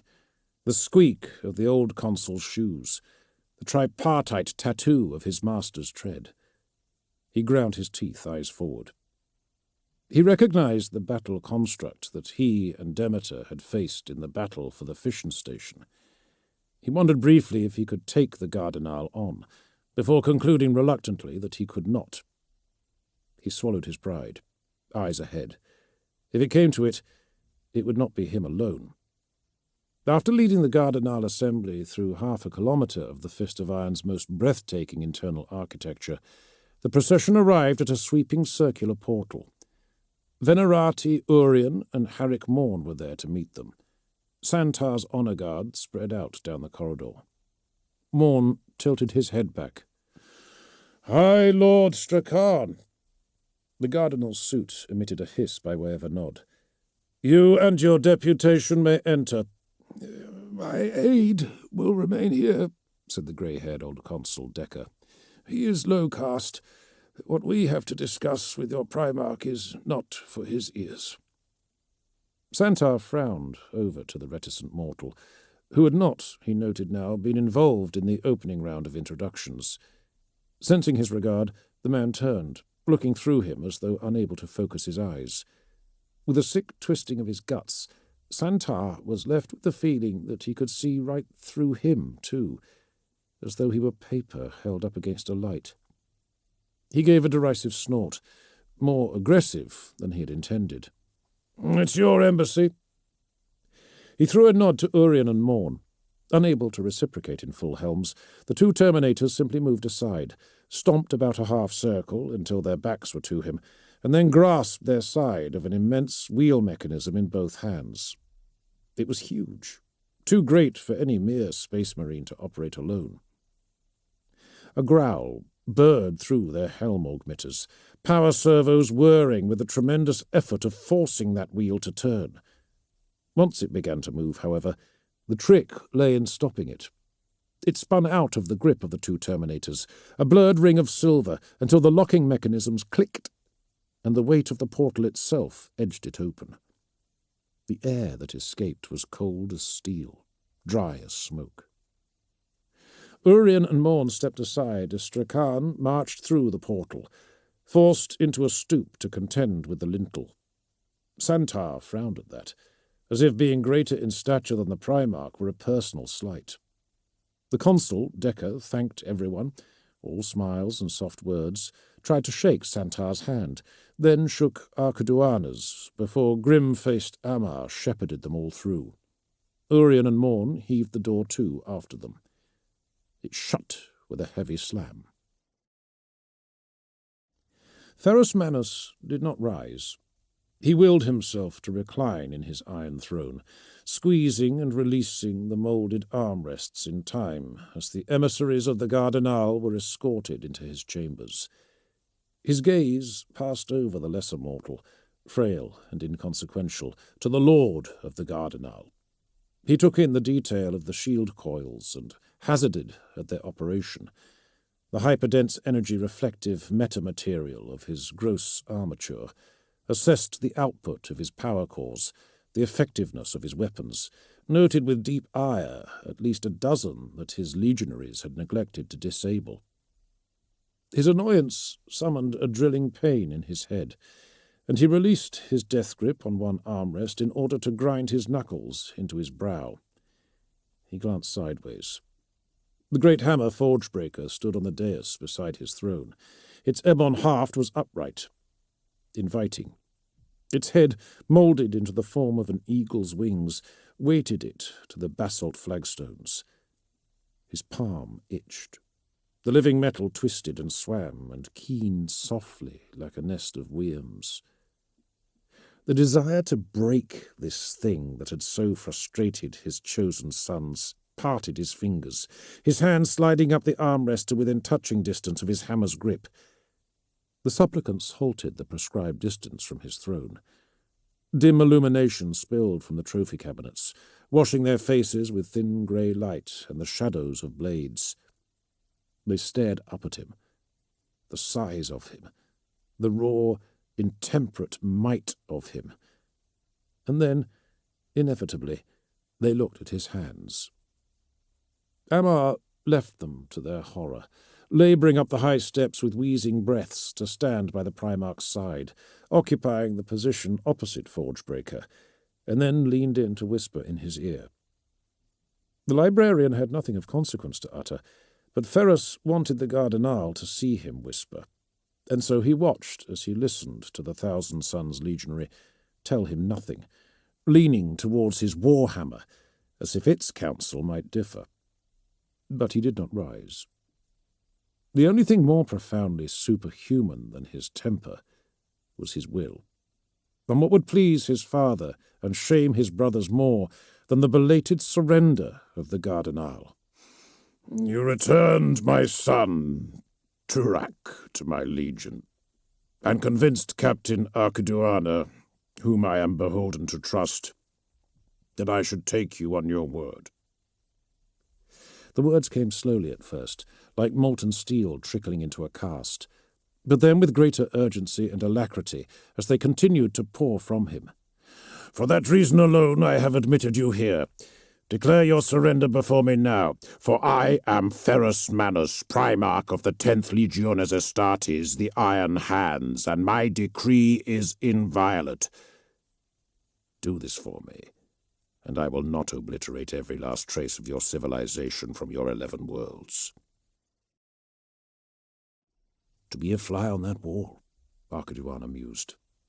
A what? Asked Santar. He means he's curious to know what they have to say to the Primarch, Morn chuckled. Santar shot him a poisonous look. Presumably we surrender. There is little of their empire left to argue over. Archiduana glanced towards the black door, apparently doubtful, though his expressions were so mixed and changeable it was difficult to tell. What is it? Nothing. The Terran was the single worst liar Santar had ever met. You know something of the Primarch's thinking I don't. Archiduana's smile was strained. Only a confidence I cannot repeat. Santar looked from him to Urien and Morn. They looked back, silently disapproving.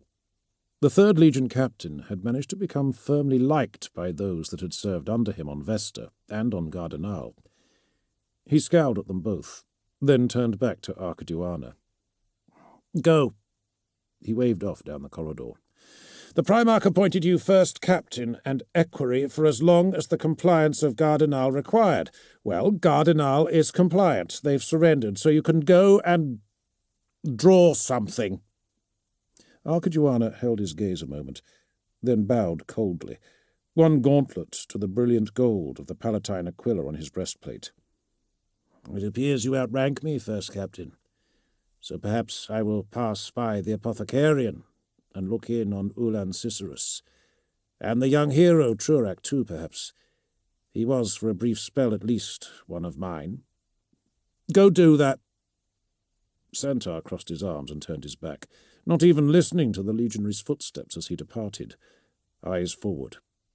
The servile mortal then, however, watched him all the way. In a grinding hiss of pistons sliding through imperfectly lubricated metal jackets and a gurgle of fluid hydraulics, Strachan approached the dais. Amar bristled, the blued steel of his sword sliding a finger's width from its scabbard, but Ferrus stilled him with a raised hand. His heart pounded with the expectancy of his triumph. He gripped the arms of his throne fiercely as the Lord of the Gardenal reached the steps. There, level with the seated Primarch on the high dais, the construct stopped. The pale light from the lumen manifold fell across his visor grill and banded his mummified organic features with anemia and shadow. He was withered and blind, sockets in the sunken flesh where eyes had once been, copper wiring splotched with black spots of corpse rot erupting from his temples to slave into the control systems of his helm. "What are you?" Ferrus asked. The Gardenal's voice emerged from several augmitters positioned across his skeletal scaffold body, several overlapping and imperfectly synchronized voices, all speaking at once. "To permit individuals of the highest caste and most supreme achievement to perish with their flesh bodies would be wasteful. Transferring their consciousness to a machine matrix allows the best of us to rule forever." The pattern of shadows shifted, the Lord's husk of a face creasing into a rictus. "I have ruled among the High Lords for over 3,600 years." Ferrus felt an odd prickling of unease. "Are you alive or dead?" Strachan's augmitters grizzled in amusement. "To me, Primarch, that question is meaningless." The Primarch's vision shimmered with a silver haze, the Gardenal hardening against the background until he shone as though he were clad in precious metal, brighter than the feeble lighting could have permitted alone. Swallowing his aversion to the Gardenal and the technology that made him live, he held out a hand, the metal writhing. "Surrender to me." The Gardenal looked back, his dead face inscrutable. "No." Anger hissed through Ferrus's lips. It had been explained to him that men blinded by rage saw red. Ferrus Manus was not a man, and when he looked upon the Gardenal, carrying his sovereign defiance all the way to the foot of his throne, he saw only silver. An argent flash spread through the haze as one of Strachan's weapons systems discharged. It appeared to drag as Ferrus focused on it, crawling from the emitter cell in the Gardenal's shoulder as if blunted by the Primarch's gaze. Time slowed to a stop. Fury cooled, hardened, cladding Ferrus's heart and muscles in an aching chill. He saw the particle lash begin to accelerate. He threw out a hand and caught it. Incandescent sparks sprayed across the dais as the beam exploded in his grip. The liquid metal sizzled angrily, churning, diluting the reddened metal around his fist with fresh silver as the last sparks sputtered through his fingers. Amar, a Primarch's reflexes from receiving a particle lash to the face, blinked in hollow-eyed surprise. "Leave us," Ferrus hissed, as Strachan began deploying additional hidden weapon systems. Previously dormant systems were aggressively powering up, shields igniting, cloaking him in a violet aurora, claws, cutters, rotary saws, and powered grabbers unfurling from his upper limbs and catching the light.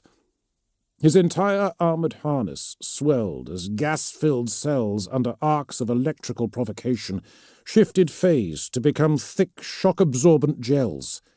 He continued to grow, wreathed in electrical flame and bristling with blades, until he towered over Ferrus Manus, even enthroned upon his dais.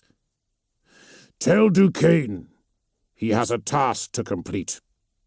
He reached across, fingers boiling, rushing, closing over the grip of his hammer and hardening. And then he rose.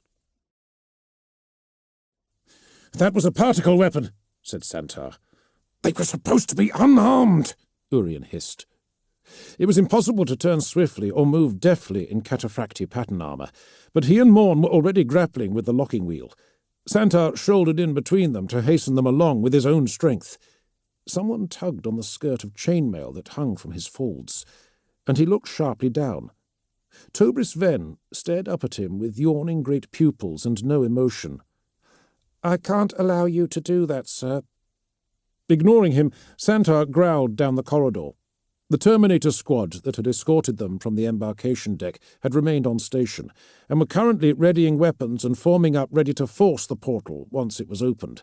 One of them clomped forwards, hand outstretched, to haul the mortal away. "I'm sorry, sir, but High Lord Strakan was most explicit." The mortal made a muted gasping sound. At first, Santar thought that the Terminator had broken something. Mortals were painfully fragile. But then he saw that his brother was still reaching out for the collar of the man's uniform.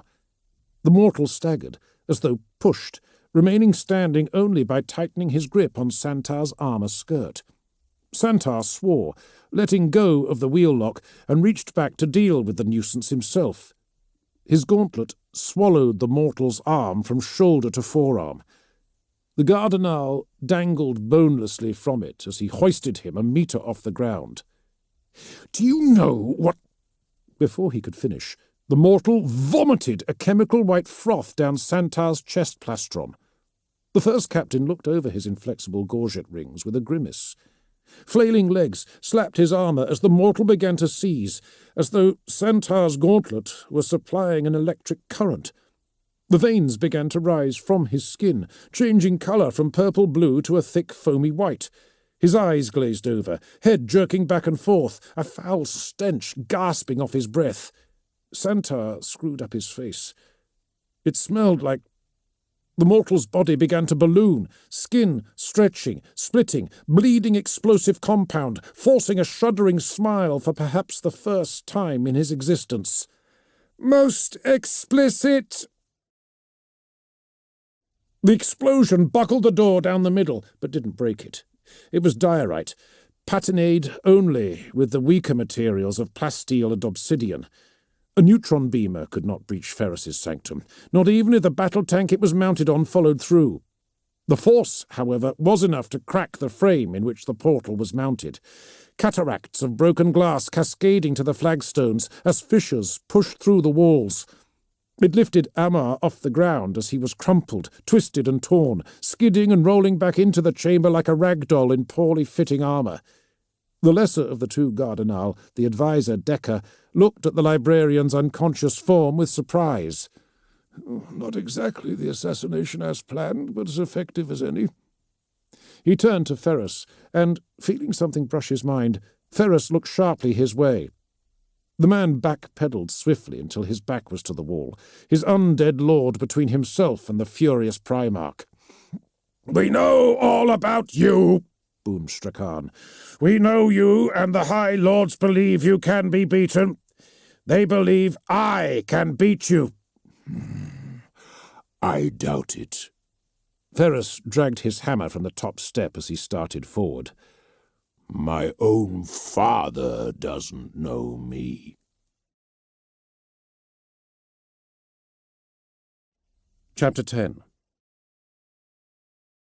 Ferris Manus flew at the Lord of the Gardenal with a roar. Strakan raised a forelimb to shield his visor grill, and Forgebreaker hammered into an energy field. Flares, sparks, and convulsions of light rippled across the Gardenal's upper body. The giant warhammer caught in a mesh of conflicting energies, as though Ferris wielded the north pole of one powerful magnet to attack the south of another. Liquid metal ran from his forearms as though repelled by the energies unleashed, swelling his biceps as he strove to force his hammer through the Gardenal's face. The energy fields bowed before his strength, shivering off spasms of light and heat, illuminating the grimacing mummy beneath. A hiss of pistons joints, a glint of red light on buzzing metal. Ferris saw the spinning saw blade as it swung towards his neck, but did not release the pressure on his hammer. His understanding of materials and their properties was preternatural and untaught, his insight second to none. He let his armour take it.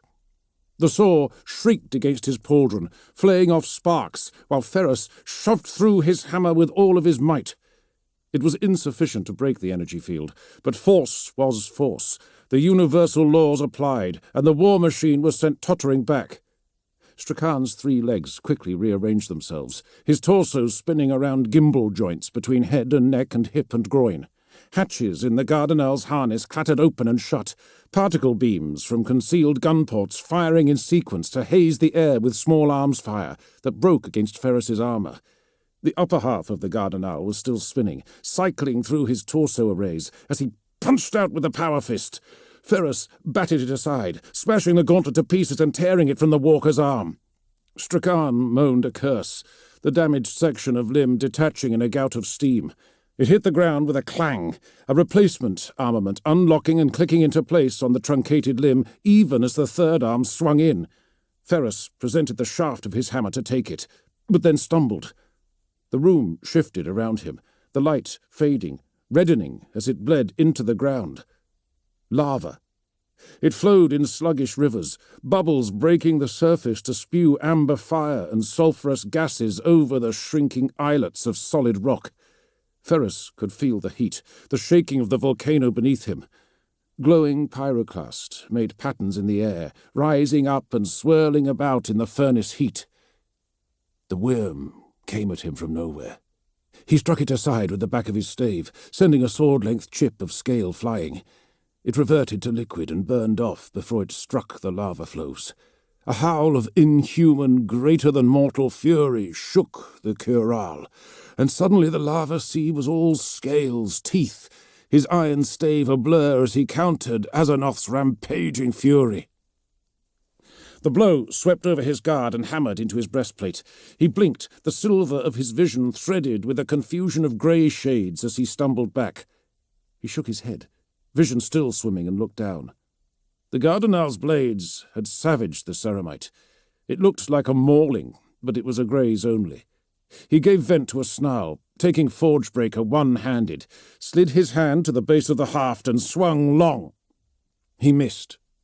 The Gardenal stepped behind his wild lunge and fired a lightning-edged spear point-blank into his gut. No words, no taunts, pure efficiency. The spear tip cracked his armour, the molecular disruption field widening the breach with a crumpling discharge that hurled Ferris Manus from his feet. He plunged through a glass cabinet, shattering it, metal raining to the ground as suspension fields failed and treasured relics from Medusa and beyond fell out of the air. Rogel Dawn stood over him, the rugged yellow of his gauntlet knuckles speckled with silver red. He glowered down on his brother, his countenance never wavering from one of stern reproach. The warriors of both legions looked on from the many tiers of the Fist of Iron's command deck with expressions of horror and, though they tried to hide it, fascination. Ferris had not intended to lose his temper, but part of him exulted that Dawn had pushed him that far, and that his brother had responded in kind. He spat blood on the baffled flooring of his bridge and clenched his fist. The remembered horror of the 10th and 7th Legions stretched to an inflection point, became a wheeze of aging pistons as Strakan leant back. Forgebreaker burned along the curve of the Gardenal's chest, and Ferris rose with it. He squeezed his forehead in his free hand, grunting in disorientation, then kicked the Gardenal in the groin assembly. An explosive counterforce rent the air between his boot and Strakan with energetic streaks of red. Ferris backed warily away. Glass splintered underfoot. A sudden pain stabbed into his head, and the chamber swirled, cabinets and murals orbiting him in their destruction, as though he were a supermassive black hole. Mountains rose. Mountains fell. The sky wheeled and changed.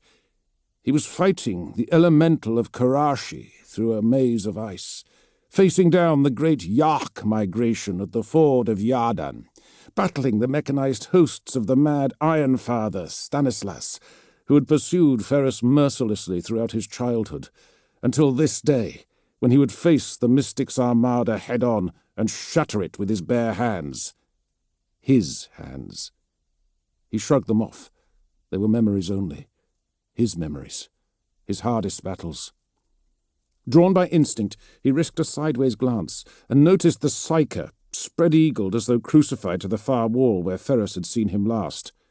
The old man was not in the fight, not physically at least, but he stared hard at Ferrus, eyes dark and bulging from his face.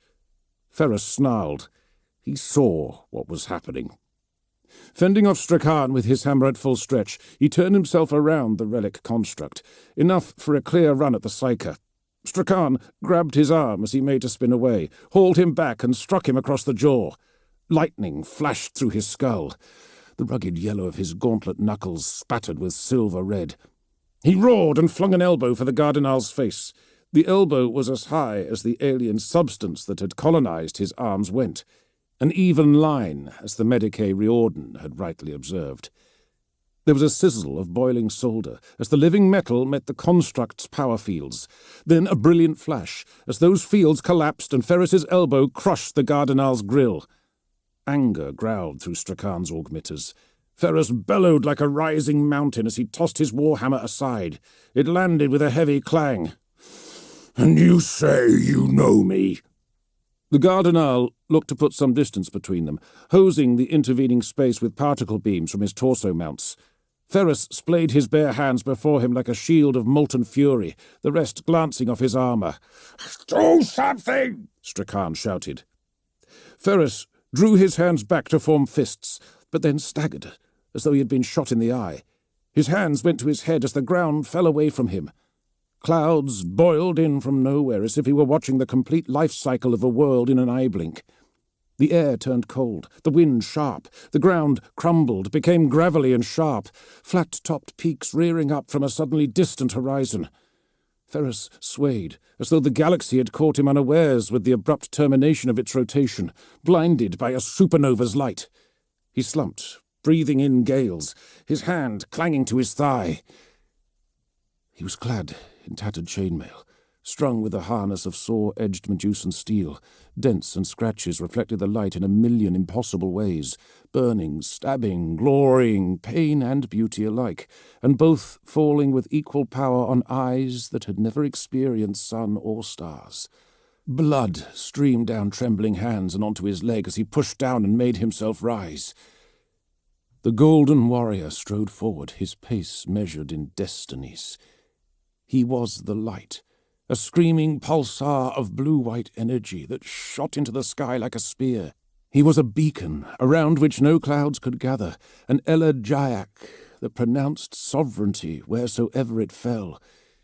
He was the most remarkable being that Ferrus Manus had ever seen or found it possible to imagine. And yet it was no angel of peace that walked towards him under the guise of man. His golden armour was fantastically ornamented, but too brilliant to be recalled or described, even by a mind such as Ferrus's, as glorious as it had been when the being had first descended from the heavens, despite its punishment at Ferrus's hands. The sword he raised to invite Ferrus to come again blazed with a fire that did not burn.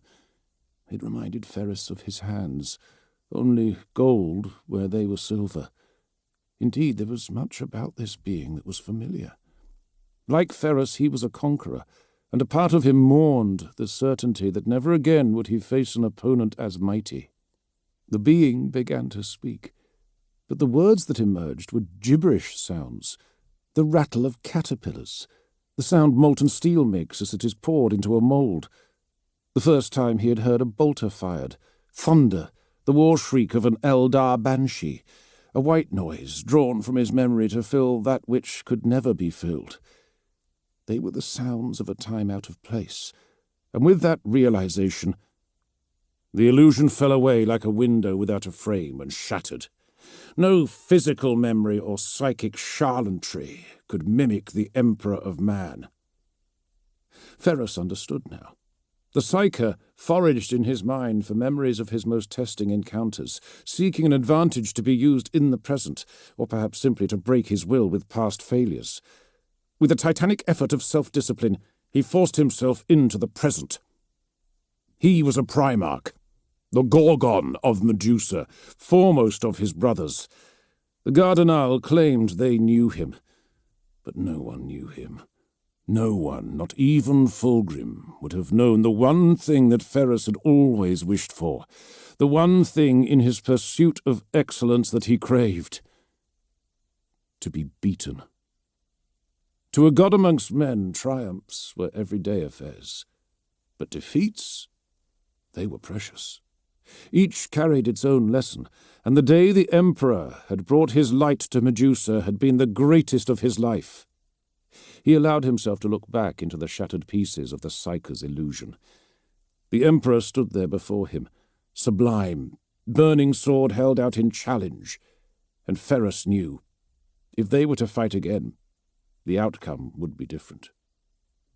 He lunged for the simulacra with both hands, blasting it back into his memory and punching through Strakan's energy field. The Psyker was howling in denial, crimson energies whining and sparking, flickering about Ferrus's wrists as though he had plunged his hands into electrified blood. He took hold of Strakan's rib-like outer frame and roared, his hands flaring to yellow and then white as they responded to his rage. The armor where he gripped blasted to smithereens and knocked the undying construct to the floor. Torn fluidics spurted, pistons wheezed, fields flickered and failed, limbs twitched. The Gardenal gave a great heave of breath, the connections around his eye sockets delivering jolts of panic. Ferrus stood over him, volcanic with wrath. The Gardenal think they can beat me. He raised a boot. No one can beat me. And stamped down on Strakan's face grill with all the power of Medusa unleashed. Decker slid down the wall. All he could do to keep the psychic feedback from detonating his brain from within. He groaned, head in his hands. Impossible. Impossible that his attack could be repulsed by a non-psyker. Impossible that the greatest warrior of the Gardenal could be defeated. Impossible. And yet it was happening. Groggily, he opened his eyes, his vision pressed in by black rings and filled with a glowing sleet, a psychic afterglow of sorts. Punishment for getting too close and staring too long into something so bright. He saw the Primarch drag his foot from the ruin of High Lord Strakan's helm, biomechanic vitae spurting over his boot. The relic suit jerked, then a leg, then one claw of a blade, then nothing at all. The status lights dimmed. An inappropriate smirk grew across the throbbing ache that had become Decker's face. It was not funny. Strakan was dead. Ven was dead. The consulate was rubble. Everyone he had ever known, worked for, or with, was dead. His descendants were dead, or soon would be. His gene line terminated. He knew it was not funny, and yet he could not help but rejoice at having outlasted them all. And he was not dead yet. Ferrus Manners bent to collect his hammer from the wreckage, and Decker sighed to watch the living metal of his hand lap around the grip of the mighty weapon. And to think that he had once thought Moses Trurak a giant. The Primarch began to walk towards him, hammer trailing through broken glass and discarded blades. His eyes blazed like molten silver, his face set into a mask of blood and outrage that pinned Decker in place as potently as a spear through the shoulder. What right had the Gardenal ever had to resist such a being? They had been fools, and fools always deserve to lose. I should thank you. His face couldn't support the smile any longer, and it melted from him. These last few days have been... The hammer smashed him into the wall before he could finish. When Forgebreaker was drawn out of the panel, nothing remained of Sylvan Decker but a red stain in the crater of something that had once been beautiful. Ferrus Manners took its haft in both hands and strode towards the buckled door. His brothers would see who he truly was, and it was exactly what they had all already known. He was the Gorgon, and the Gorgon knew only one way to make war.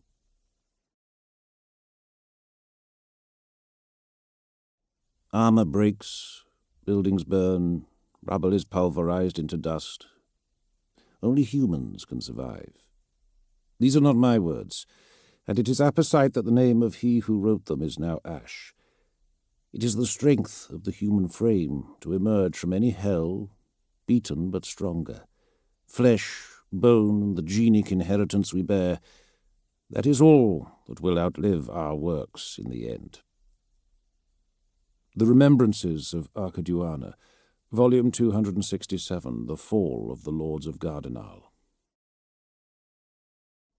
Chapter 11.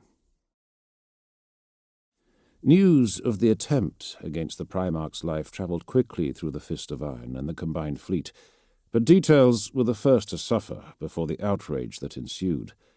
Morn was alive. Morn was dead. Morn was in medical stasis awaiting internment in one of the Averni clan's Contemptor dreadnoughts. Venerati Urien did still live. That much was known. His former captain, Gar, of Order Quari, had, to the relief of all, bellowed the news into the hall. Santar, if the slow bleed of rumour and hearsay could be believed, clung to life like a Norsey swordsman to his blade. It was said he had been the closest to the explosion. Words like miracle and machine-touched were conjuncted to rumours of his survival, though none could agree on where he now was or the gravity of his injuries. Taking all accounts at face value, left the first captain with little more than one arm, a head, and a blinding determination not to be outlived by Lord Commander Duquesne. Of the honour guard that had departed the embarkation deck for Ferrus Manus's chambers, some said 3 were dead, others said that number was closer to 10, but none could agree on whether that included Morn, Urien, or Santar. As for the Primarch himself, even rumour and hearsay only went so far. Thus the mood amongst his children in the practice hall was black. The Iron Hands did not express themselves as eloquently or as often as the Emperor's children, but they did feel. They needed an outlet, and Archiduana was happy to provide. He allowed the Averni clan veteran's flail to drone past his head. There was no warrior more tenacious than Morn. The veteran's name was Yoran. Archiduana smashed his elbow into the warrior's cheek, Timur's curved edge rising counter to turn an axe blow from his body. He survived the Battle of Locks. The axe-warrior Feldorn threw a punch with his offhand that Archiduana deflected from the vambrace of his training leathers. For what? To be slain by a subdermal explosive in a corridor of his own ship? A brief tangling of limbs saw Feldorn stumbling away. A quick follow-up and Archiduana could have finished him, but instead he skipped back as the clawed gauntlet of the 3rd Iron Hands Legionary hacked millimetres from his face. It was a lighter, unpowered version of the Lightning Claw, designed for practice use, but plenty lethal enough when employed with more anger than skill. Archiduana's feet fluttered beneath him as Esoc's partner claw slashed for him, left to right. Athenia nudged it on its way, his Charnabral sabres dancing apart, whirling together, and spinning off with new partners as they blocked a furious tirade of blows. Nothing came out of Esoc's mouth but grunts and spittle. It was not that the veteran was unskilled, far from it. He was one of the First Order's best, but he was unreasoningly angry. Cutting outwards from the middle with both blades, Archiduana batted aside the Iron Hand's claws and opened up his front. A backward somersault carried him under Yoran's flail and staggered Esoc with an uppercut delivered from the toe of his bare foot. The veteran grimaced, clicking his jaws side to side. Try that in power armour. Superior armour, superior firepower, superior numbers. Sometimes I wonder how you Iron Hands would cope with the odds stacked against you. Morn never feared the odds. Claw, axe, and flail flashed together.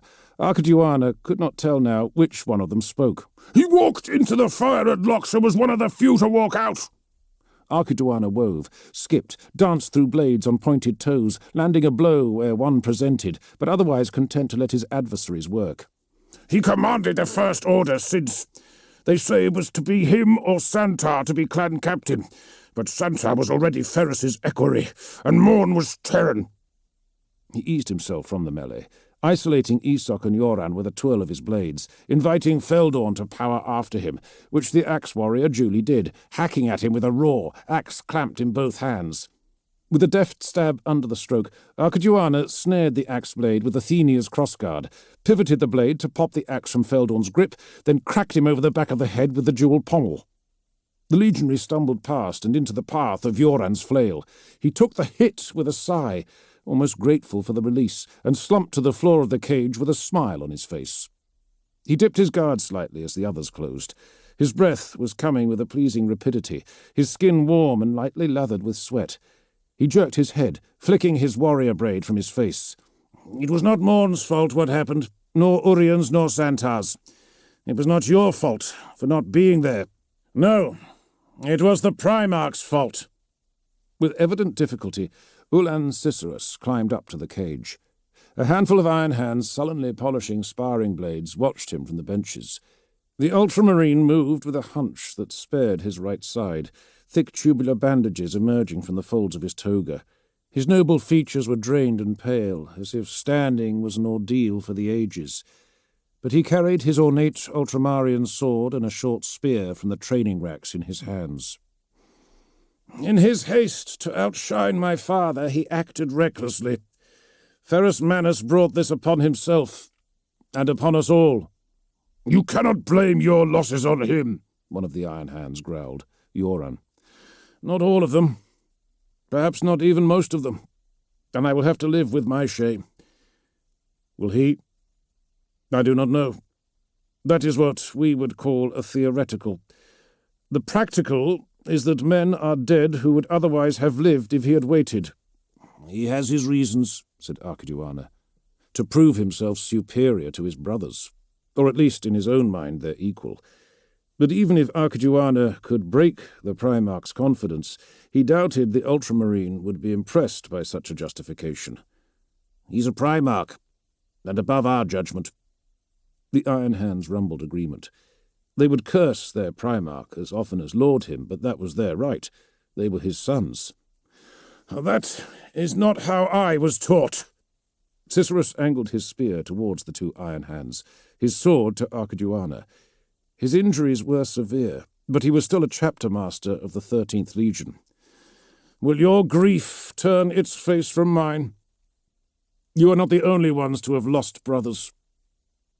The Iron Hands drew back, by unspoken consent making room for the Ultramarine to enter. He dipped his head. "My thanks," then lunged with his spear, the four warriors dissolving together like oxygen into blood in a blistering catharsis of melee.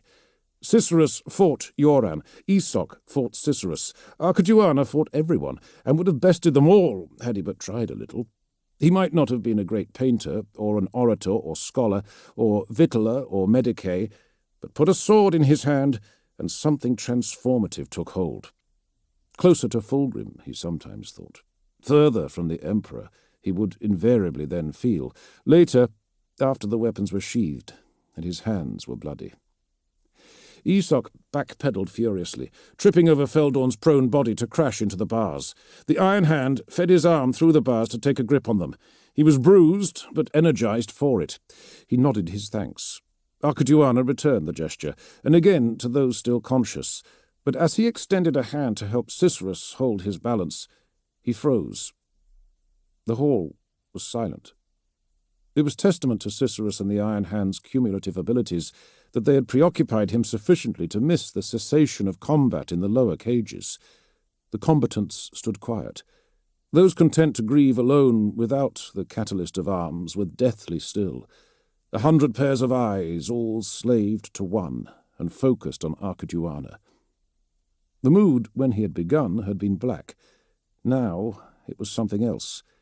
In any other company he might have called it fearful. Ferrus Manus watched him from the other side of the bars. Archiduana could almost feel the chamber being bent around him, the hopes, fears, and lives of so many drawn by his raw, neutronic charisma towards brief iridescence and death. He dropped to his knee and bowed. "My Lord Primarch, I am overjoyed." "Santar and Duquesne. Then Urien. Then Santar again." Fulgrim had a temper, and had been known to lose it, but Ferrus Manus's wrath was tectonic. "Now half a squad of my veterans. Did my brothers send you purely to humiliate me?" "My lord, he—" "Does Fulgrim appreciate your excuses?" No, Lord.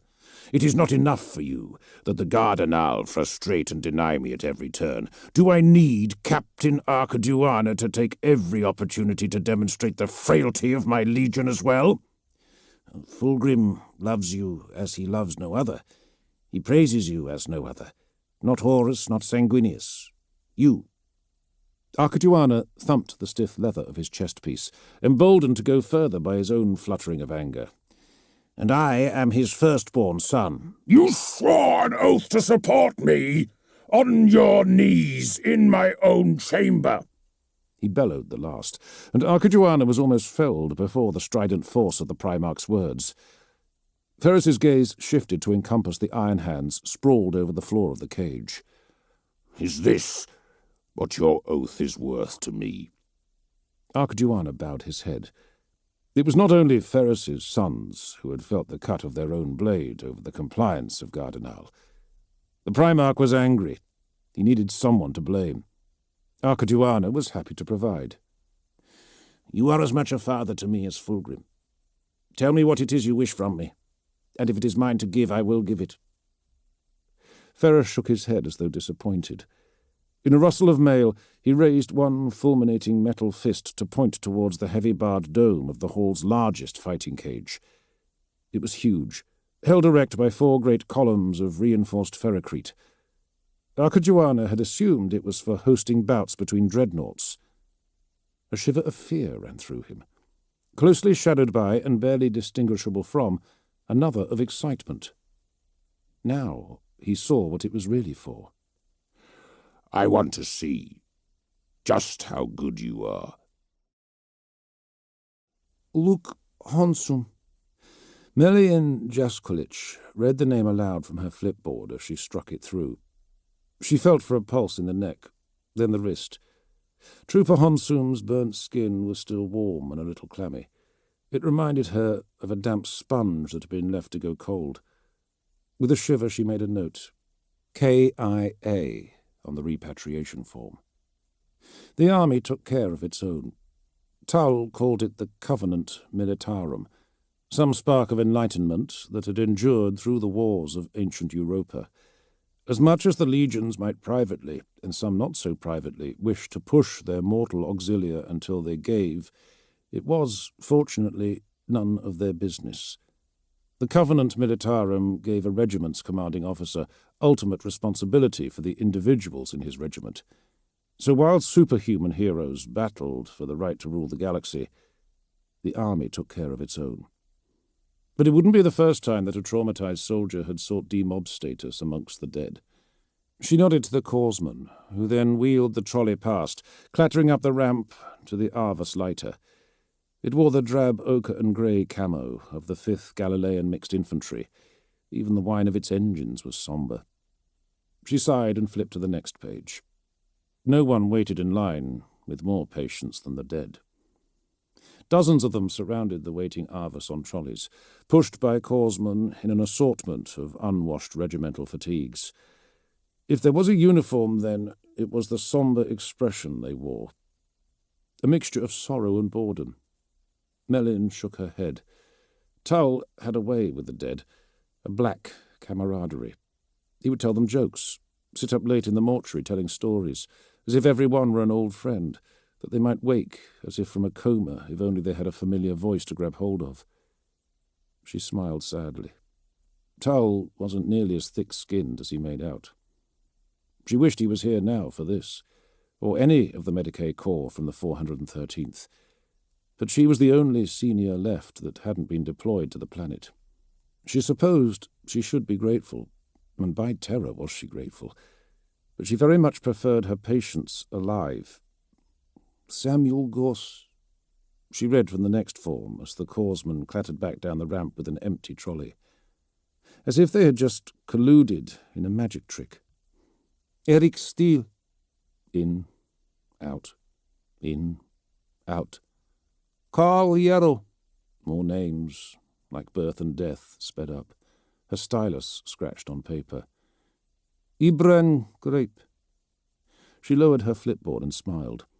The colonel beamed up at her with the disarming honesty of a man who had come to terms with the fact that his days were numbered.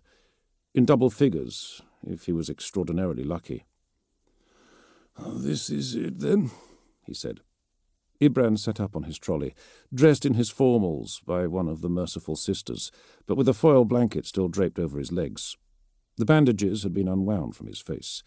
His skin looked as though it were just badly sunburned, a few pioneer melanomas freckling his cheeks. A braided dress cap effectively concealed his baldness, but there was no obscuring the loss of his eyebrows and lashes. "This is it," she replied. "Last chance." Her eyebrows arched theatrically. "Last chance to run off with me. Ganymede is quite beautiful for a hive world. It's all right anyway, I've seen worse." He gave a broad smile, his gums dark and shrunken. "And the pension for a colonel's widow isn't unrespectable." "It gets a bit less respectable split 2 ways with your wife, though, doesn't it?" She gave him a stern look. "Assuming it is only 2 ways?" Ibram's smile relaxed into something settled. "Ah, my wife. It'll be good to see her again. I wonder if they're still living in the same hab by the Nanshi Katina." "I'm sure they are." "The regiment promised they'd cover it." "I'm sure they did." Melian didn't mention that Ibran had only the slimmest of chances of returning to the Terran system outside of a stasis drawer alongside Luke, Samuel, Eric, Carl, and the others. He knew. Forcing a bright smile, she went back to her flipboard. The invalid form was a different colour to the previous. Her stylus touched the dotted line requiring her signature, imagining all of a sudden an ochre and grey world she had never seen, a Medicae who wouldn't know Ibran Greep from any other soldier being presented with a similar but differently coloured form. K-I-A. The nib bled ink. "There." She blinked quickly and smiled up at Ibran. "It's official." The colonel reached out with red and shaking fingers to take her hand, for a kiss, presumably. Such a chivalrous ass. The corsman slouched over the trolley's push handle, blew out and rolled his eyes. She extended her hand as the doors to the deck crashed in. The good-natured badinage between the invalided soldiers that had been following in behind their dead ceased. Everyone shifted in their trolleys to look back. Melian frowned towards the doors and shrank in sudden, inexplicable dread. Intep Amar of the Thousand Suns was huge in full armour, as red as freshly spilled blood and just as frightening. His unhelmed face was skeletal, cherry red, his eyes huge, an angel of death. The white headdress that hung from his iron hood twisted and fluttered as he strode towards Melian and the Arvus.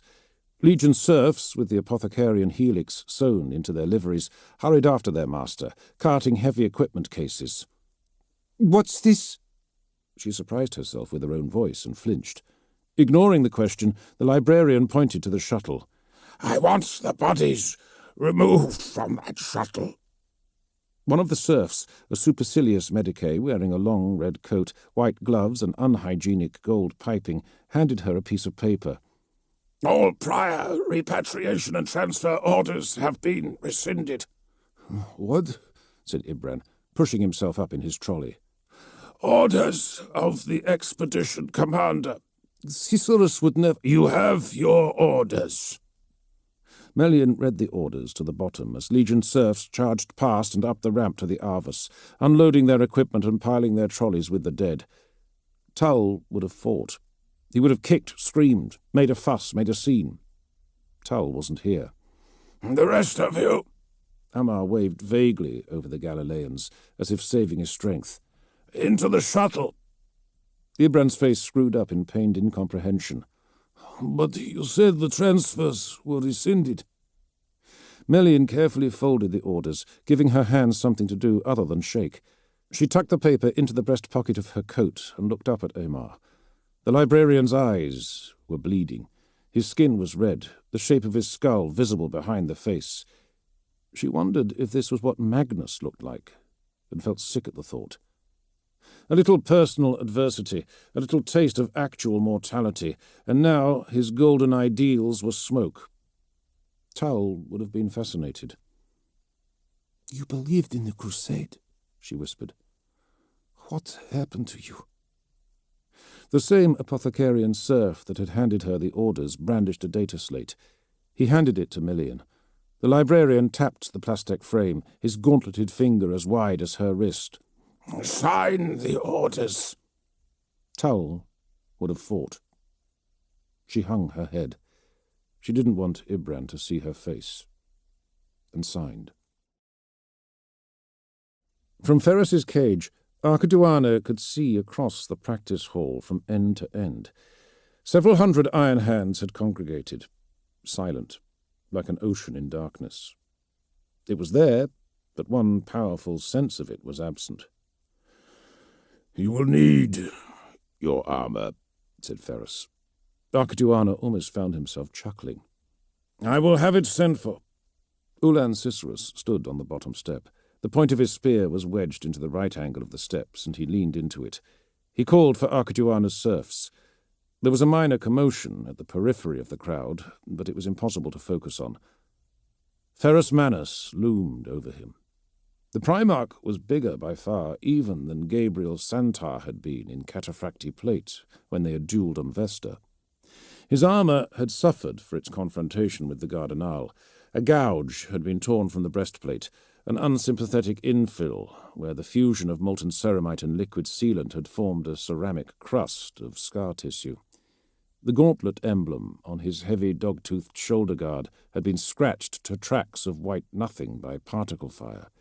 The cloak of mail that hung from his broad shoulders was torn, bent, and creased by twisted links, and whispered of its anger with a crinkling of metal. His pale, scarred face was framed by the high back of his riveted gorget, lit coldly by the reflection of its silver trim. Newer injuries furrowed into a scowl as he looked down.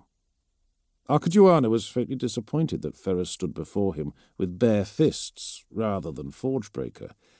To pit his swords against the hammer that his father had made would have been an honour. He chided himself. What was he thinking? He was about to face a Primarch. "I have never been able to find a challenge amongst my own sons." Ferris remained as still as a mountain as the 3rd Legion serfs clattered into the cage, pushing an arming dummy encased in Archiduana's magnificent battleplate. Piece by piece they began unbuckling his training leathers and drilling him into his war harness, ignored by the Primarch as he spoke. "Even the Legion's ancients can only match me so far. I built this cage myself for my brothers." Archiduana held out his arms while his serfs machined on plates and engaged the seals. "Then these bars could tell some stories." "Fewer than you might think. My brothers are surprisingly reluctant." Archiduana's eyebrow arched. The armourers moved to his legs. "Oh?" "Fulgrim would joke that he would die with shame were his sons to see him defeated." Ferris snorted. "Vulcan said that he did not want to hurt me." And again, looking to his clenching fist. "Me. I told him that I would make him a finer weapon than that I gifted to Fulgrim if he would try." "And?" "And these bars have few stories to tell." "But not none." Ferris's eyes glinted like daggers. His smile did not blunt their edge. "I am honoured, Lord." The armourers pulled and prodded at Archiduana's seals. Satisfied with their work, the ranking serf approached with his helmet. Archiduana waved him away. He was about to fight a Primarch, and he intended to savour it. "I do you no honour." "I know." "Your birth father fought the Emperor." "He did." "My brother speaks highly of you." "I know." "He says you have no equal." Archiduana shrugged, but felt a tingle of pride. Not so much in the fact as that it had been spoken by a Primarch. "The Emperor's children boast many fine swordsmen. Ravash Cario has the potential to be great, and there is a brilliant young legionary in 2nd Company called Lucius who may yet reach my standard, if he can tear his face from the mirror." "But they are not you." "They are not me." "I know how that feels." Archiduana pivoted around the waist, made some practice punches, testing the armourer's work. The power servos whined as he drew Timur and Athenia. The serfs had rebelted his scabbards over his power armour, and the two Shanabral sabres emerged from their silks with the most expectant of sighs. An unmodified mortal at the farthest part of the hall would have felt it. Ferris's eyes flickered with self-hatred. Begin. The anarchy of a war zone had nothing compared to a launch bay in the grip of pre-flight. Aircraft howled, slurped promethium from hoses that lay in tangles along the deck, chewed on ammo belts as they were fed into the huge riveted hoppers of autocannon and heavy bolters. Aircraft never looked more imposing than they did up close on the ground. 10th Legion serfs crisscrossed, skipping over the knotted tangle of rubber fuel lines and ducking under protruding wings. Servitors pushed trolleys laden with missiles. Helmeted logisticians, with spatial sorting matrices appended to their flesh brains, waved fluorescent paddles. Magnetic cranes, guided by machine intelligence and algorithmic wafer, descended from the hex grid of overhead rails, maneuvering aircraft into mag slings in prepared formation. It was coldly efficient. Perfect. The open launch bay doors shimmered with the blue of a coherence field under assault by atmospheric pressure. The void beyond was shifted to the blue end of the spectrum, the stars hidden by the light of it, analogous to a daylit sky on a virginal world. But the bald grey hemisphere of Gardenal was too huge to be filtered by a little light. It was not the world's fault that it was ugly, but the sight of it offended Ortan Vertinus just the same. He pitied its people, forced to dwell on such a drab orb. Even Chemos, an exhausted desert of hollowed mountains and drained seas, had possessed bright spots, oases where beauty lingered. But not this place, this homogeneous morass of rockcrete and plasteel and human subordination. "Where are you taking us?" said Palaiologos. Edoran, Tyro, and Seca crowded in behind him, where they would not find themselves in the path of a draft servitor. They were all dressed in their flight armour, looking around in horrified fascination at the almost sorcerous autonomy of the lifting cranes and the hideously but effectively altered crew serfs. Palaiologos raised his voice as the machine-driven cart carrying a repair detail growled past. "We need to prepare for launch." "It's a surprise." "We lost a pilot. I will not be shown up a second time." "We won't." Vertinus put his hands on the wing commander's shoulders and turned him towards a squadron of 5 broad-nosed, thick-bodied heavy fighters sitting on their landing gears. Their hull armour was black, trimmed with silver and with white streaks from the harsh overhead lighting, war paint that shifted depending on position and mood. The underslung missile pods were so heavy they seemed to drag the wings into a downward slant, and the belly of the craft to the deck. The tail fins spiked upwards from the rear end of the craft, a brutalist, functional sheet of black metal. He sighed, hands on hips as he admired the lead craft. She was a pugilist. Her scars only enhanced her fierceness. Her broken bones only made her tougher. Good looks were for onlookers. What could be more beautiful in battle than taking all your enemy could throw, seeing that in his eyes, in the split second before he was annihilated by your guns? What indeed? Then with the losers let it sympathize, for nothing can seem foul to those that win, as the Shakespeare had said. "Primaris lightnings," Palaiologos breathed. "They were damaged prior to Vesta. Their pilots were assigned other roles for the war games, and so were left behind with the bulk of the 52nd. Edoran frowned at the inelegant aircraft, unconvinced. "They are greatly favoured by the Mechanicum," said Tyro. So are red robes," Edoran snapped back. "They are perfect," Palaiologos announced. Vertinus dipped his head. "The Gardenal no longer has an aeronautica to speak of. There is no need for an interceptor squadron, and—" "Hush, brother." Palaiologos emphasized the command with a wave of his hand. "Do not oil your words with practicalities like an iron hand would his war gear. We will fly them for Moses, and carry our wing brother with us in spirit by riding in the machines he loved best." Vertinus smiled, but said nothing. Their brothers nodded in understanding. Palaiologos laid a hand on the nose of the lead aircraft. "Purple Sun. We will honor him in our way, by doing our utmost to surpass his every achievement." The legionaries embraced, a circle of 5, a 6th in spirit. When they separated, they were 5 again, hurrying for their fighters. Ferrus Manus attacked before the command to begin had left his mouth. Given his Goliath physique, his speed was staggering. A lesser duelist than Archiduana would have been pulverized on the spot, and even he was forced into an admiring gasp as the smouldering metal fist thundered past his eyes.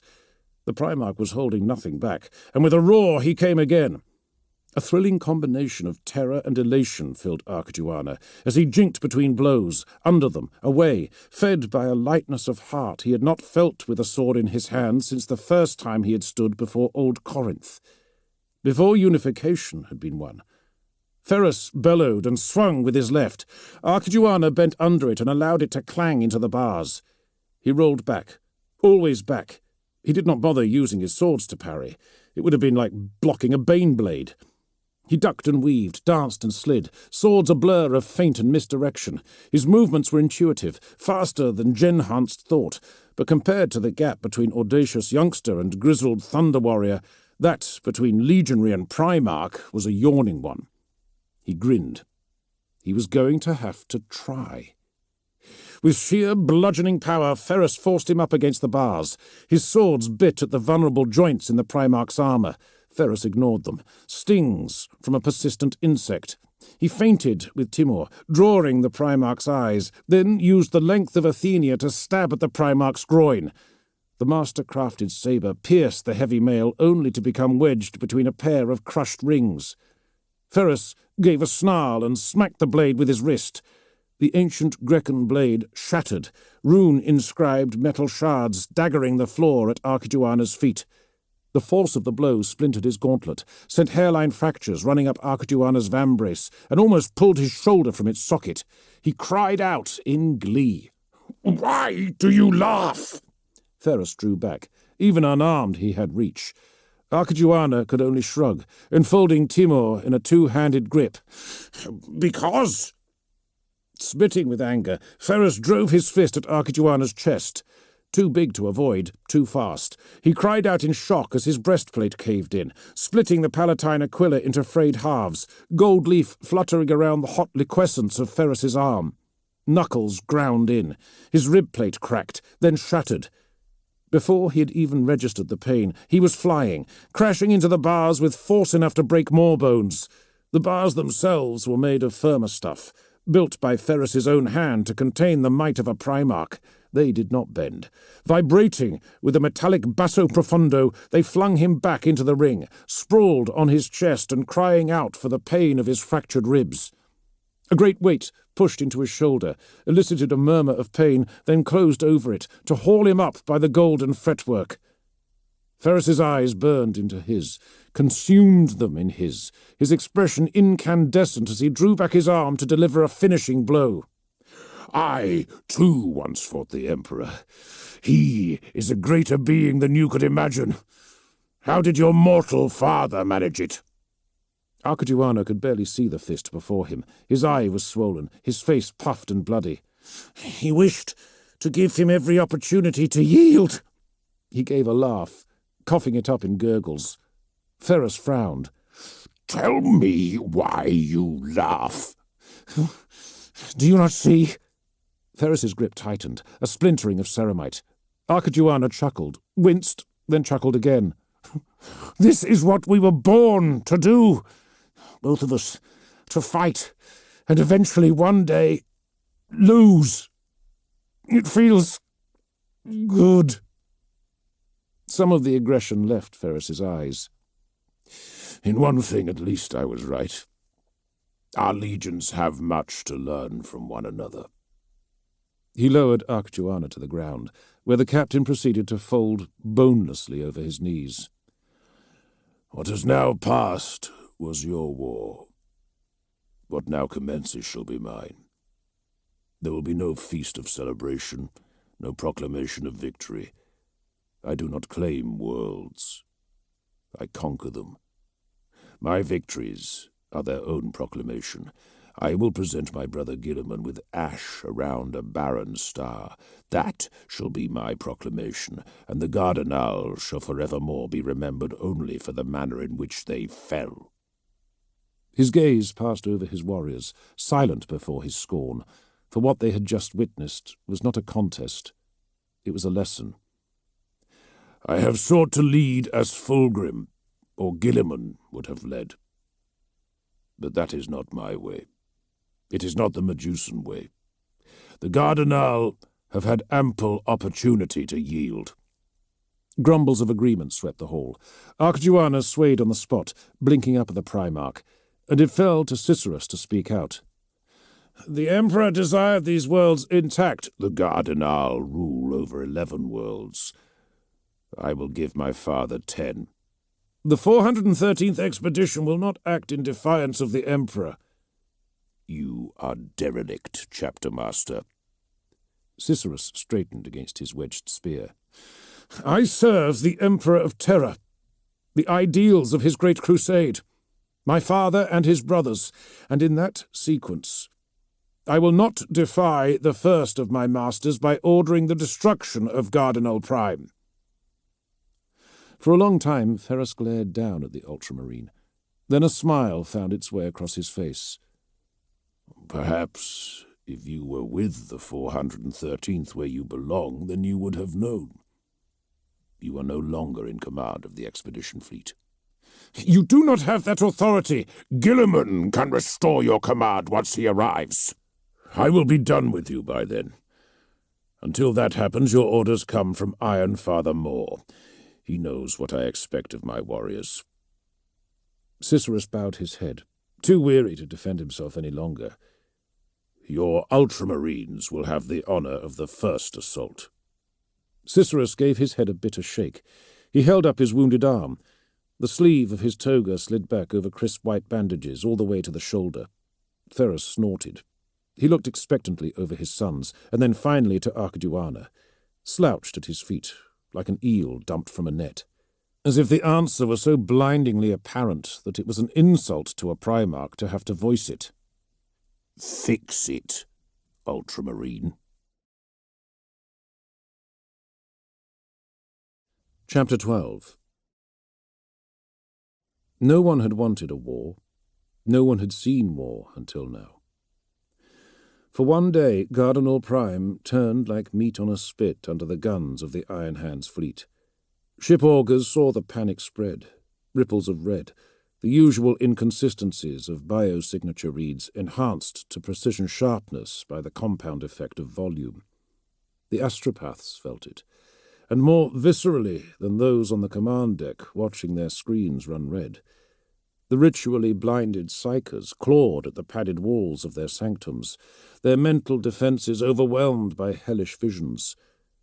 The earth split. The sky fell. Billions screamed into the night. But there would be no keeping ahead of this storm. The warships of the Iron Tenth did not move. There was no need. The planet obliged, presenting new targets for obliteration as quickly as they could reload and recharge. Lance strikes demolished hab towers and militia fortresses without distinction.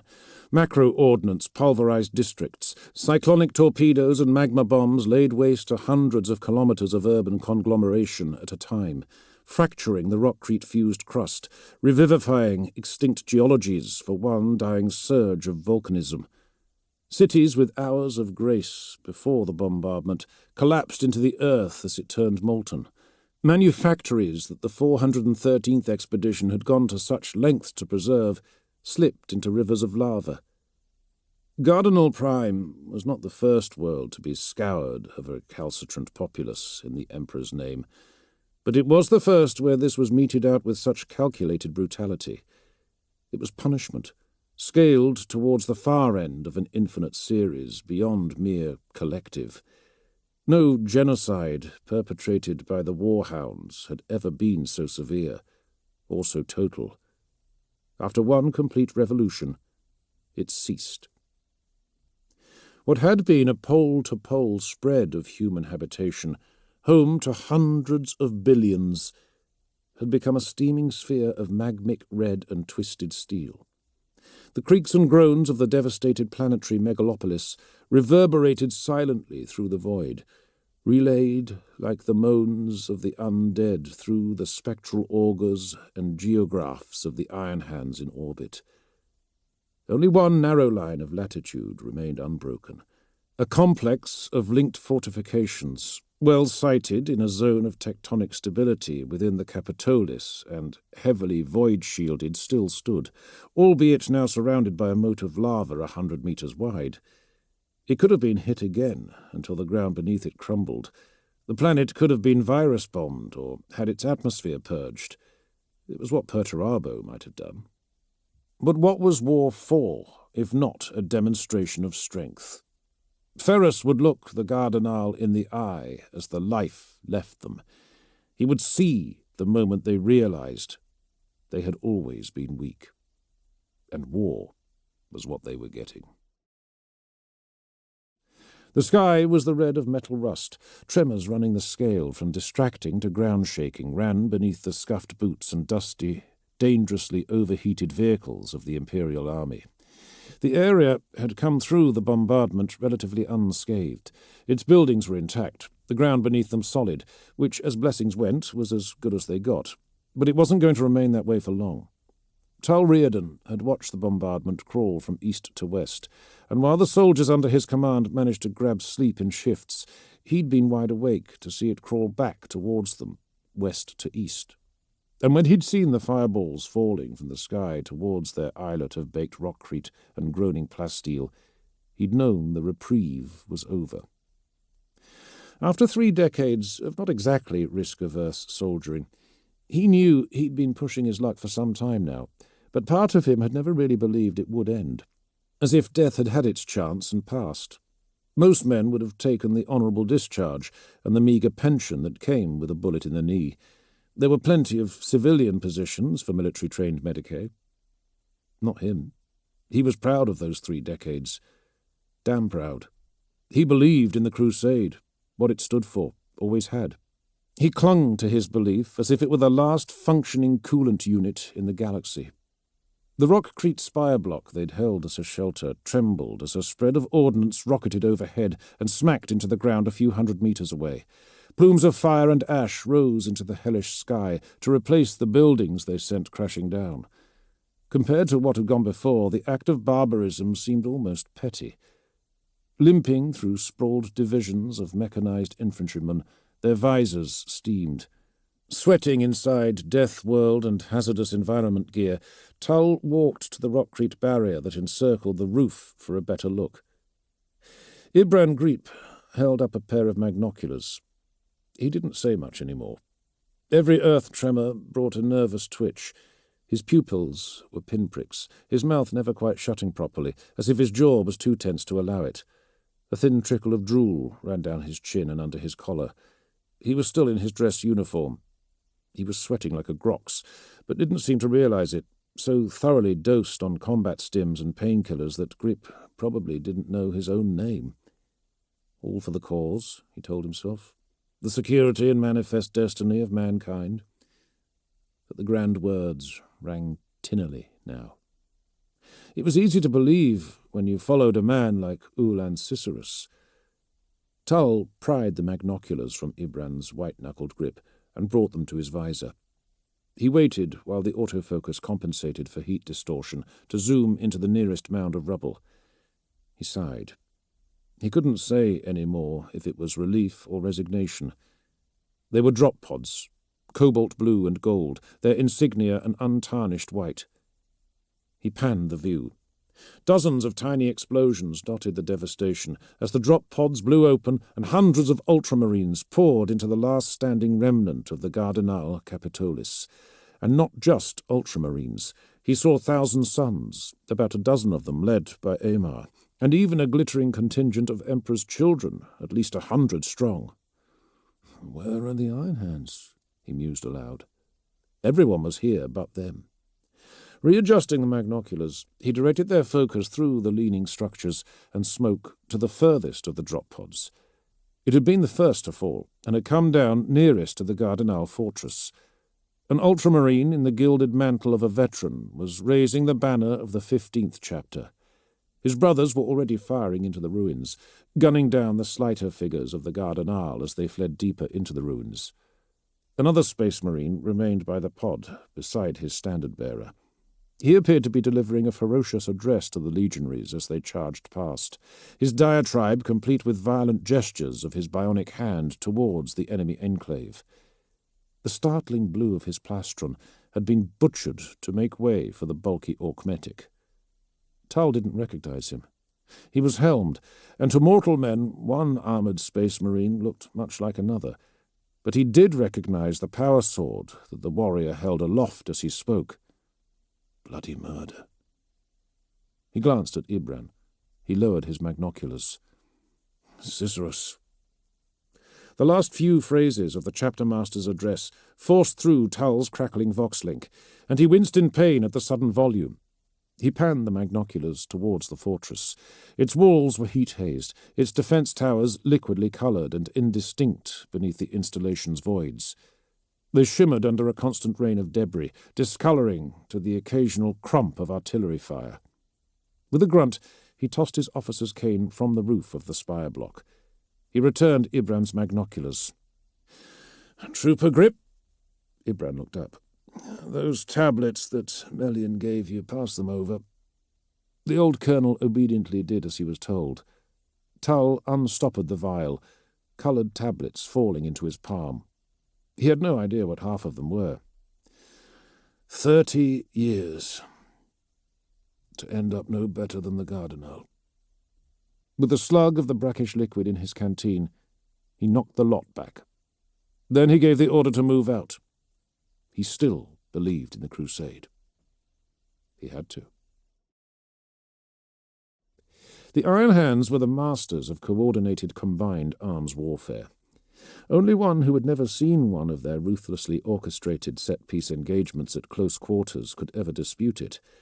The commander of any other force would have ordered their artillery to cease bombardment the moment that ground forces came within reach of the walls, but the 10th Legion artillerymen knew their guns. They knew how far minimum safe distance could be pushed.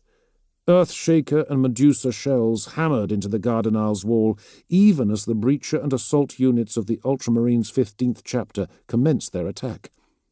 After 3 hours and 16 minutes of relentless bombardment, as the Imperial onslaught drove the numerically superior Gardenal force from their perimeter defences, there was barely a wall left. The Primaris Lightning's purple sun jinked through the rain of heavy ordnance. The shells were too small to be picked up on Auspex, the guidance systems, even of the Scorpius rockets, too basic to alert the aircraft systems to the danger. Orton Vertinus flew by touch and instinct, every sense exhilarated by the narrowing separation between him and his mortality to the width of a single mistake. Black smoke buffeted the canopy, and he braced, ready for the intake alarms. But the Primaris Lightning was as rugged a piece of kit as had ever been given wings and an engine. A second later the smoke cleared. Below him, the purple of 2nd Company moved through the rubble behind the Ultramarines' assault. They matched their pace to the Imperial army. The regiment's transports and heavy armour rolled alongside. Vertinus tipped his wing in salute as he flashed across Solomon Demeter's rippling standard. "I envy them the chance to stretch their legs," voxed Tyro. The Primaris Lightning was a thirsty machine, but its tanks were massive. Tyro had started complaining of sores, stiff muscles, and claustrophobia after about 30 minutes. "You say that now. I imagine it looks rather less sunny down there. Well, you take what you can make of it, brother." Vertinus chuckled. "Edoran Seca, you are veering—" Palilinus's perfect tones grizzled through the dashboard vox. "Chapter Master Cicerus has called in an infantry battalion breaking off towards secondary positions. 16 degrees starboard, close formation and follow me." Confirmations clicked across the frequency. The Wing Commander's strike fighter broke to starboard, followed after a brief interval by Edoran and Seca. Vertinus glanced aside to where Tyro matched course and speed perfectly. "Ready for a little target practice?" "Only a little." Vertinus opened up the throttle. His engines roared as they flooded the machine with power, forward thrust coming up against the angle of his ailerons to push down his starboard wing and into a hard turn. He howled like a maniac as he descended, G-force widening his grin into a rictus. Nearer to the ground, the smoke thinned. Rockcrete rushed towards him, bodies in dark grey body armour scattered. Snapshots pattered his armour. By the Primarch, Moses had been right. The Primaris lightning was a beast. He pulled back on the centre stick, running parallel to the ground at 3 times the speed of sound, then opened fire. Las cannons and multi-lasers ripped through the mass of soldiers as they tried to flee, the survivors flattened by his sonic boom as he thundered through. He broke off, dumping speed, looping back over the soldiers he had not yet killed. He tried not to think of the enemy as men. He reached for the flick switch to open his bomb pods. He almost hesitated. A rain of phosphex cluster-bombed the area. "Orta, status," foxed Paleolinus. Vertinis's strike fighter wobbled as it climbed, the thermal eddies of 1,000 incinerated human beings upsetting his wings. It was as if he were running over their bodies in a truck. Suddenly all sense of pleasure departed, and in its absence left him sickened. "A perfect run, brother," he said, pointedly refusing to look back. "The Primarch will be overjoyed." The firebrands of Legio Atarus were a force of ill repute. A product of the brief conflict between the Phaeton Forge World and Mars, the imperious war machines were intemperate, considered by the Collegia Titanica to be unlucky, and aggressively predisposed against any stratagem that did not demand wholesale devastation and a long leash. Ulan Cicerus had called on their firepower only once, a last desperate throw of the dice as the chapter-master's first attempt at pacifying the Gardenal had turned sour. In Ferrus Manus and Iron Lord Ortec Moore, they had commanders more suited to their way of war. With a wrathful shout blaring through its war horn, the Reaver Titan, Bellum Sacrum, led the snarling remnants of the Demi-Legio to the slaughter. It took a phenomenal body of men to slow down the Legiones Astartes. Give the Gardenal their due, they were capable of fielding a phenomenal body of men. Cicerus had been right. The Gardenal war machine would have been an incalculable asset to the Great Crusade. Pity, then, that it had become Amadeus Duquesne's job to destroy it. He roared as he laid into the Gardenal with axe and bolter. His helm augmitters amplified the war cry to a stunning volume, but even he barely heard it. Men screamed, weapons roared, armour whirred and clanged and fizzled sparks, power fields spasmed. Flash grenades popped like strings of firecrackers. Bellum Sacrum sounded her war horn, a long sonorous blast that brought a severely compromised gun tower crashing down in a cascade of rubble and sharply muted screams. Aircraft nipped through the grey plume. A fire raptor, silver edge trims flickering with the ferocity of the firefight below, swooped in, strafing the packed ranks of light infantry with twin streams of shot.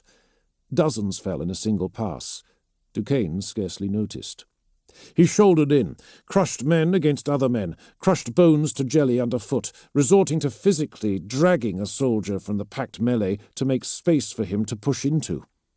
The Gardenal's visor was cracked and flecked with spittle. His expression was a mask of abhorrence, twisted by a cocktail of conditioning and drugs.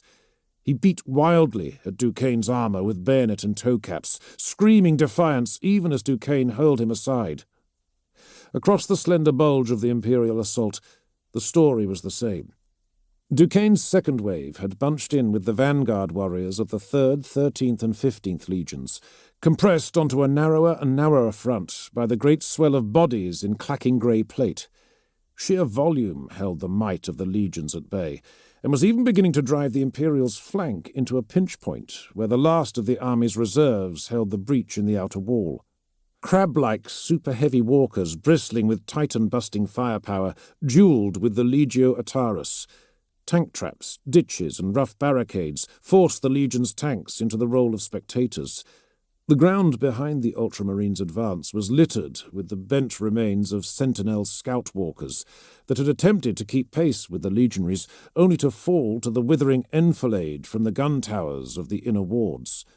Only a handful of dreadnoughts had made it to the front, towering bulwarks of plasteel and ceramite, from which men and bits of men, torn apart, bullet-riddled and aflame, would periodically be thrown into the air. Between sprays of blood and the progressive splintering of his face shield, he marked unit types and formations he had not seen so far. Brutish cybernetica, their dull red armour inscribed with proto-Gothic runic script, trike vehicles mounting devastating anti-armour weapons, soldiers with hieroglyphic electus on their bald heads, surrounded by muttering dwarf familiars and hypnotic auras. He turned his head towards a barely audible crack, just in time to be caught by the blood spraying from Rab Tannen's faceplate. He roared, smearing the blood from his lenses with the scrap of banner he had wound about his forearm. Duquesne's armour was scarred, pitted, scratched, degraded by relentless punishment to the point that even a stray baton round to the head would be potentially deadly. Hardly the way he would want to be found. Turning his grief into a howl of fury, he grabbed a Gardenal soldier by the face, crushed his skull with the barest application of force, and drove his twitching corpse like a riot shield into the press. "Live forever in glory! For the Primarch!" His warriors rallied to him, answering his call with cries of their own. "I'd say the storm is damn well raised, lad." Duquesne turned to Cafen, but Cafen wasn't there.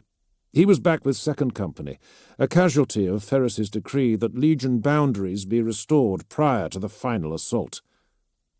Duquesne missed him, now that he was gone. With the last stalwarts of the Gardenal fully engaged by the might of 4 legions and the god-machines of the Legio Atarus, Ferrus Manus delivered one final demonstration of contempt. It was overkill of the highest order, but the compliance of Gardenal Prime had ceased to be a military operation and had become an object political lesson. Not for the Gardenal, of course. Their last chance to draw anything from their first reunion with the Imperium of Man had expired with the arrival of Ferrus Manus. It was for everyone else. At his voxed command, one bright speck in the firmament of Gardenal swelled, bleaching the sky of its neighbours with the light of a supernova. It was Fist of Iron, shining over Gardenal Prime like a newly kindled sun, in the split second before the sky above the fortress exploded into the indigos and violets of void shield discharge and aggressively blue-shafted lance beams.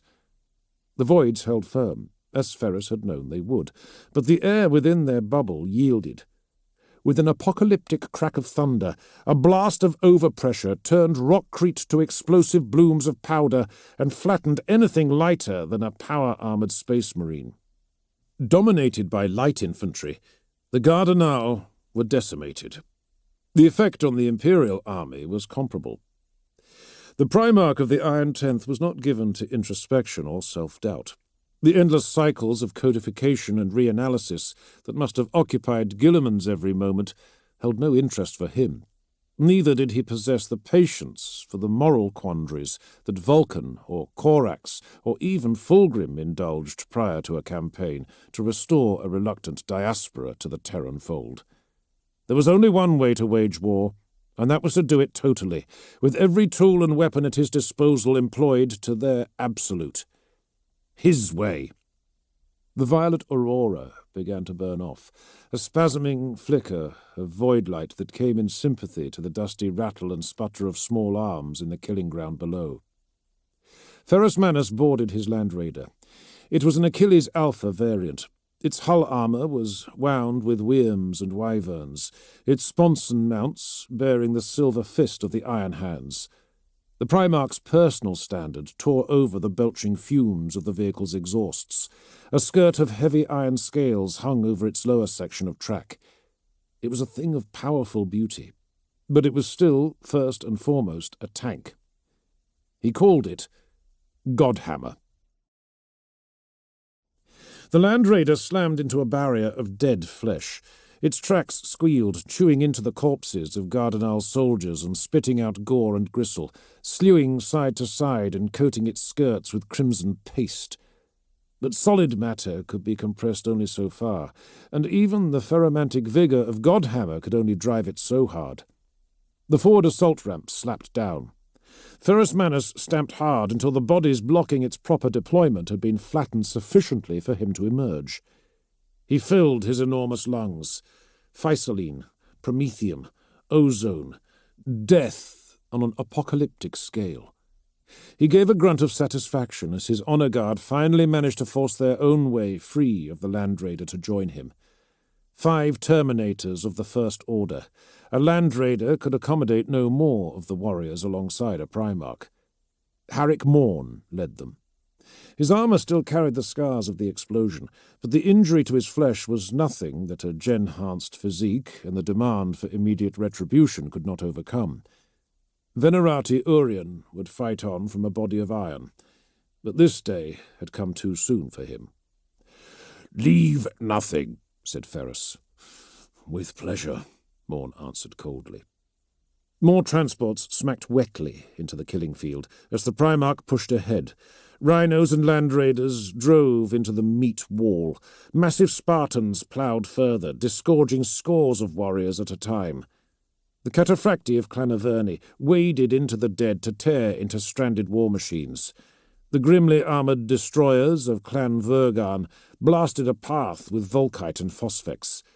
The two clans' bitter rivalry and recent history were shackled by their common fury over the fate of Venerati Urien, and by the driving spear-tip of their Primarch. And the Gardenal could not stand before it.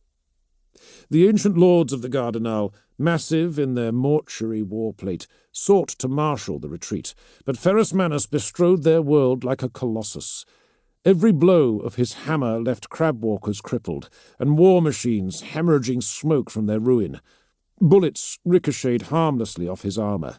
Beams bent and blades turned against his flesh. Men died unnamed and uncounted. He was war. War at its most brutal. No voice cheered him, for few welcomed the coming of war. But his towering presence drew vigour from the spent muscles of his allies, and tore down the fog of evolutionary selection and drugs that had blinded the Gardenal to fear.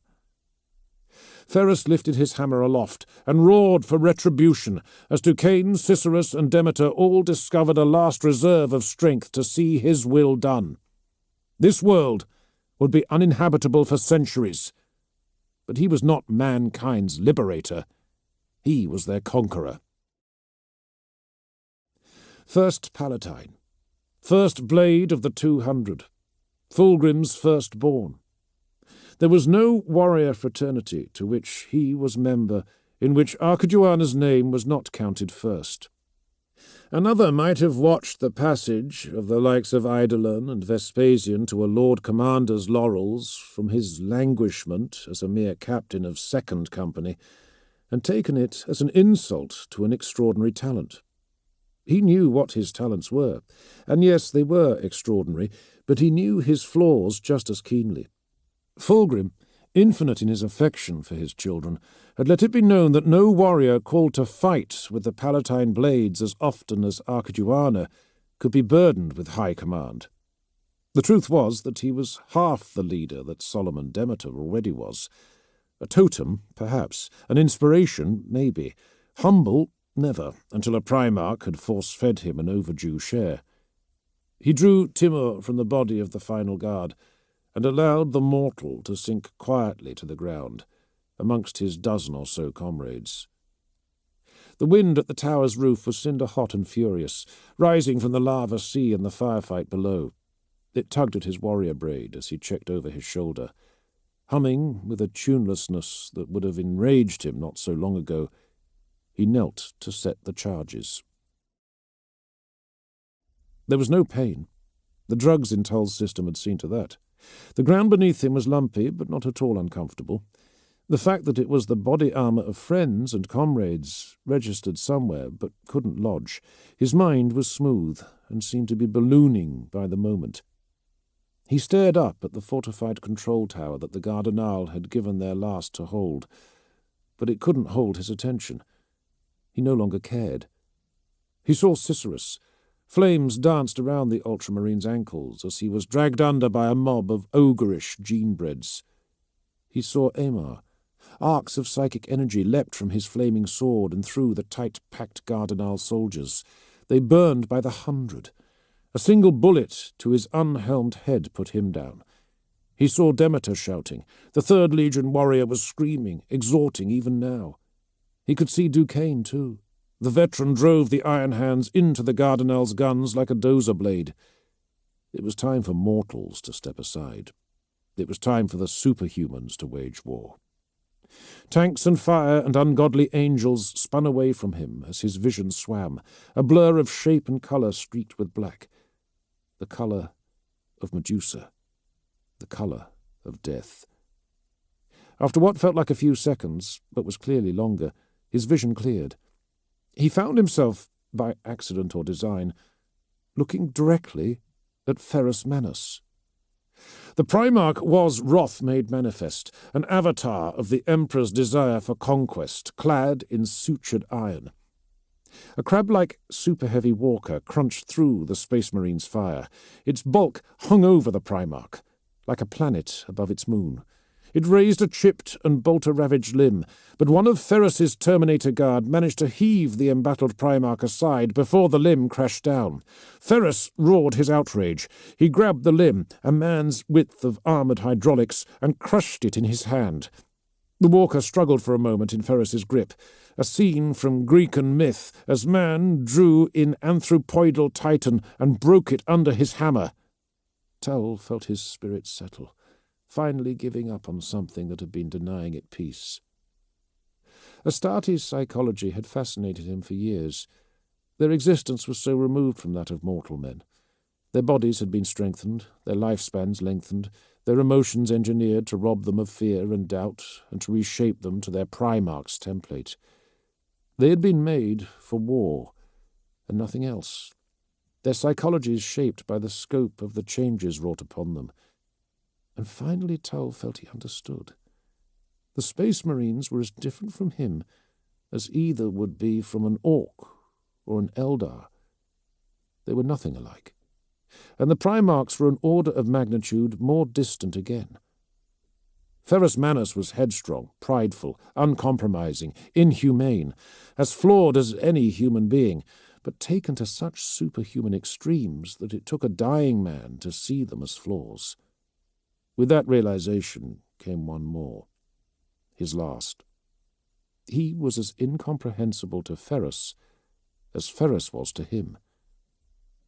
It wasn't a reassuring thought, but he still believed. He had to.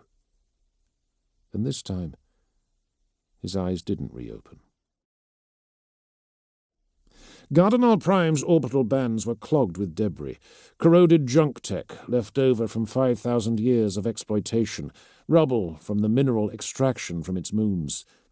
The field had oriented over the millennia into a nascent ring system, aligned to the planet's magnetic field and rotation, the entire region of supraorbital debris saturated with radiation. The fleet augurs of the 52nd and the 413th, and of the Aspect Voyager, the rogue trader vessel that had rediscovered the Gardenal system for the Imperium in 858.M30, had all detected the emissions, extrapolated the decay rate, and come to the same conclusion, that the radiation was the trace residual from the atomic devices used to crack open the planet's exhausted satellites about 1,600 years before. They were all half right. In response to the unanimous code approvals of the last lords of the Gardenal, a ring of low orbital platforms came sluggishly to life.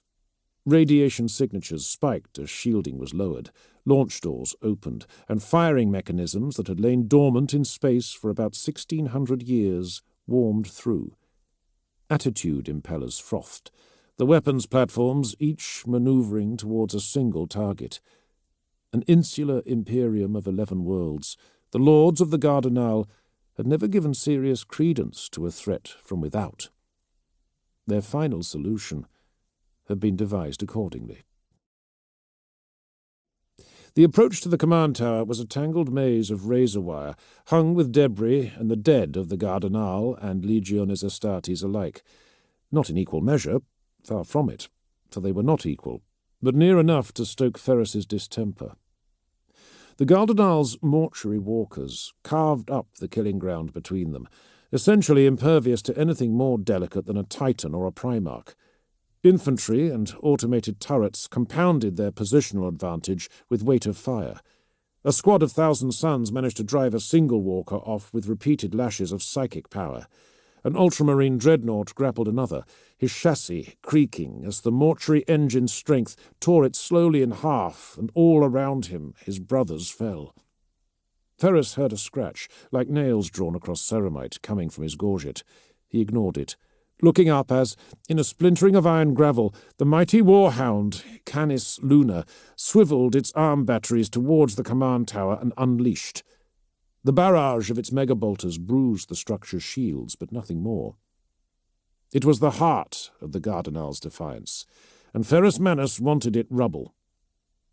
He made to establish a vox-link to the firebrand's princeps, only then being forced to attend to the insistent scratch from the vox pearl under his gorget. He activated it with a grunt. "My lord!" The voice was Shipmaster Larix, a note of anxiety to it that Ferris had never associated with the Fist of Iron's mortal caretaker. The sounds of panicked command operations piggybacked the line. "We're picking up a number of orbital signatures targeting your coordinates." Destroy them. Ferris lowered his hammer and allowed his Terminator guard to push ahead. Above them, Canis Luna hungrily reloaded, gorging on ammo belts as though they were raw meat and spattering the iron hands with spent casings. "Escorts are moving to intercept, Lord, but we can't acquire accurate solutions in the radiation field, and we can't maneuver capital ships into the rings. I've ordered fighters recalled, but there's no time to refuel or rearm, and, my lord, I think—" How many weapons? Silence for a moment. "It's going to make what hit the 413th look like a warning shot." With the fastidiousness and speed of a Primarch, Ferris took stock. Bolts and beamers made a deadly crisscross of the air. The Legiones Astartes drove into it yet, spearheaded by the might of the 10th Legion, every metre gained drawing more doggedness and resolve from the taking than the last. It was brutally hot. The older Mark power armors were beginning to whine and even seize with the radiation. The molecular disruption fields of power weapons sizzled constantly. The command tower was the heart of the Gardenal's defiance. That much was plain.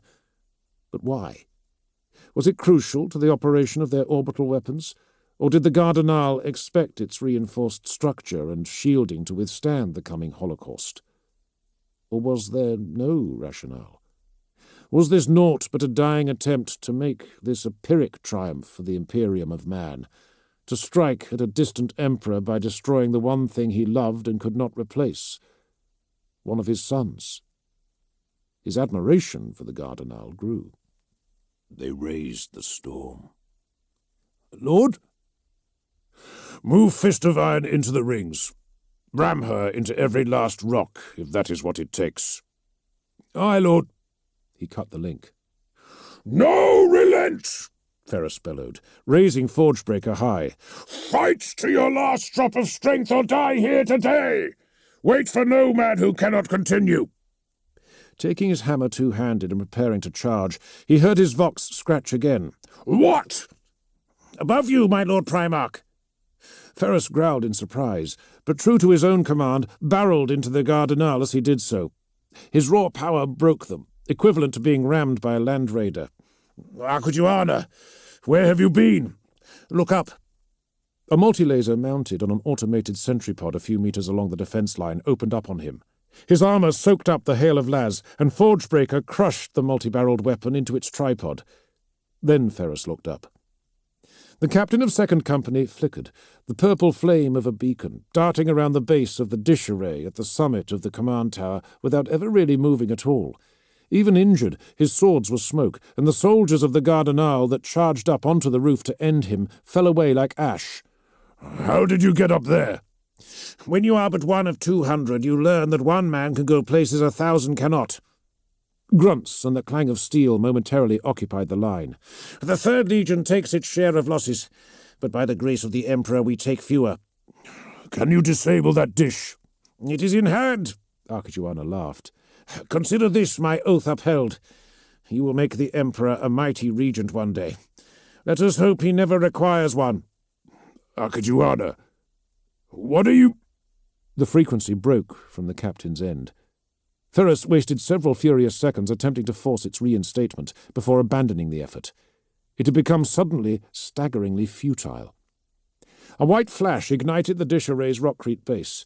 It was barely noticeable, little more than a spark, but it set off a shockwave that rippled through the dish, disintegrating metal and rockcrete as it went.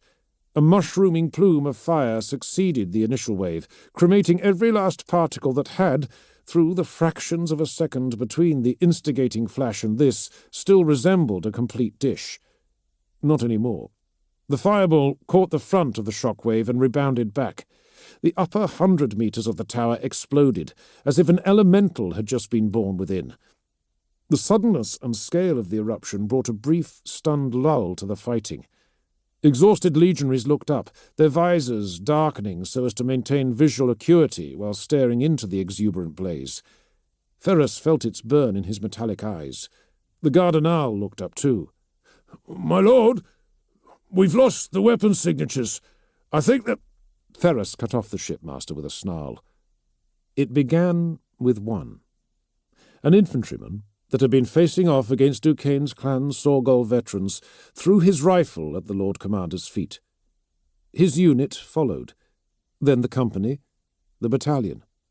By the time the clatter of falling rifles had reached the guns of the sentry posts and the crew of the battered Cardinal war machines, it was a wave that could not be resisted.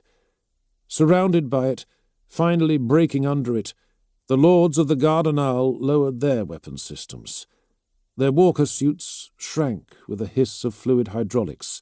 Their shields sputtered out. Covering his eyes with his hand, Ferrus dug fingers into his temples and growled.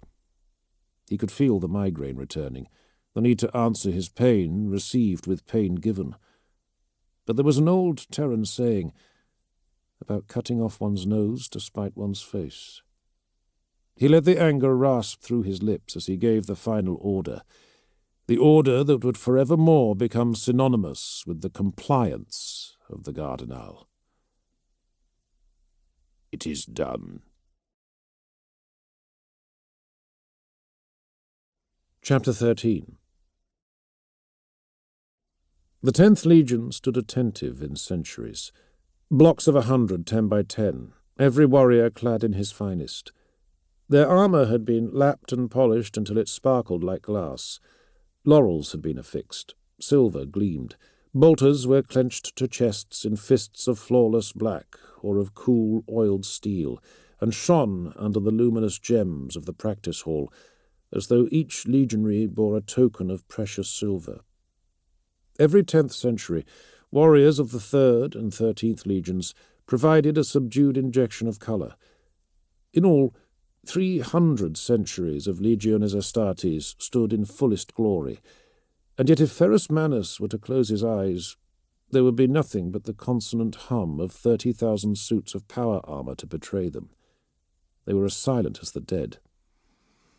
"I am imperfect," he murmured, voice too low for the ears of any but a Primarch to hear. "What is that, brother?" Fulgrim had come draped in sombre finery, the purple of his magnificent ceremonial plate muted with matte lacquers and sanative oils. "It is unlike you to be maudlin." Ferrus grunted as the great doors at the distant end of the hall were hauled aside with minimal fanfare. A procession of grim armoured figures marched through, their heads bared as a final mark of respect. Iron hands predominated, but there were Emperor's children, ultramarines, and even one of the surviving 1,000 sons amongst their number. They bore a bier between them. On it lay 3 leaden caskets. Fulgrim followed his gaze. "Do you believe that even the first expedition fleet never suffers a casualty?" Ferrus said nothing. With eyes of restless silver, he watched as the caskets passed the observant sentries, towards the dais that had been erected for the Primarchs to commemorate their children's sacrifice. "The Cardinals surrendered, did they not?"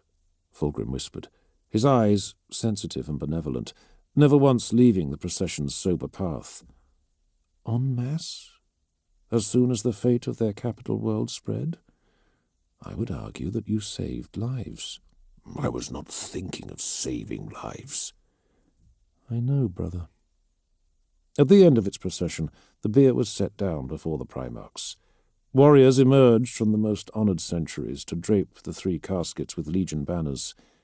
Amadeus Duquesne stood stiffly to attention among the litter-bearers, his armour glassy black and perfect, shaking with a stubborn defiance of emotion. "What is the system to be called?" Fulgrim went on softly. 52-9? "You and Guilliman may fight over it. I don't care what becomes of the worlds once I'm done." Our dear brother looks preoccupied. Fulgrim looked up. "You just know he is composing an entire supplementary codicil on this campaign in his head right now." Ferrus glanced across the dais. The Primarch of the 13th Legion had arrived with the full might of the 12th expedition exactly 1 day after the purge of Gardenal Prime. He had expressed relief at first, emerging from the warp with weapons charged, only to find a compliant system. That had turned quickly into anger as he had learned more, and then Robute Guilliman had heard of Ulan Cicerus's treatment at Ferrus's hands and his ultimate fate. His wrath had been such that Ferrus had not been certain he would attend, but attend he had, clad like a battle-king in war-plate of the proudest royal blue, bedecked with gold relief, white cloak, and a mighty ultimar stamped into his shoulder. He was angry, yet articulate, wrathful, yet noble. He was all that Ferrus Manus had striven to be. "He admires you, you know," said Fulgrim, with the near telepathy that only the closest of brothers could share. "Greatly. I've heard him say that he counts you and Dawn as the greatest among us." Ferrus snorted and looked away. "It is not reciprocated." Almost overlooked by the Primarchs, Duquesne began to speak, his voice broken by grief. He spoke of the unification of the Central Afric, and the first time he had crossed paths and swords with a brilliant young captain by the name of Archmagos. Ferrus already knew the tale. "I thought that I could lead the legions as well as I lead my own. It turns out I haven't the patience for it." Fulgrim emitted a whisper of muffled laughter. Ferrus glared. "You are not imperfect, brother. You are—" His eyes turned upwards as if seeking the word amongst the stars beyond the great arched windows of the hall. "Say special, and I will hit you right here in front of everyone." Fulgrim's smile was dazzling, and drew all sting from his brother's words. Such was his power. There were few beings in this galaxy that would dare lay a hand on Ferrus Manus, and Fulgrim was one of them. To any who saw, it would have appeared to be nothing more than one brother offering consolation to another. There would be many, after today, who would speak of how the grim and terrible Gorgon had been moved to sorrow by the passing of Ulan Cicerus, Intep Amar, and Archmagos. Such was Fulgrim's power. His elegy concluded, Duquesne wiped an errant tear from his cheek and withdrew from the row of caskets. Representatives of the Ultramarines and the Thousand Suns stepped forward to speak to the valour of their fallen brothers. "It was a great honour you bestowed," said Ferrus, allowing Duquesne to speak for Archmagos. "We are all brothers here," said Fulgrim. "We all come from the same place." Ferrus nodded. "I have given solemn Demeter the captaincy of Second Company." "Santar was impressed by him." "The character of the company will inevitably change." Fulgrim sighed. "Archmagos was something unique." "They will rebuild," said Ferrus, his voice becoming firm, "stronger than they were before." From front to rear the sentries came forward to salute the caskets, the litter-bearers, the Primarchs, before departing the hall. Ferrus turned fully to Fulgrim as they came, looking into the depthless purple of his eyes. "You have heard the rumour, I assume. that the Emperor means to retire from his crusade as soon as he is reunited with the last of his missing sons. He spoke nothing of it, if that is what you are asking. Ferrus grunted, crossing his arms and turning his attention to the beer. I want you to know that it will not be me, and that whomever is chosen shall have my backing regardless. Regardless? You know what I mean. Ferrus glanced at his brother sideways, his eyes remaining motionless, inscrutable as silver pools. Is there anything you can tell me of our father? Fulgrim shrugged. He brought us to a world called Molech. We conquered it. Nothing more of note beyond that, as I recall. It was actually rather routine. Ferrus doubted that. The coming together of 4 full legions was either the consequence of great events or the cause. He could attest to that, and was about to, but then Fulgrim brightened, even as his expression remained the zenith of the bereaved father. I did meet our new brother. What do you make of him? He calls himself the Khan, though I'm not entirely convinced he understands what the word means. He's very feral. The Primarch chuckled. I think you'll like him. This is why I appreciate your company, brother, Ferrus whispered in Fulgrim's ear, eyeing the statuesque form of Rebute Gilliman at the far side of the dais. You only ever see the better part of me. Moses Trurak pushed himself up, feeling the surgical slab beneath his hands. Raw nerve endings in his shoulders reported the pressure his weight applied to the surface, its asperity and temperature, even the ratio of iron to other minerals in the steel. But he felt nothing. With a purr of expertly integrated augmetics, he raised both hands from the slab. He looked at them. Indicator lights blinked back. Minute gearing systems whirred as he rotated the wrists, tested the power of their grip. He smiled. Apothecary Glacius does good work. Moses squinted into the dimly lit apothecarian, a silvery silhouette breaking over the horrifically scarred visage of Gabriel Santar. The first captain had never been a picture, but now he looked like something that had been knocked out of an asteroid field. His left arm had been replaced entirely with a bionic, as had both legs. A large part of his left side and lower torso had been plated in chrome. A dark surgical robe hung off him, open on both sides, and concealing approximately nothing of his restructured physique. There was a time when the presence of a warrior as illustrious as Santar would have left Moses groping for words. But not now. The barriers of rank that separated them, if they'd ever been real at all, no longer seemed relevant. He does, he answered simply. Moses looked down the length of his body. He could not feel his feet. His legs were covered by a blanket, but he did not need it removed to know what he would see underneath. He remembered the crash, even if the events leading to his return were more vague. He looked around, his augmetic eye piercing the gloom. A Legion apothecarian was unlike his mortal counterpart. The medical interventions that were capable of superseding a legionary's own ability to heal himself were few and superficially crude. The air smelled of blood, oil, and concentrated alcohol. The light blinked off the dulled edges of sores, blunted on ceramite and hard Astartes bone, and vices. Amongst the apparatus of disassembly and repair, recumbent forms lay on every slab. Some lacked limbs, others returned the muted lighting with sharp metallic glints of their own.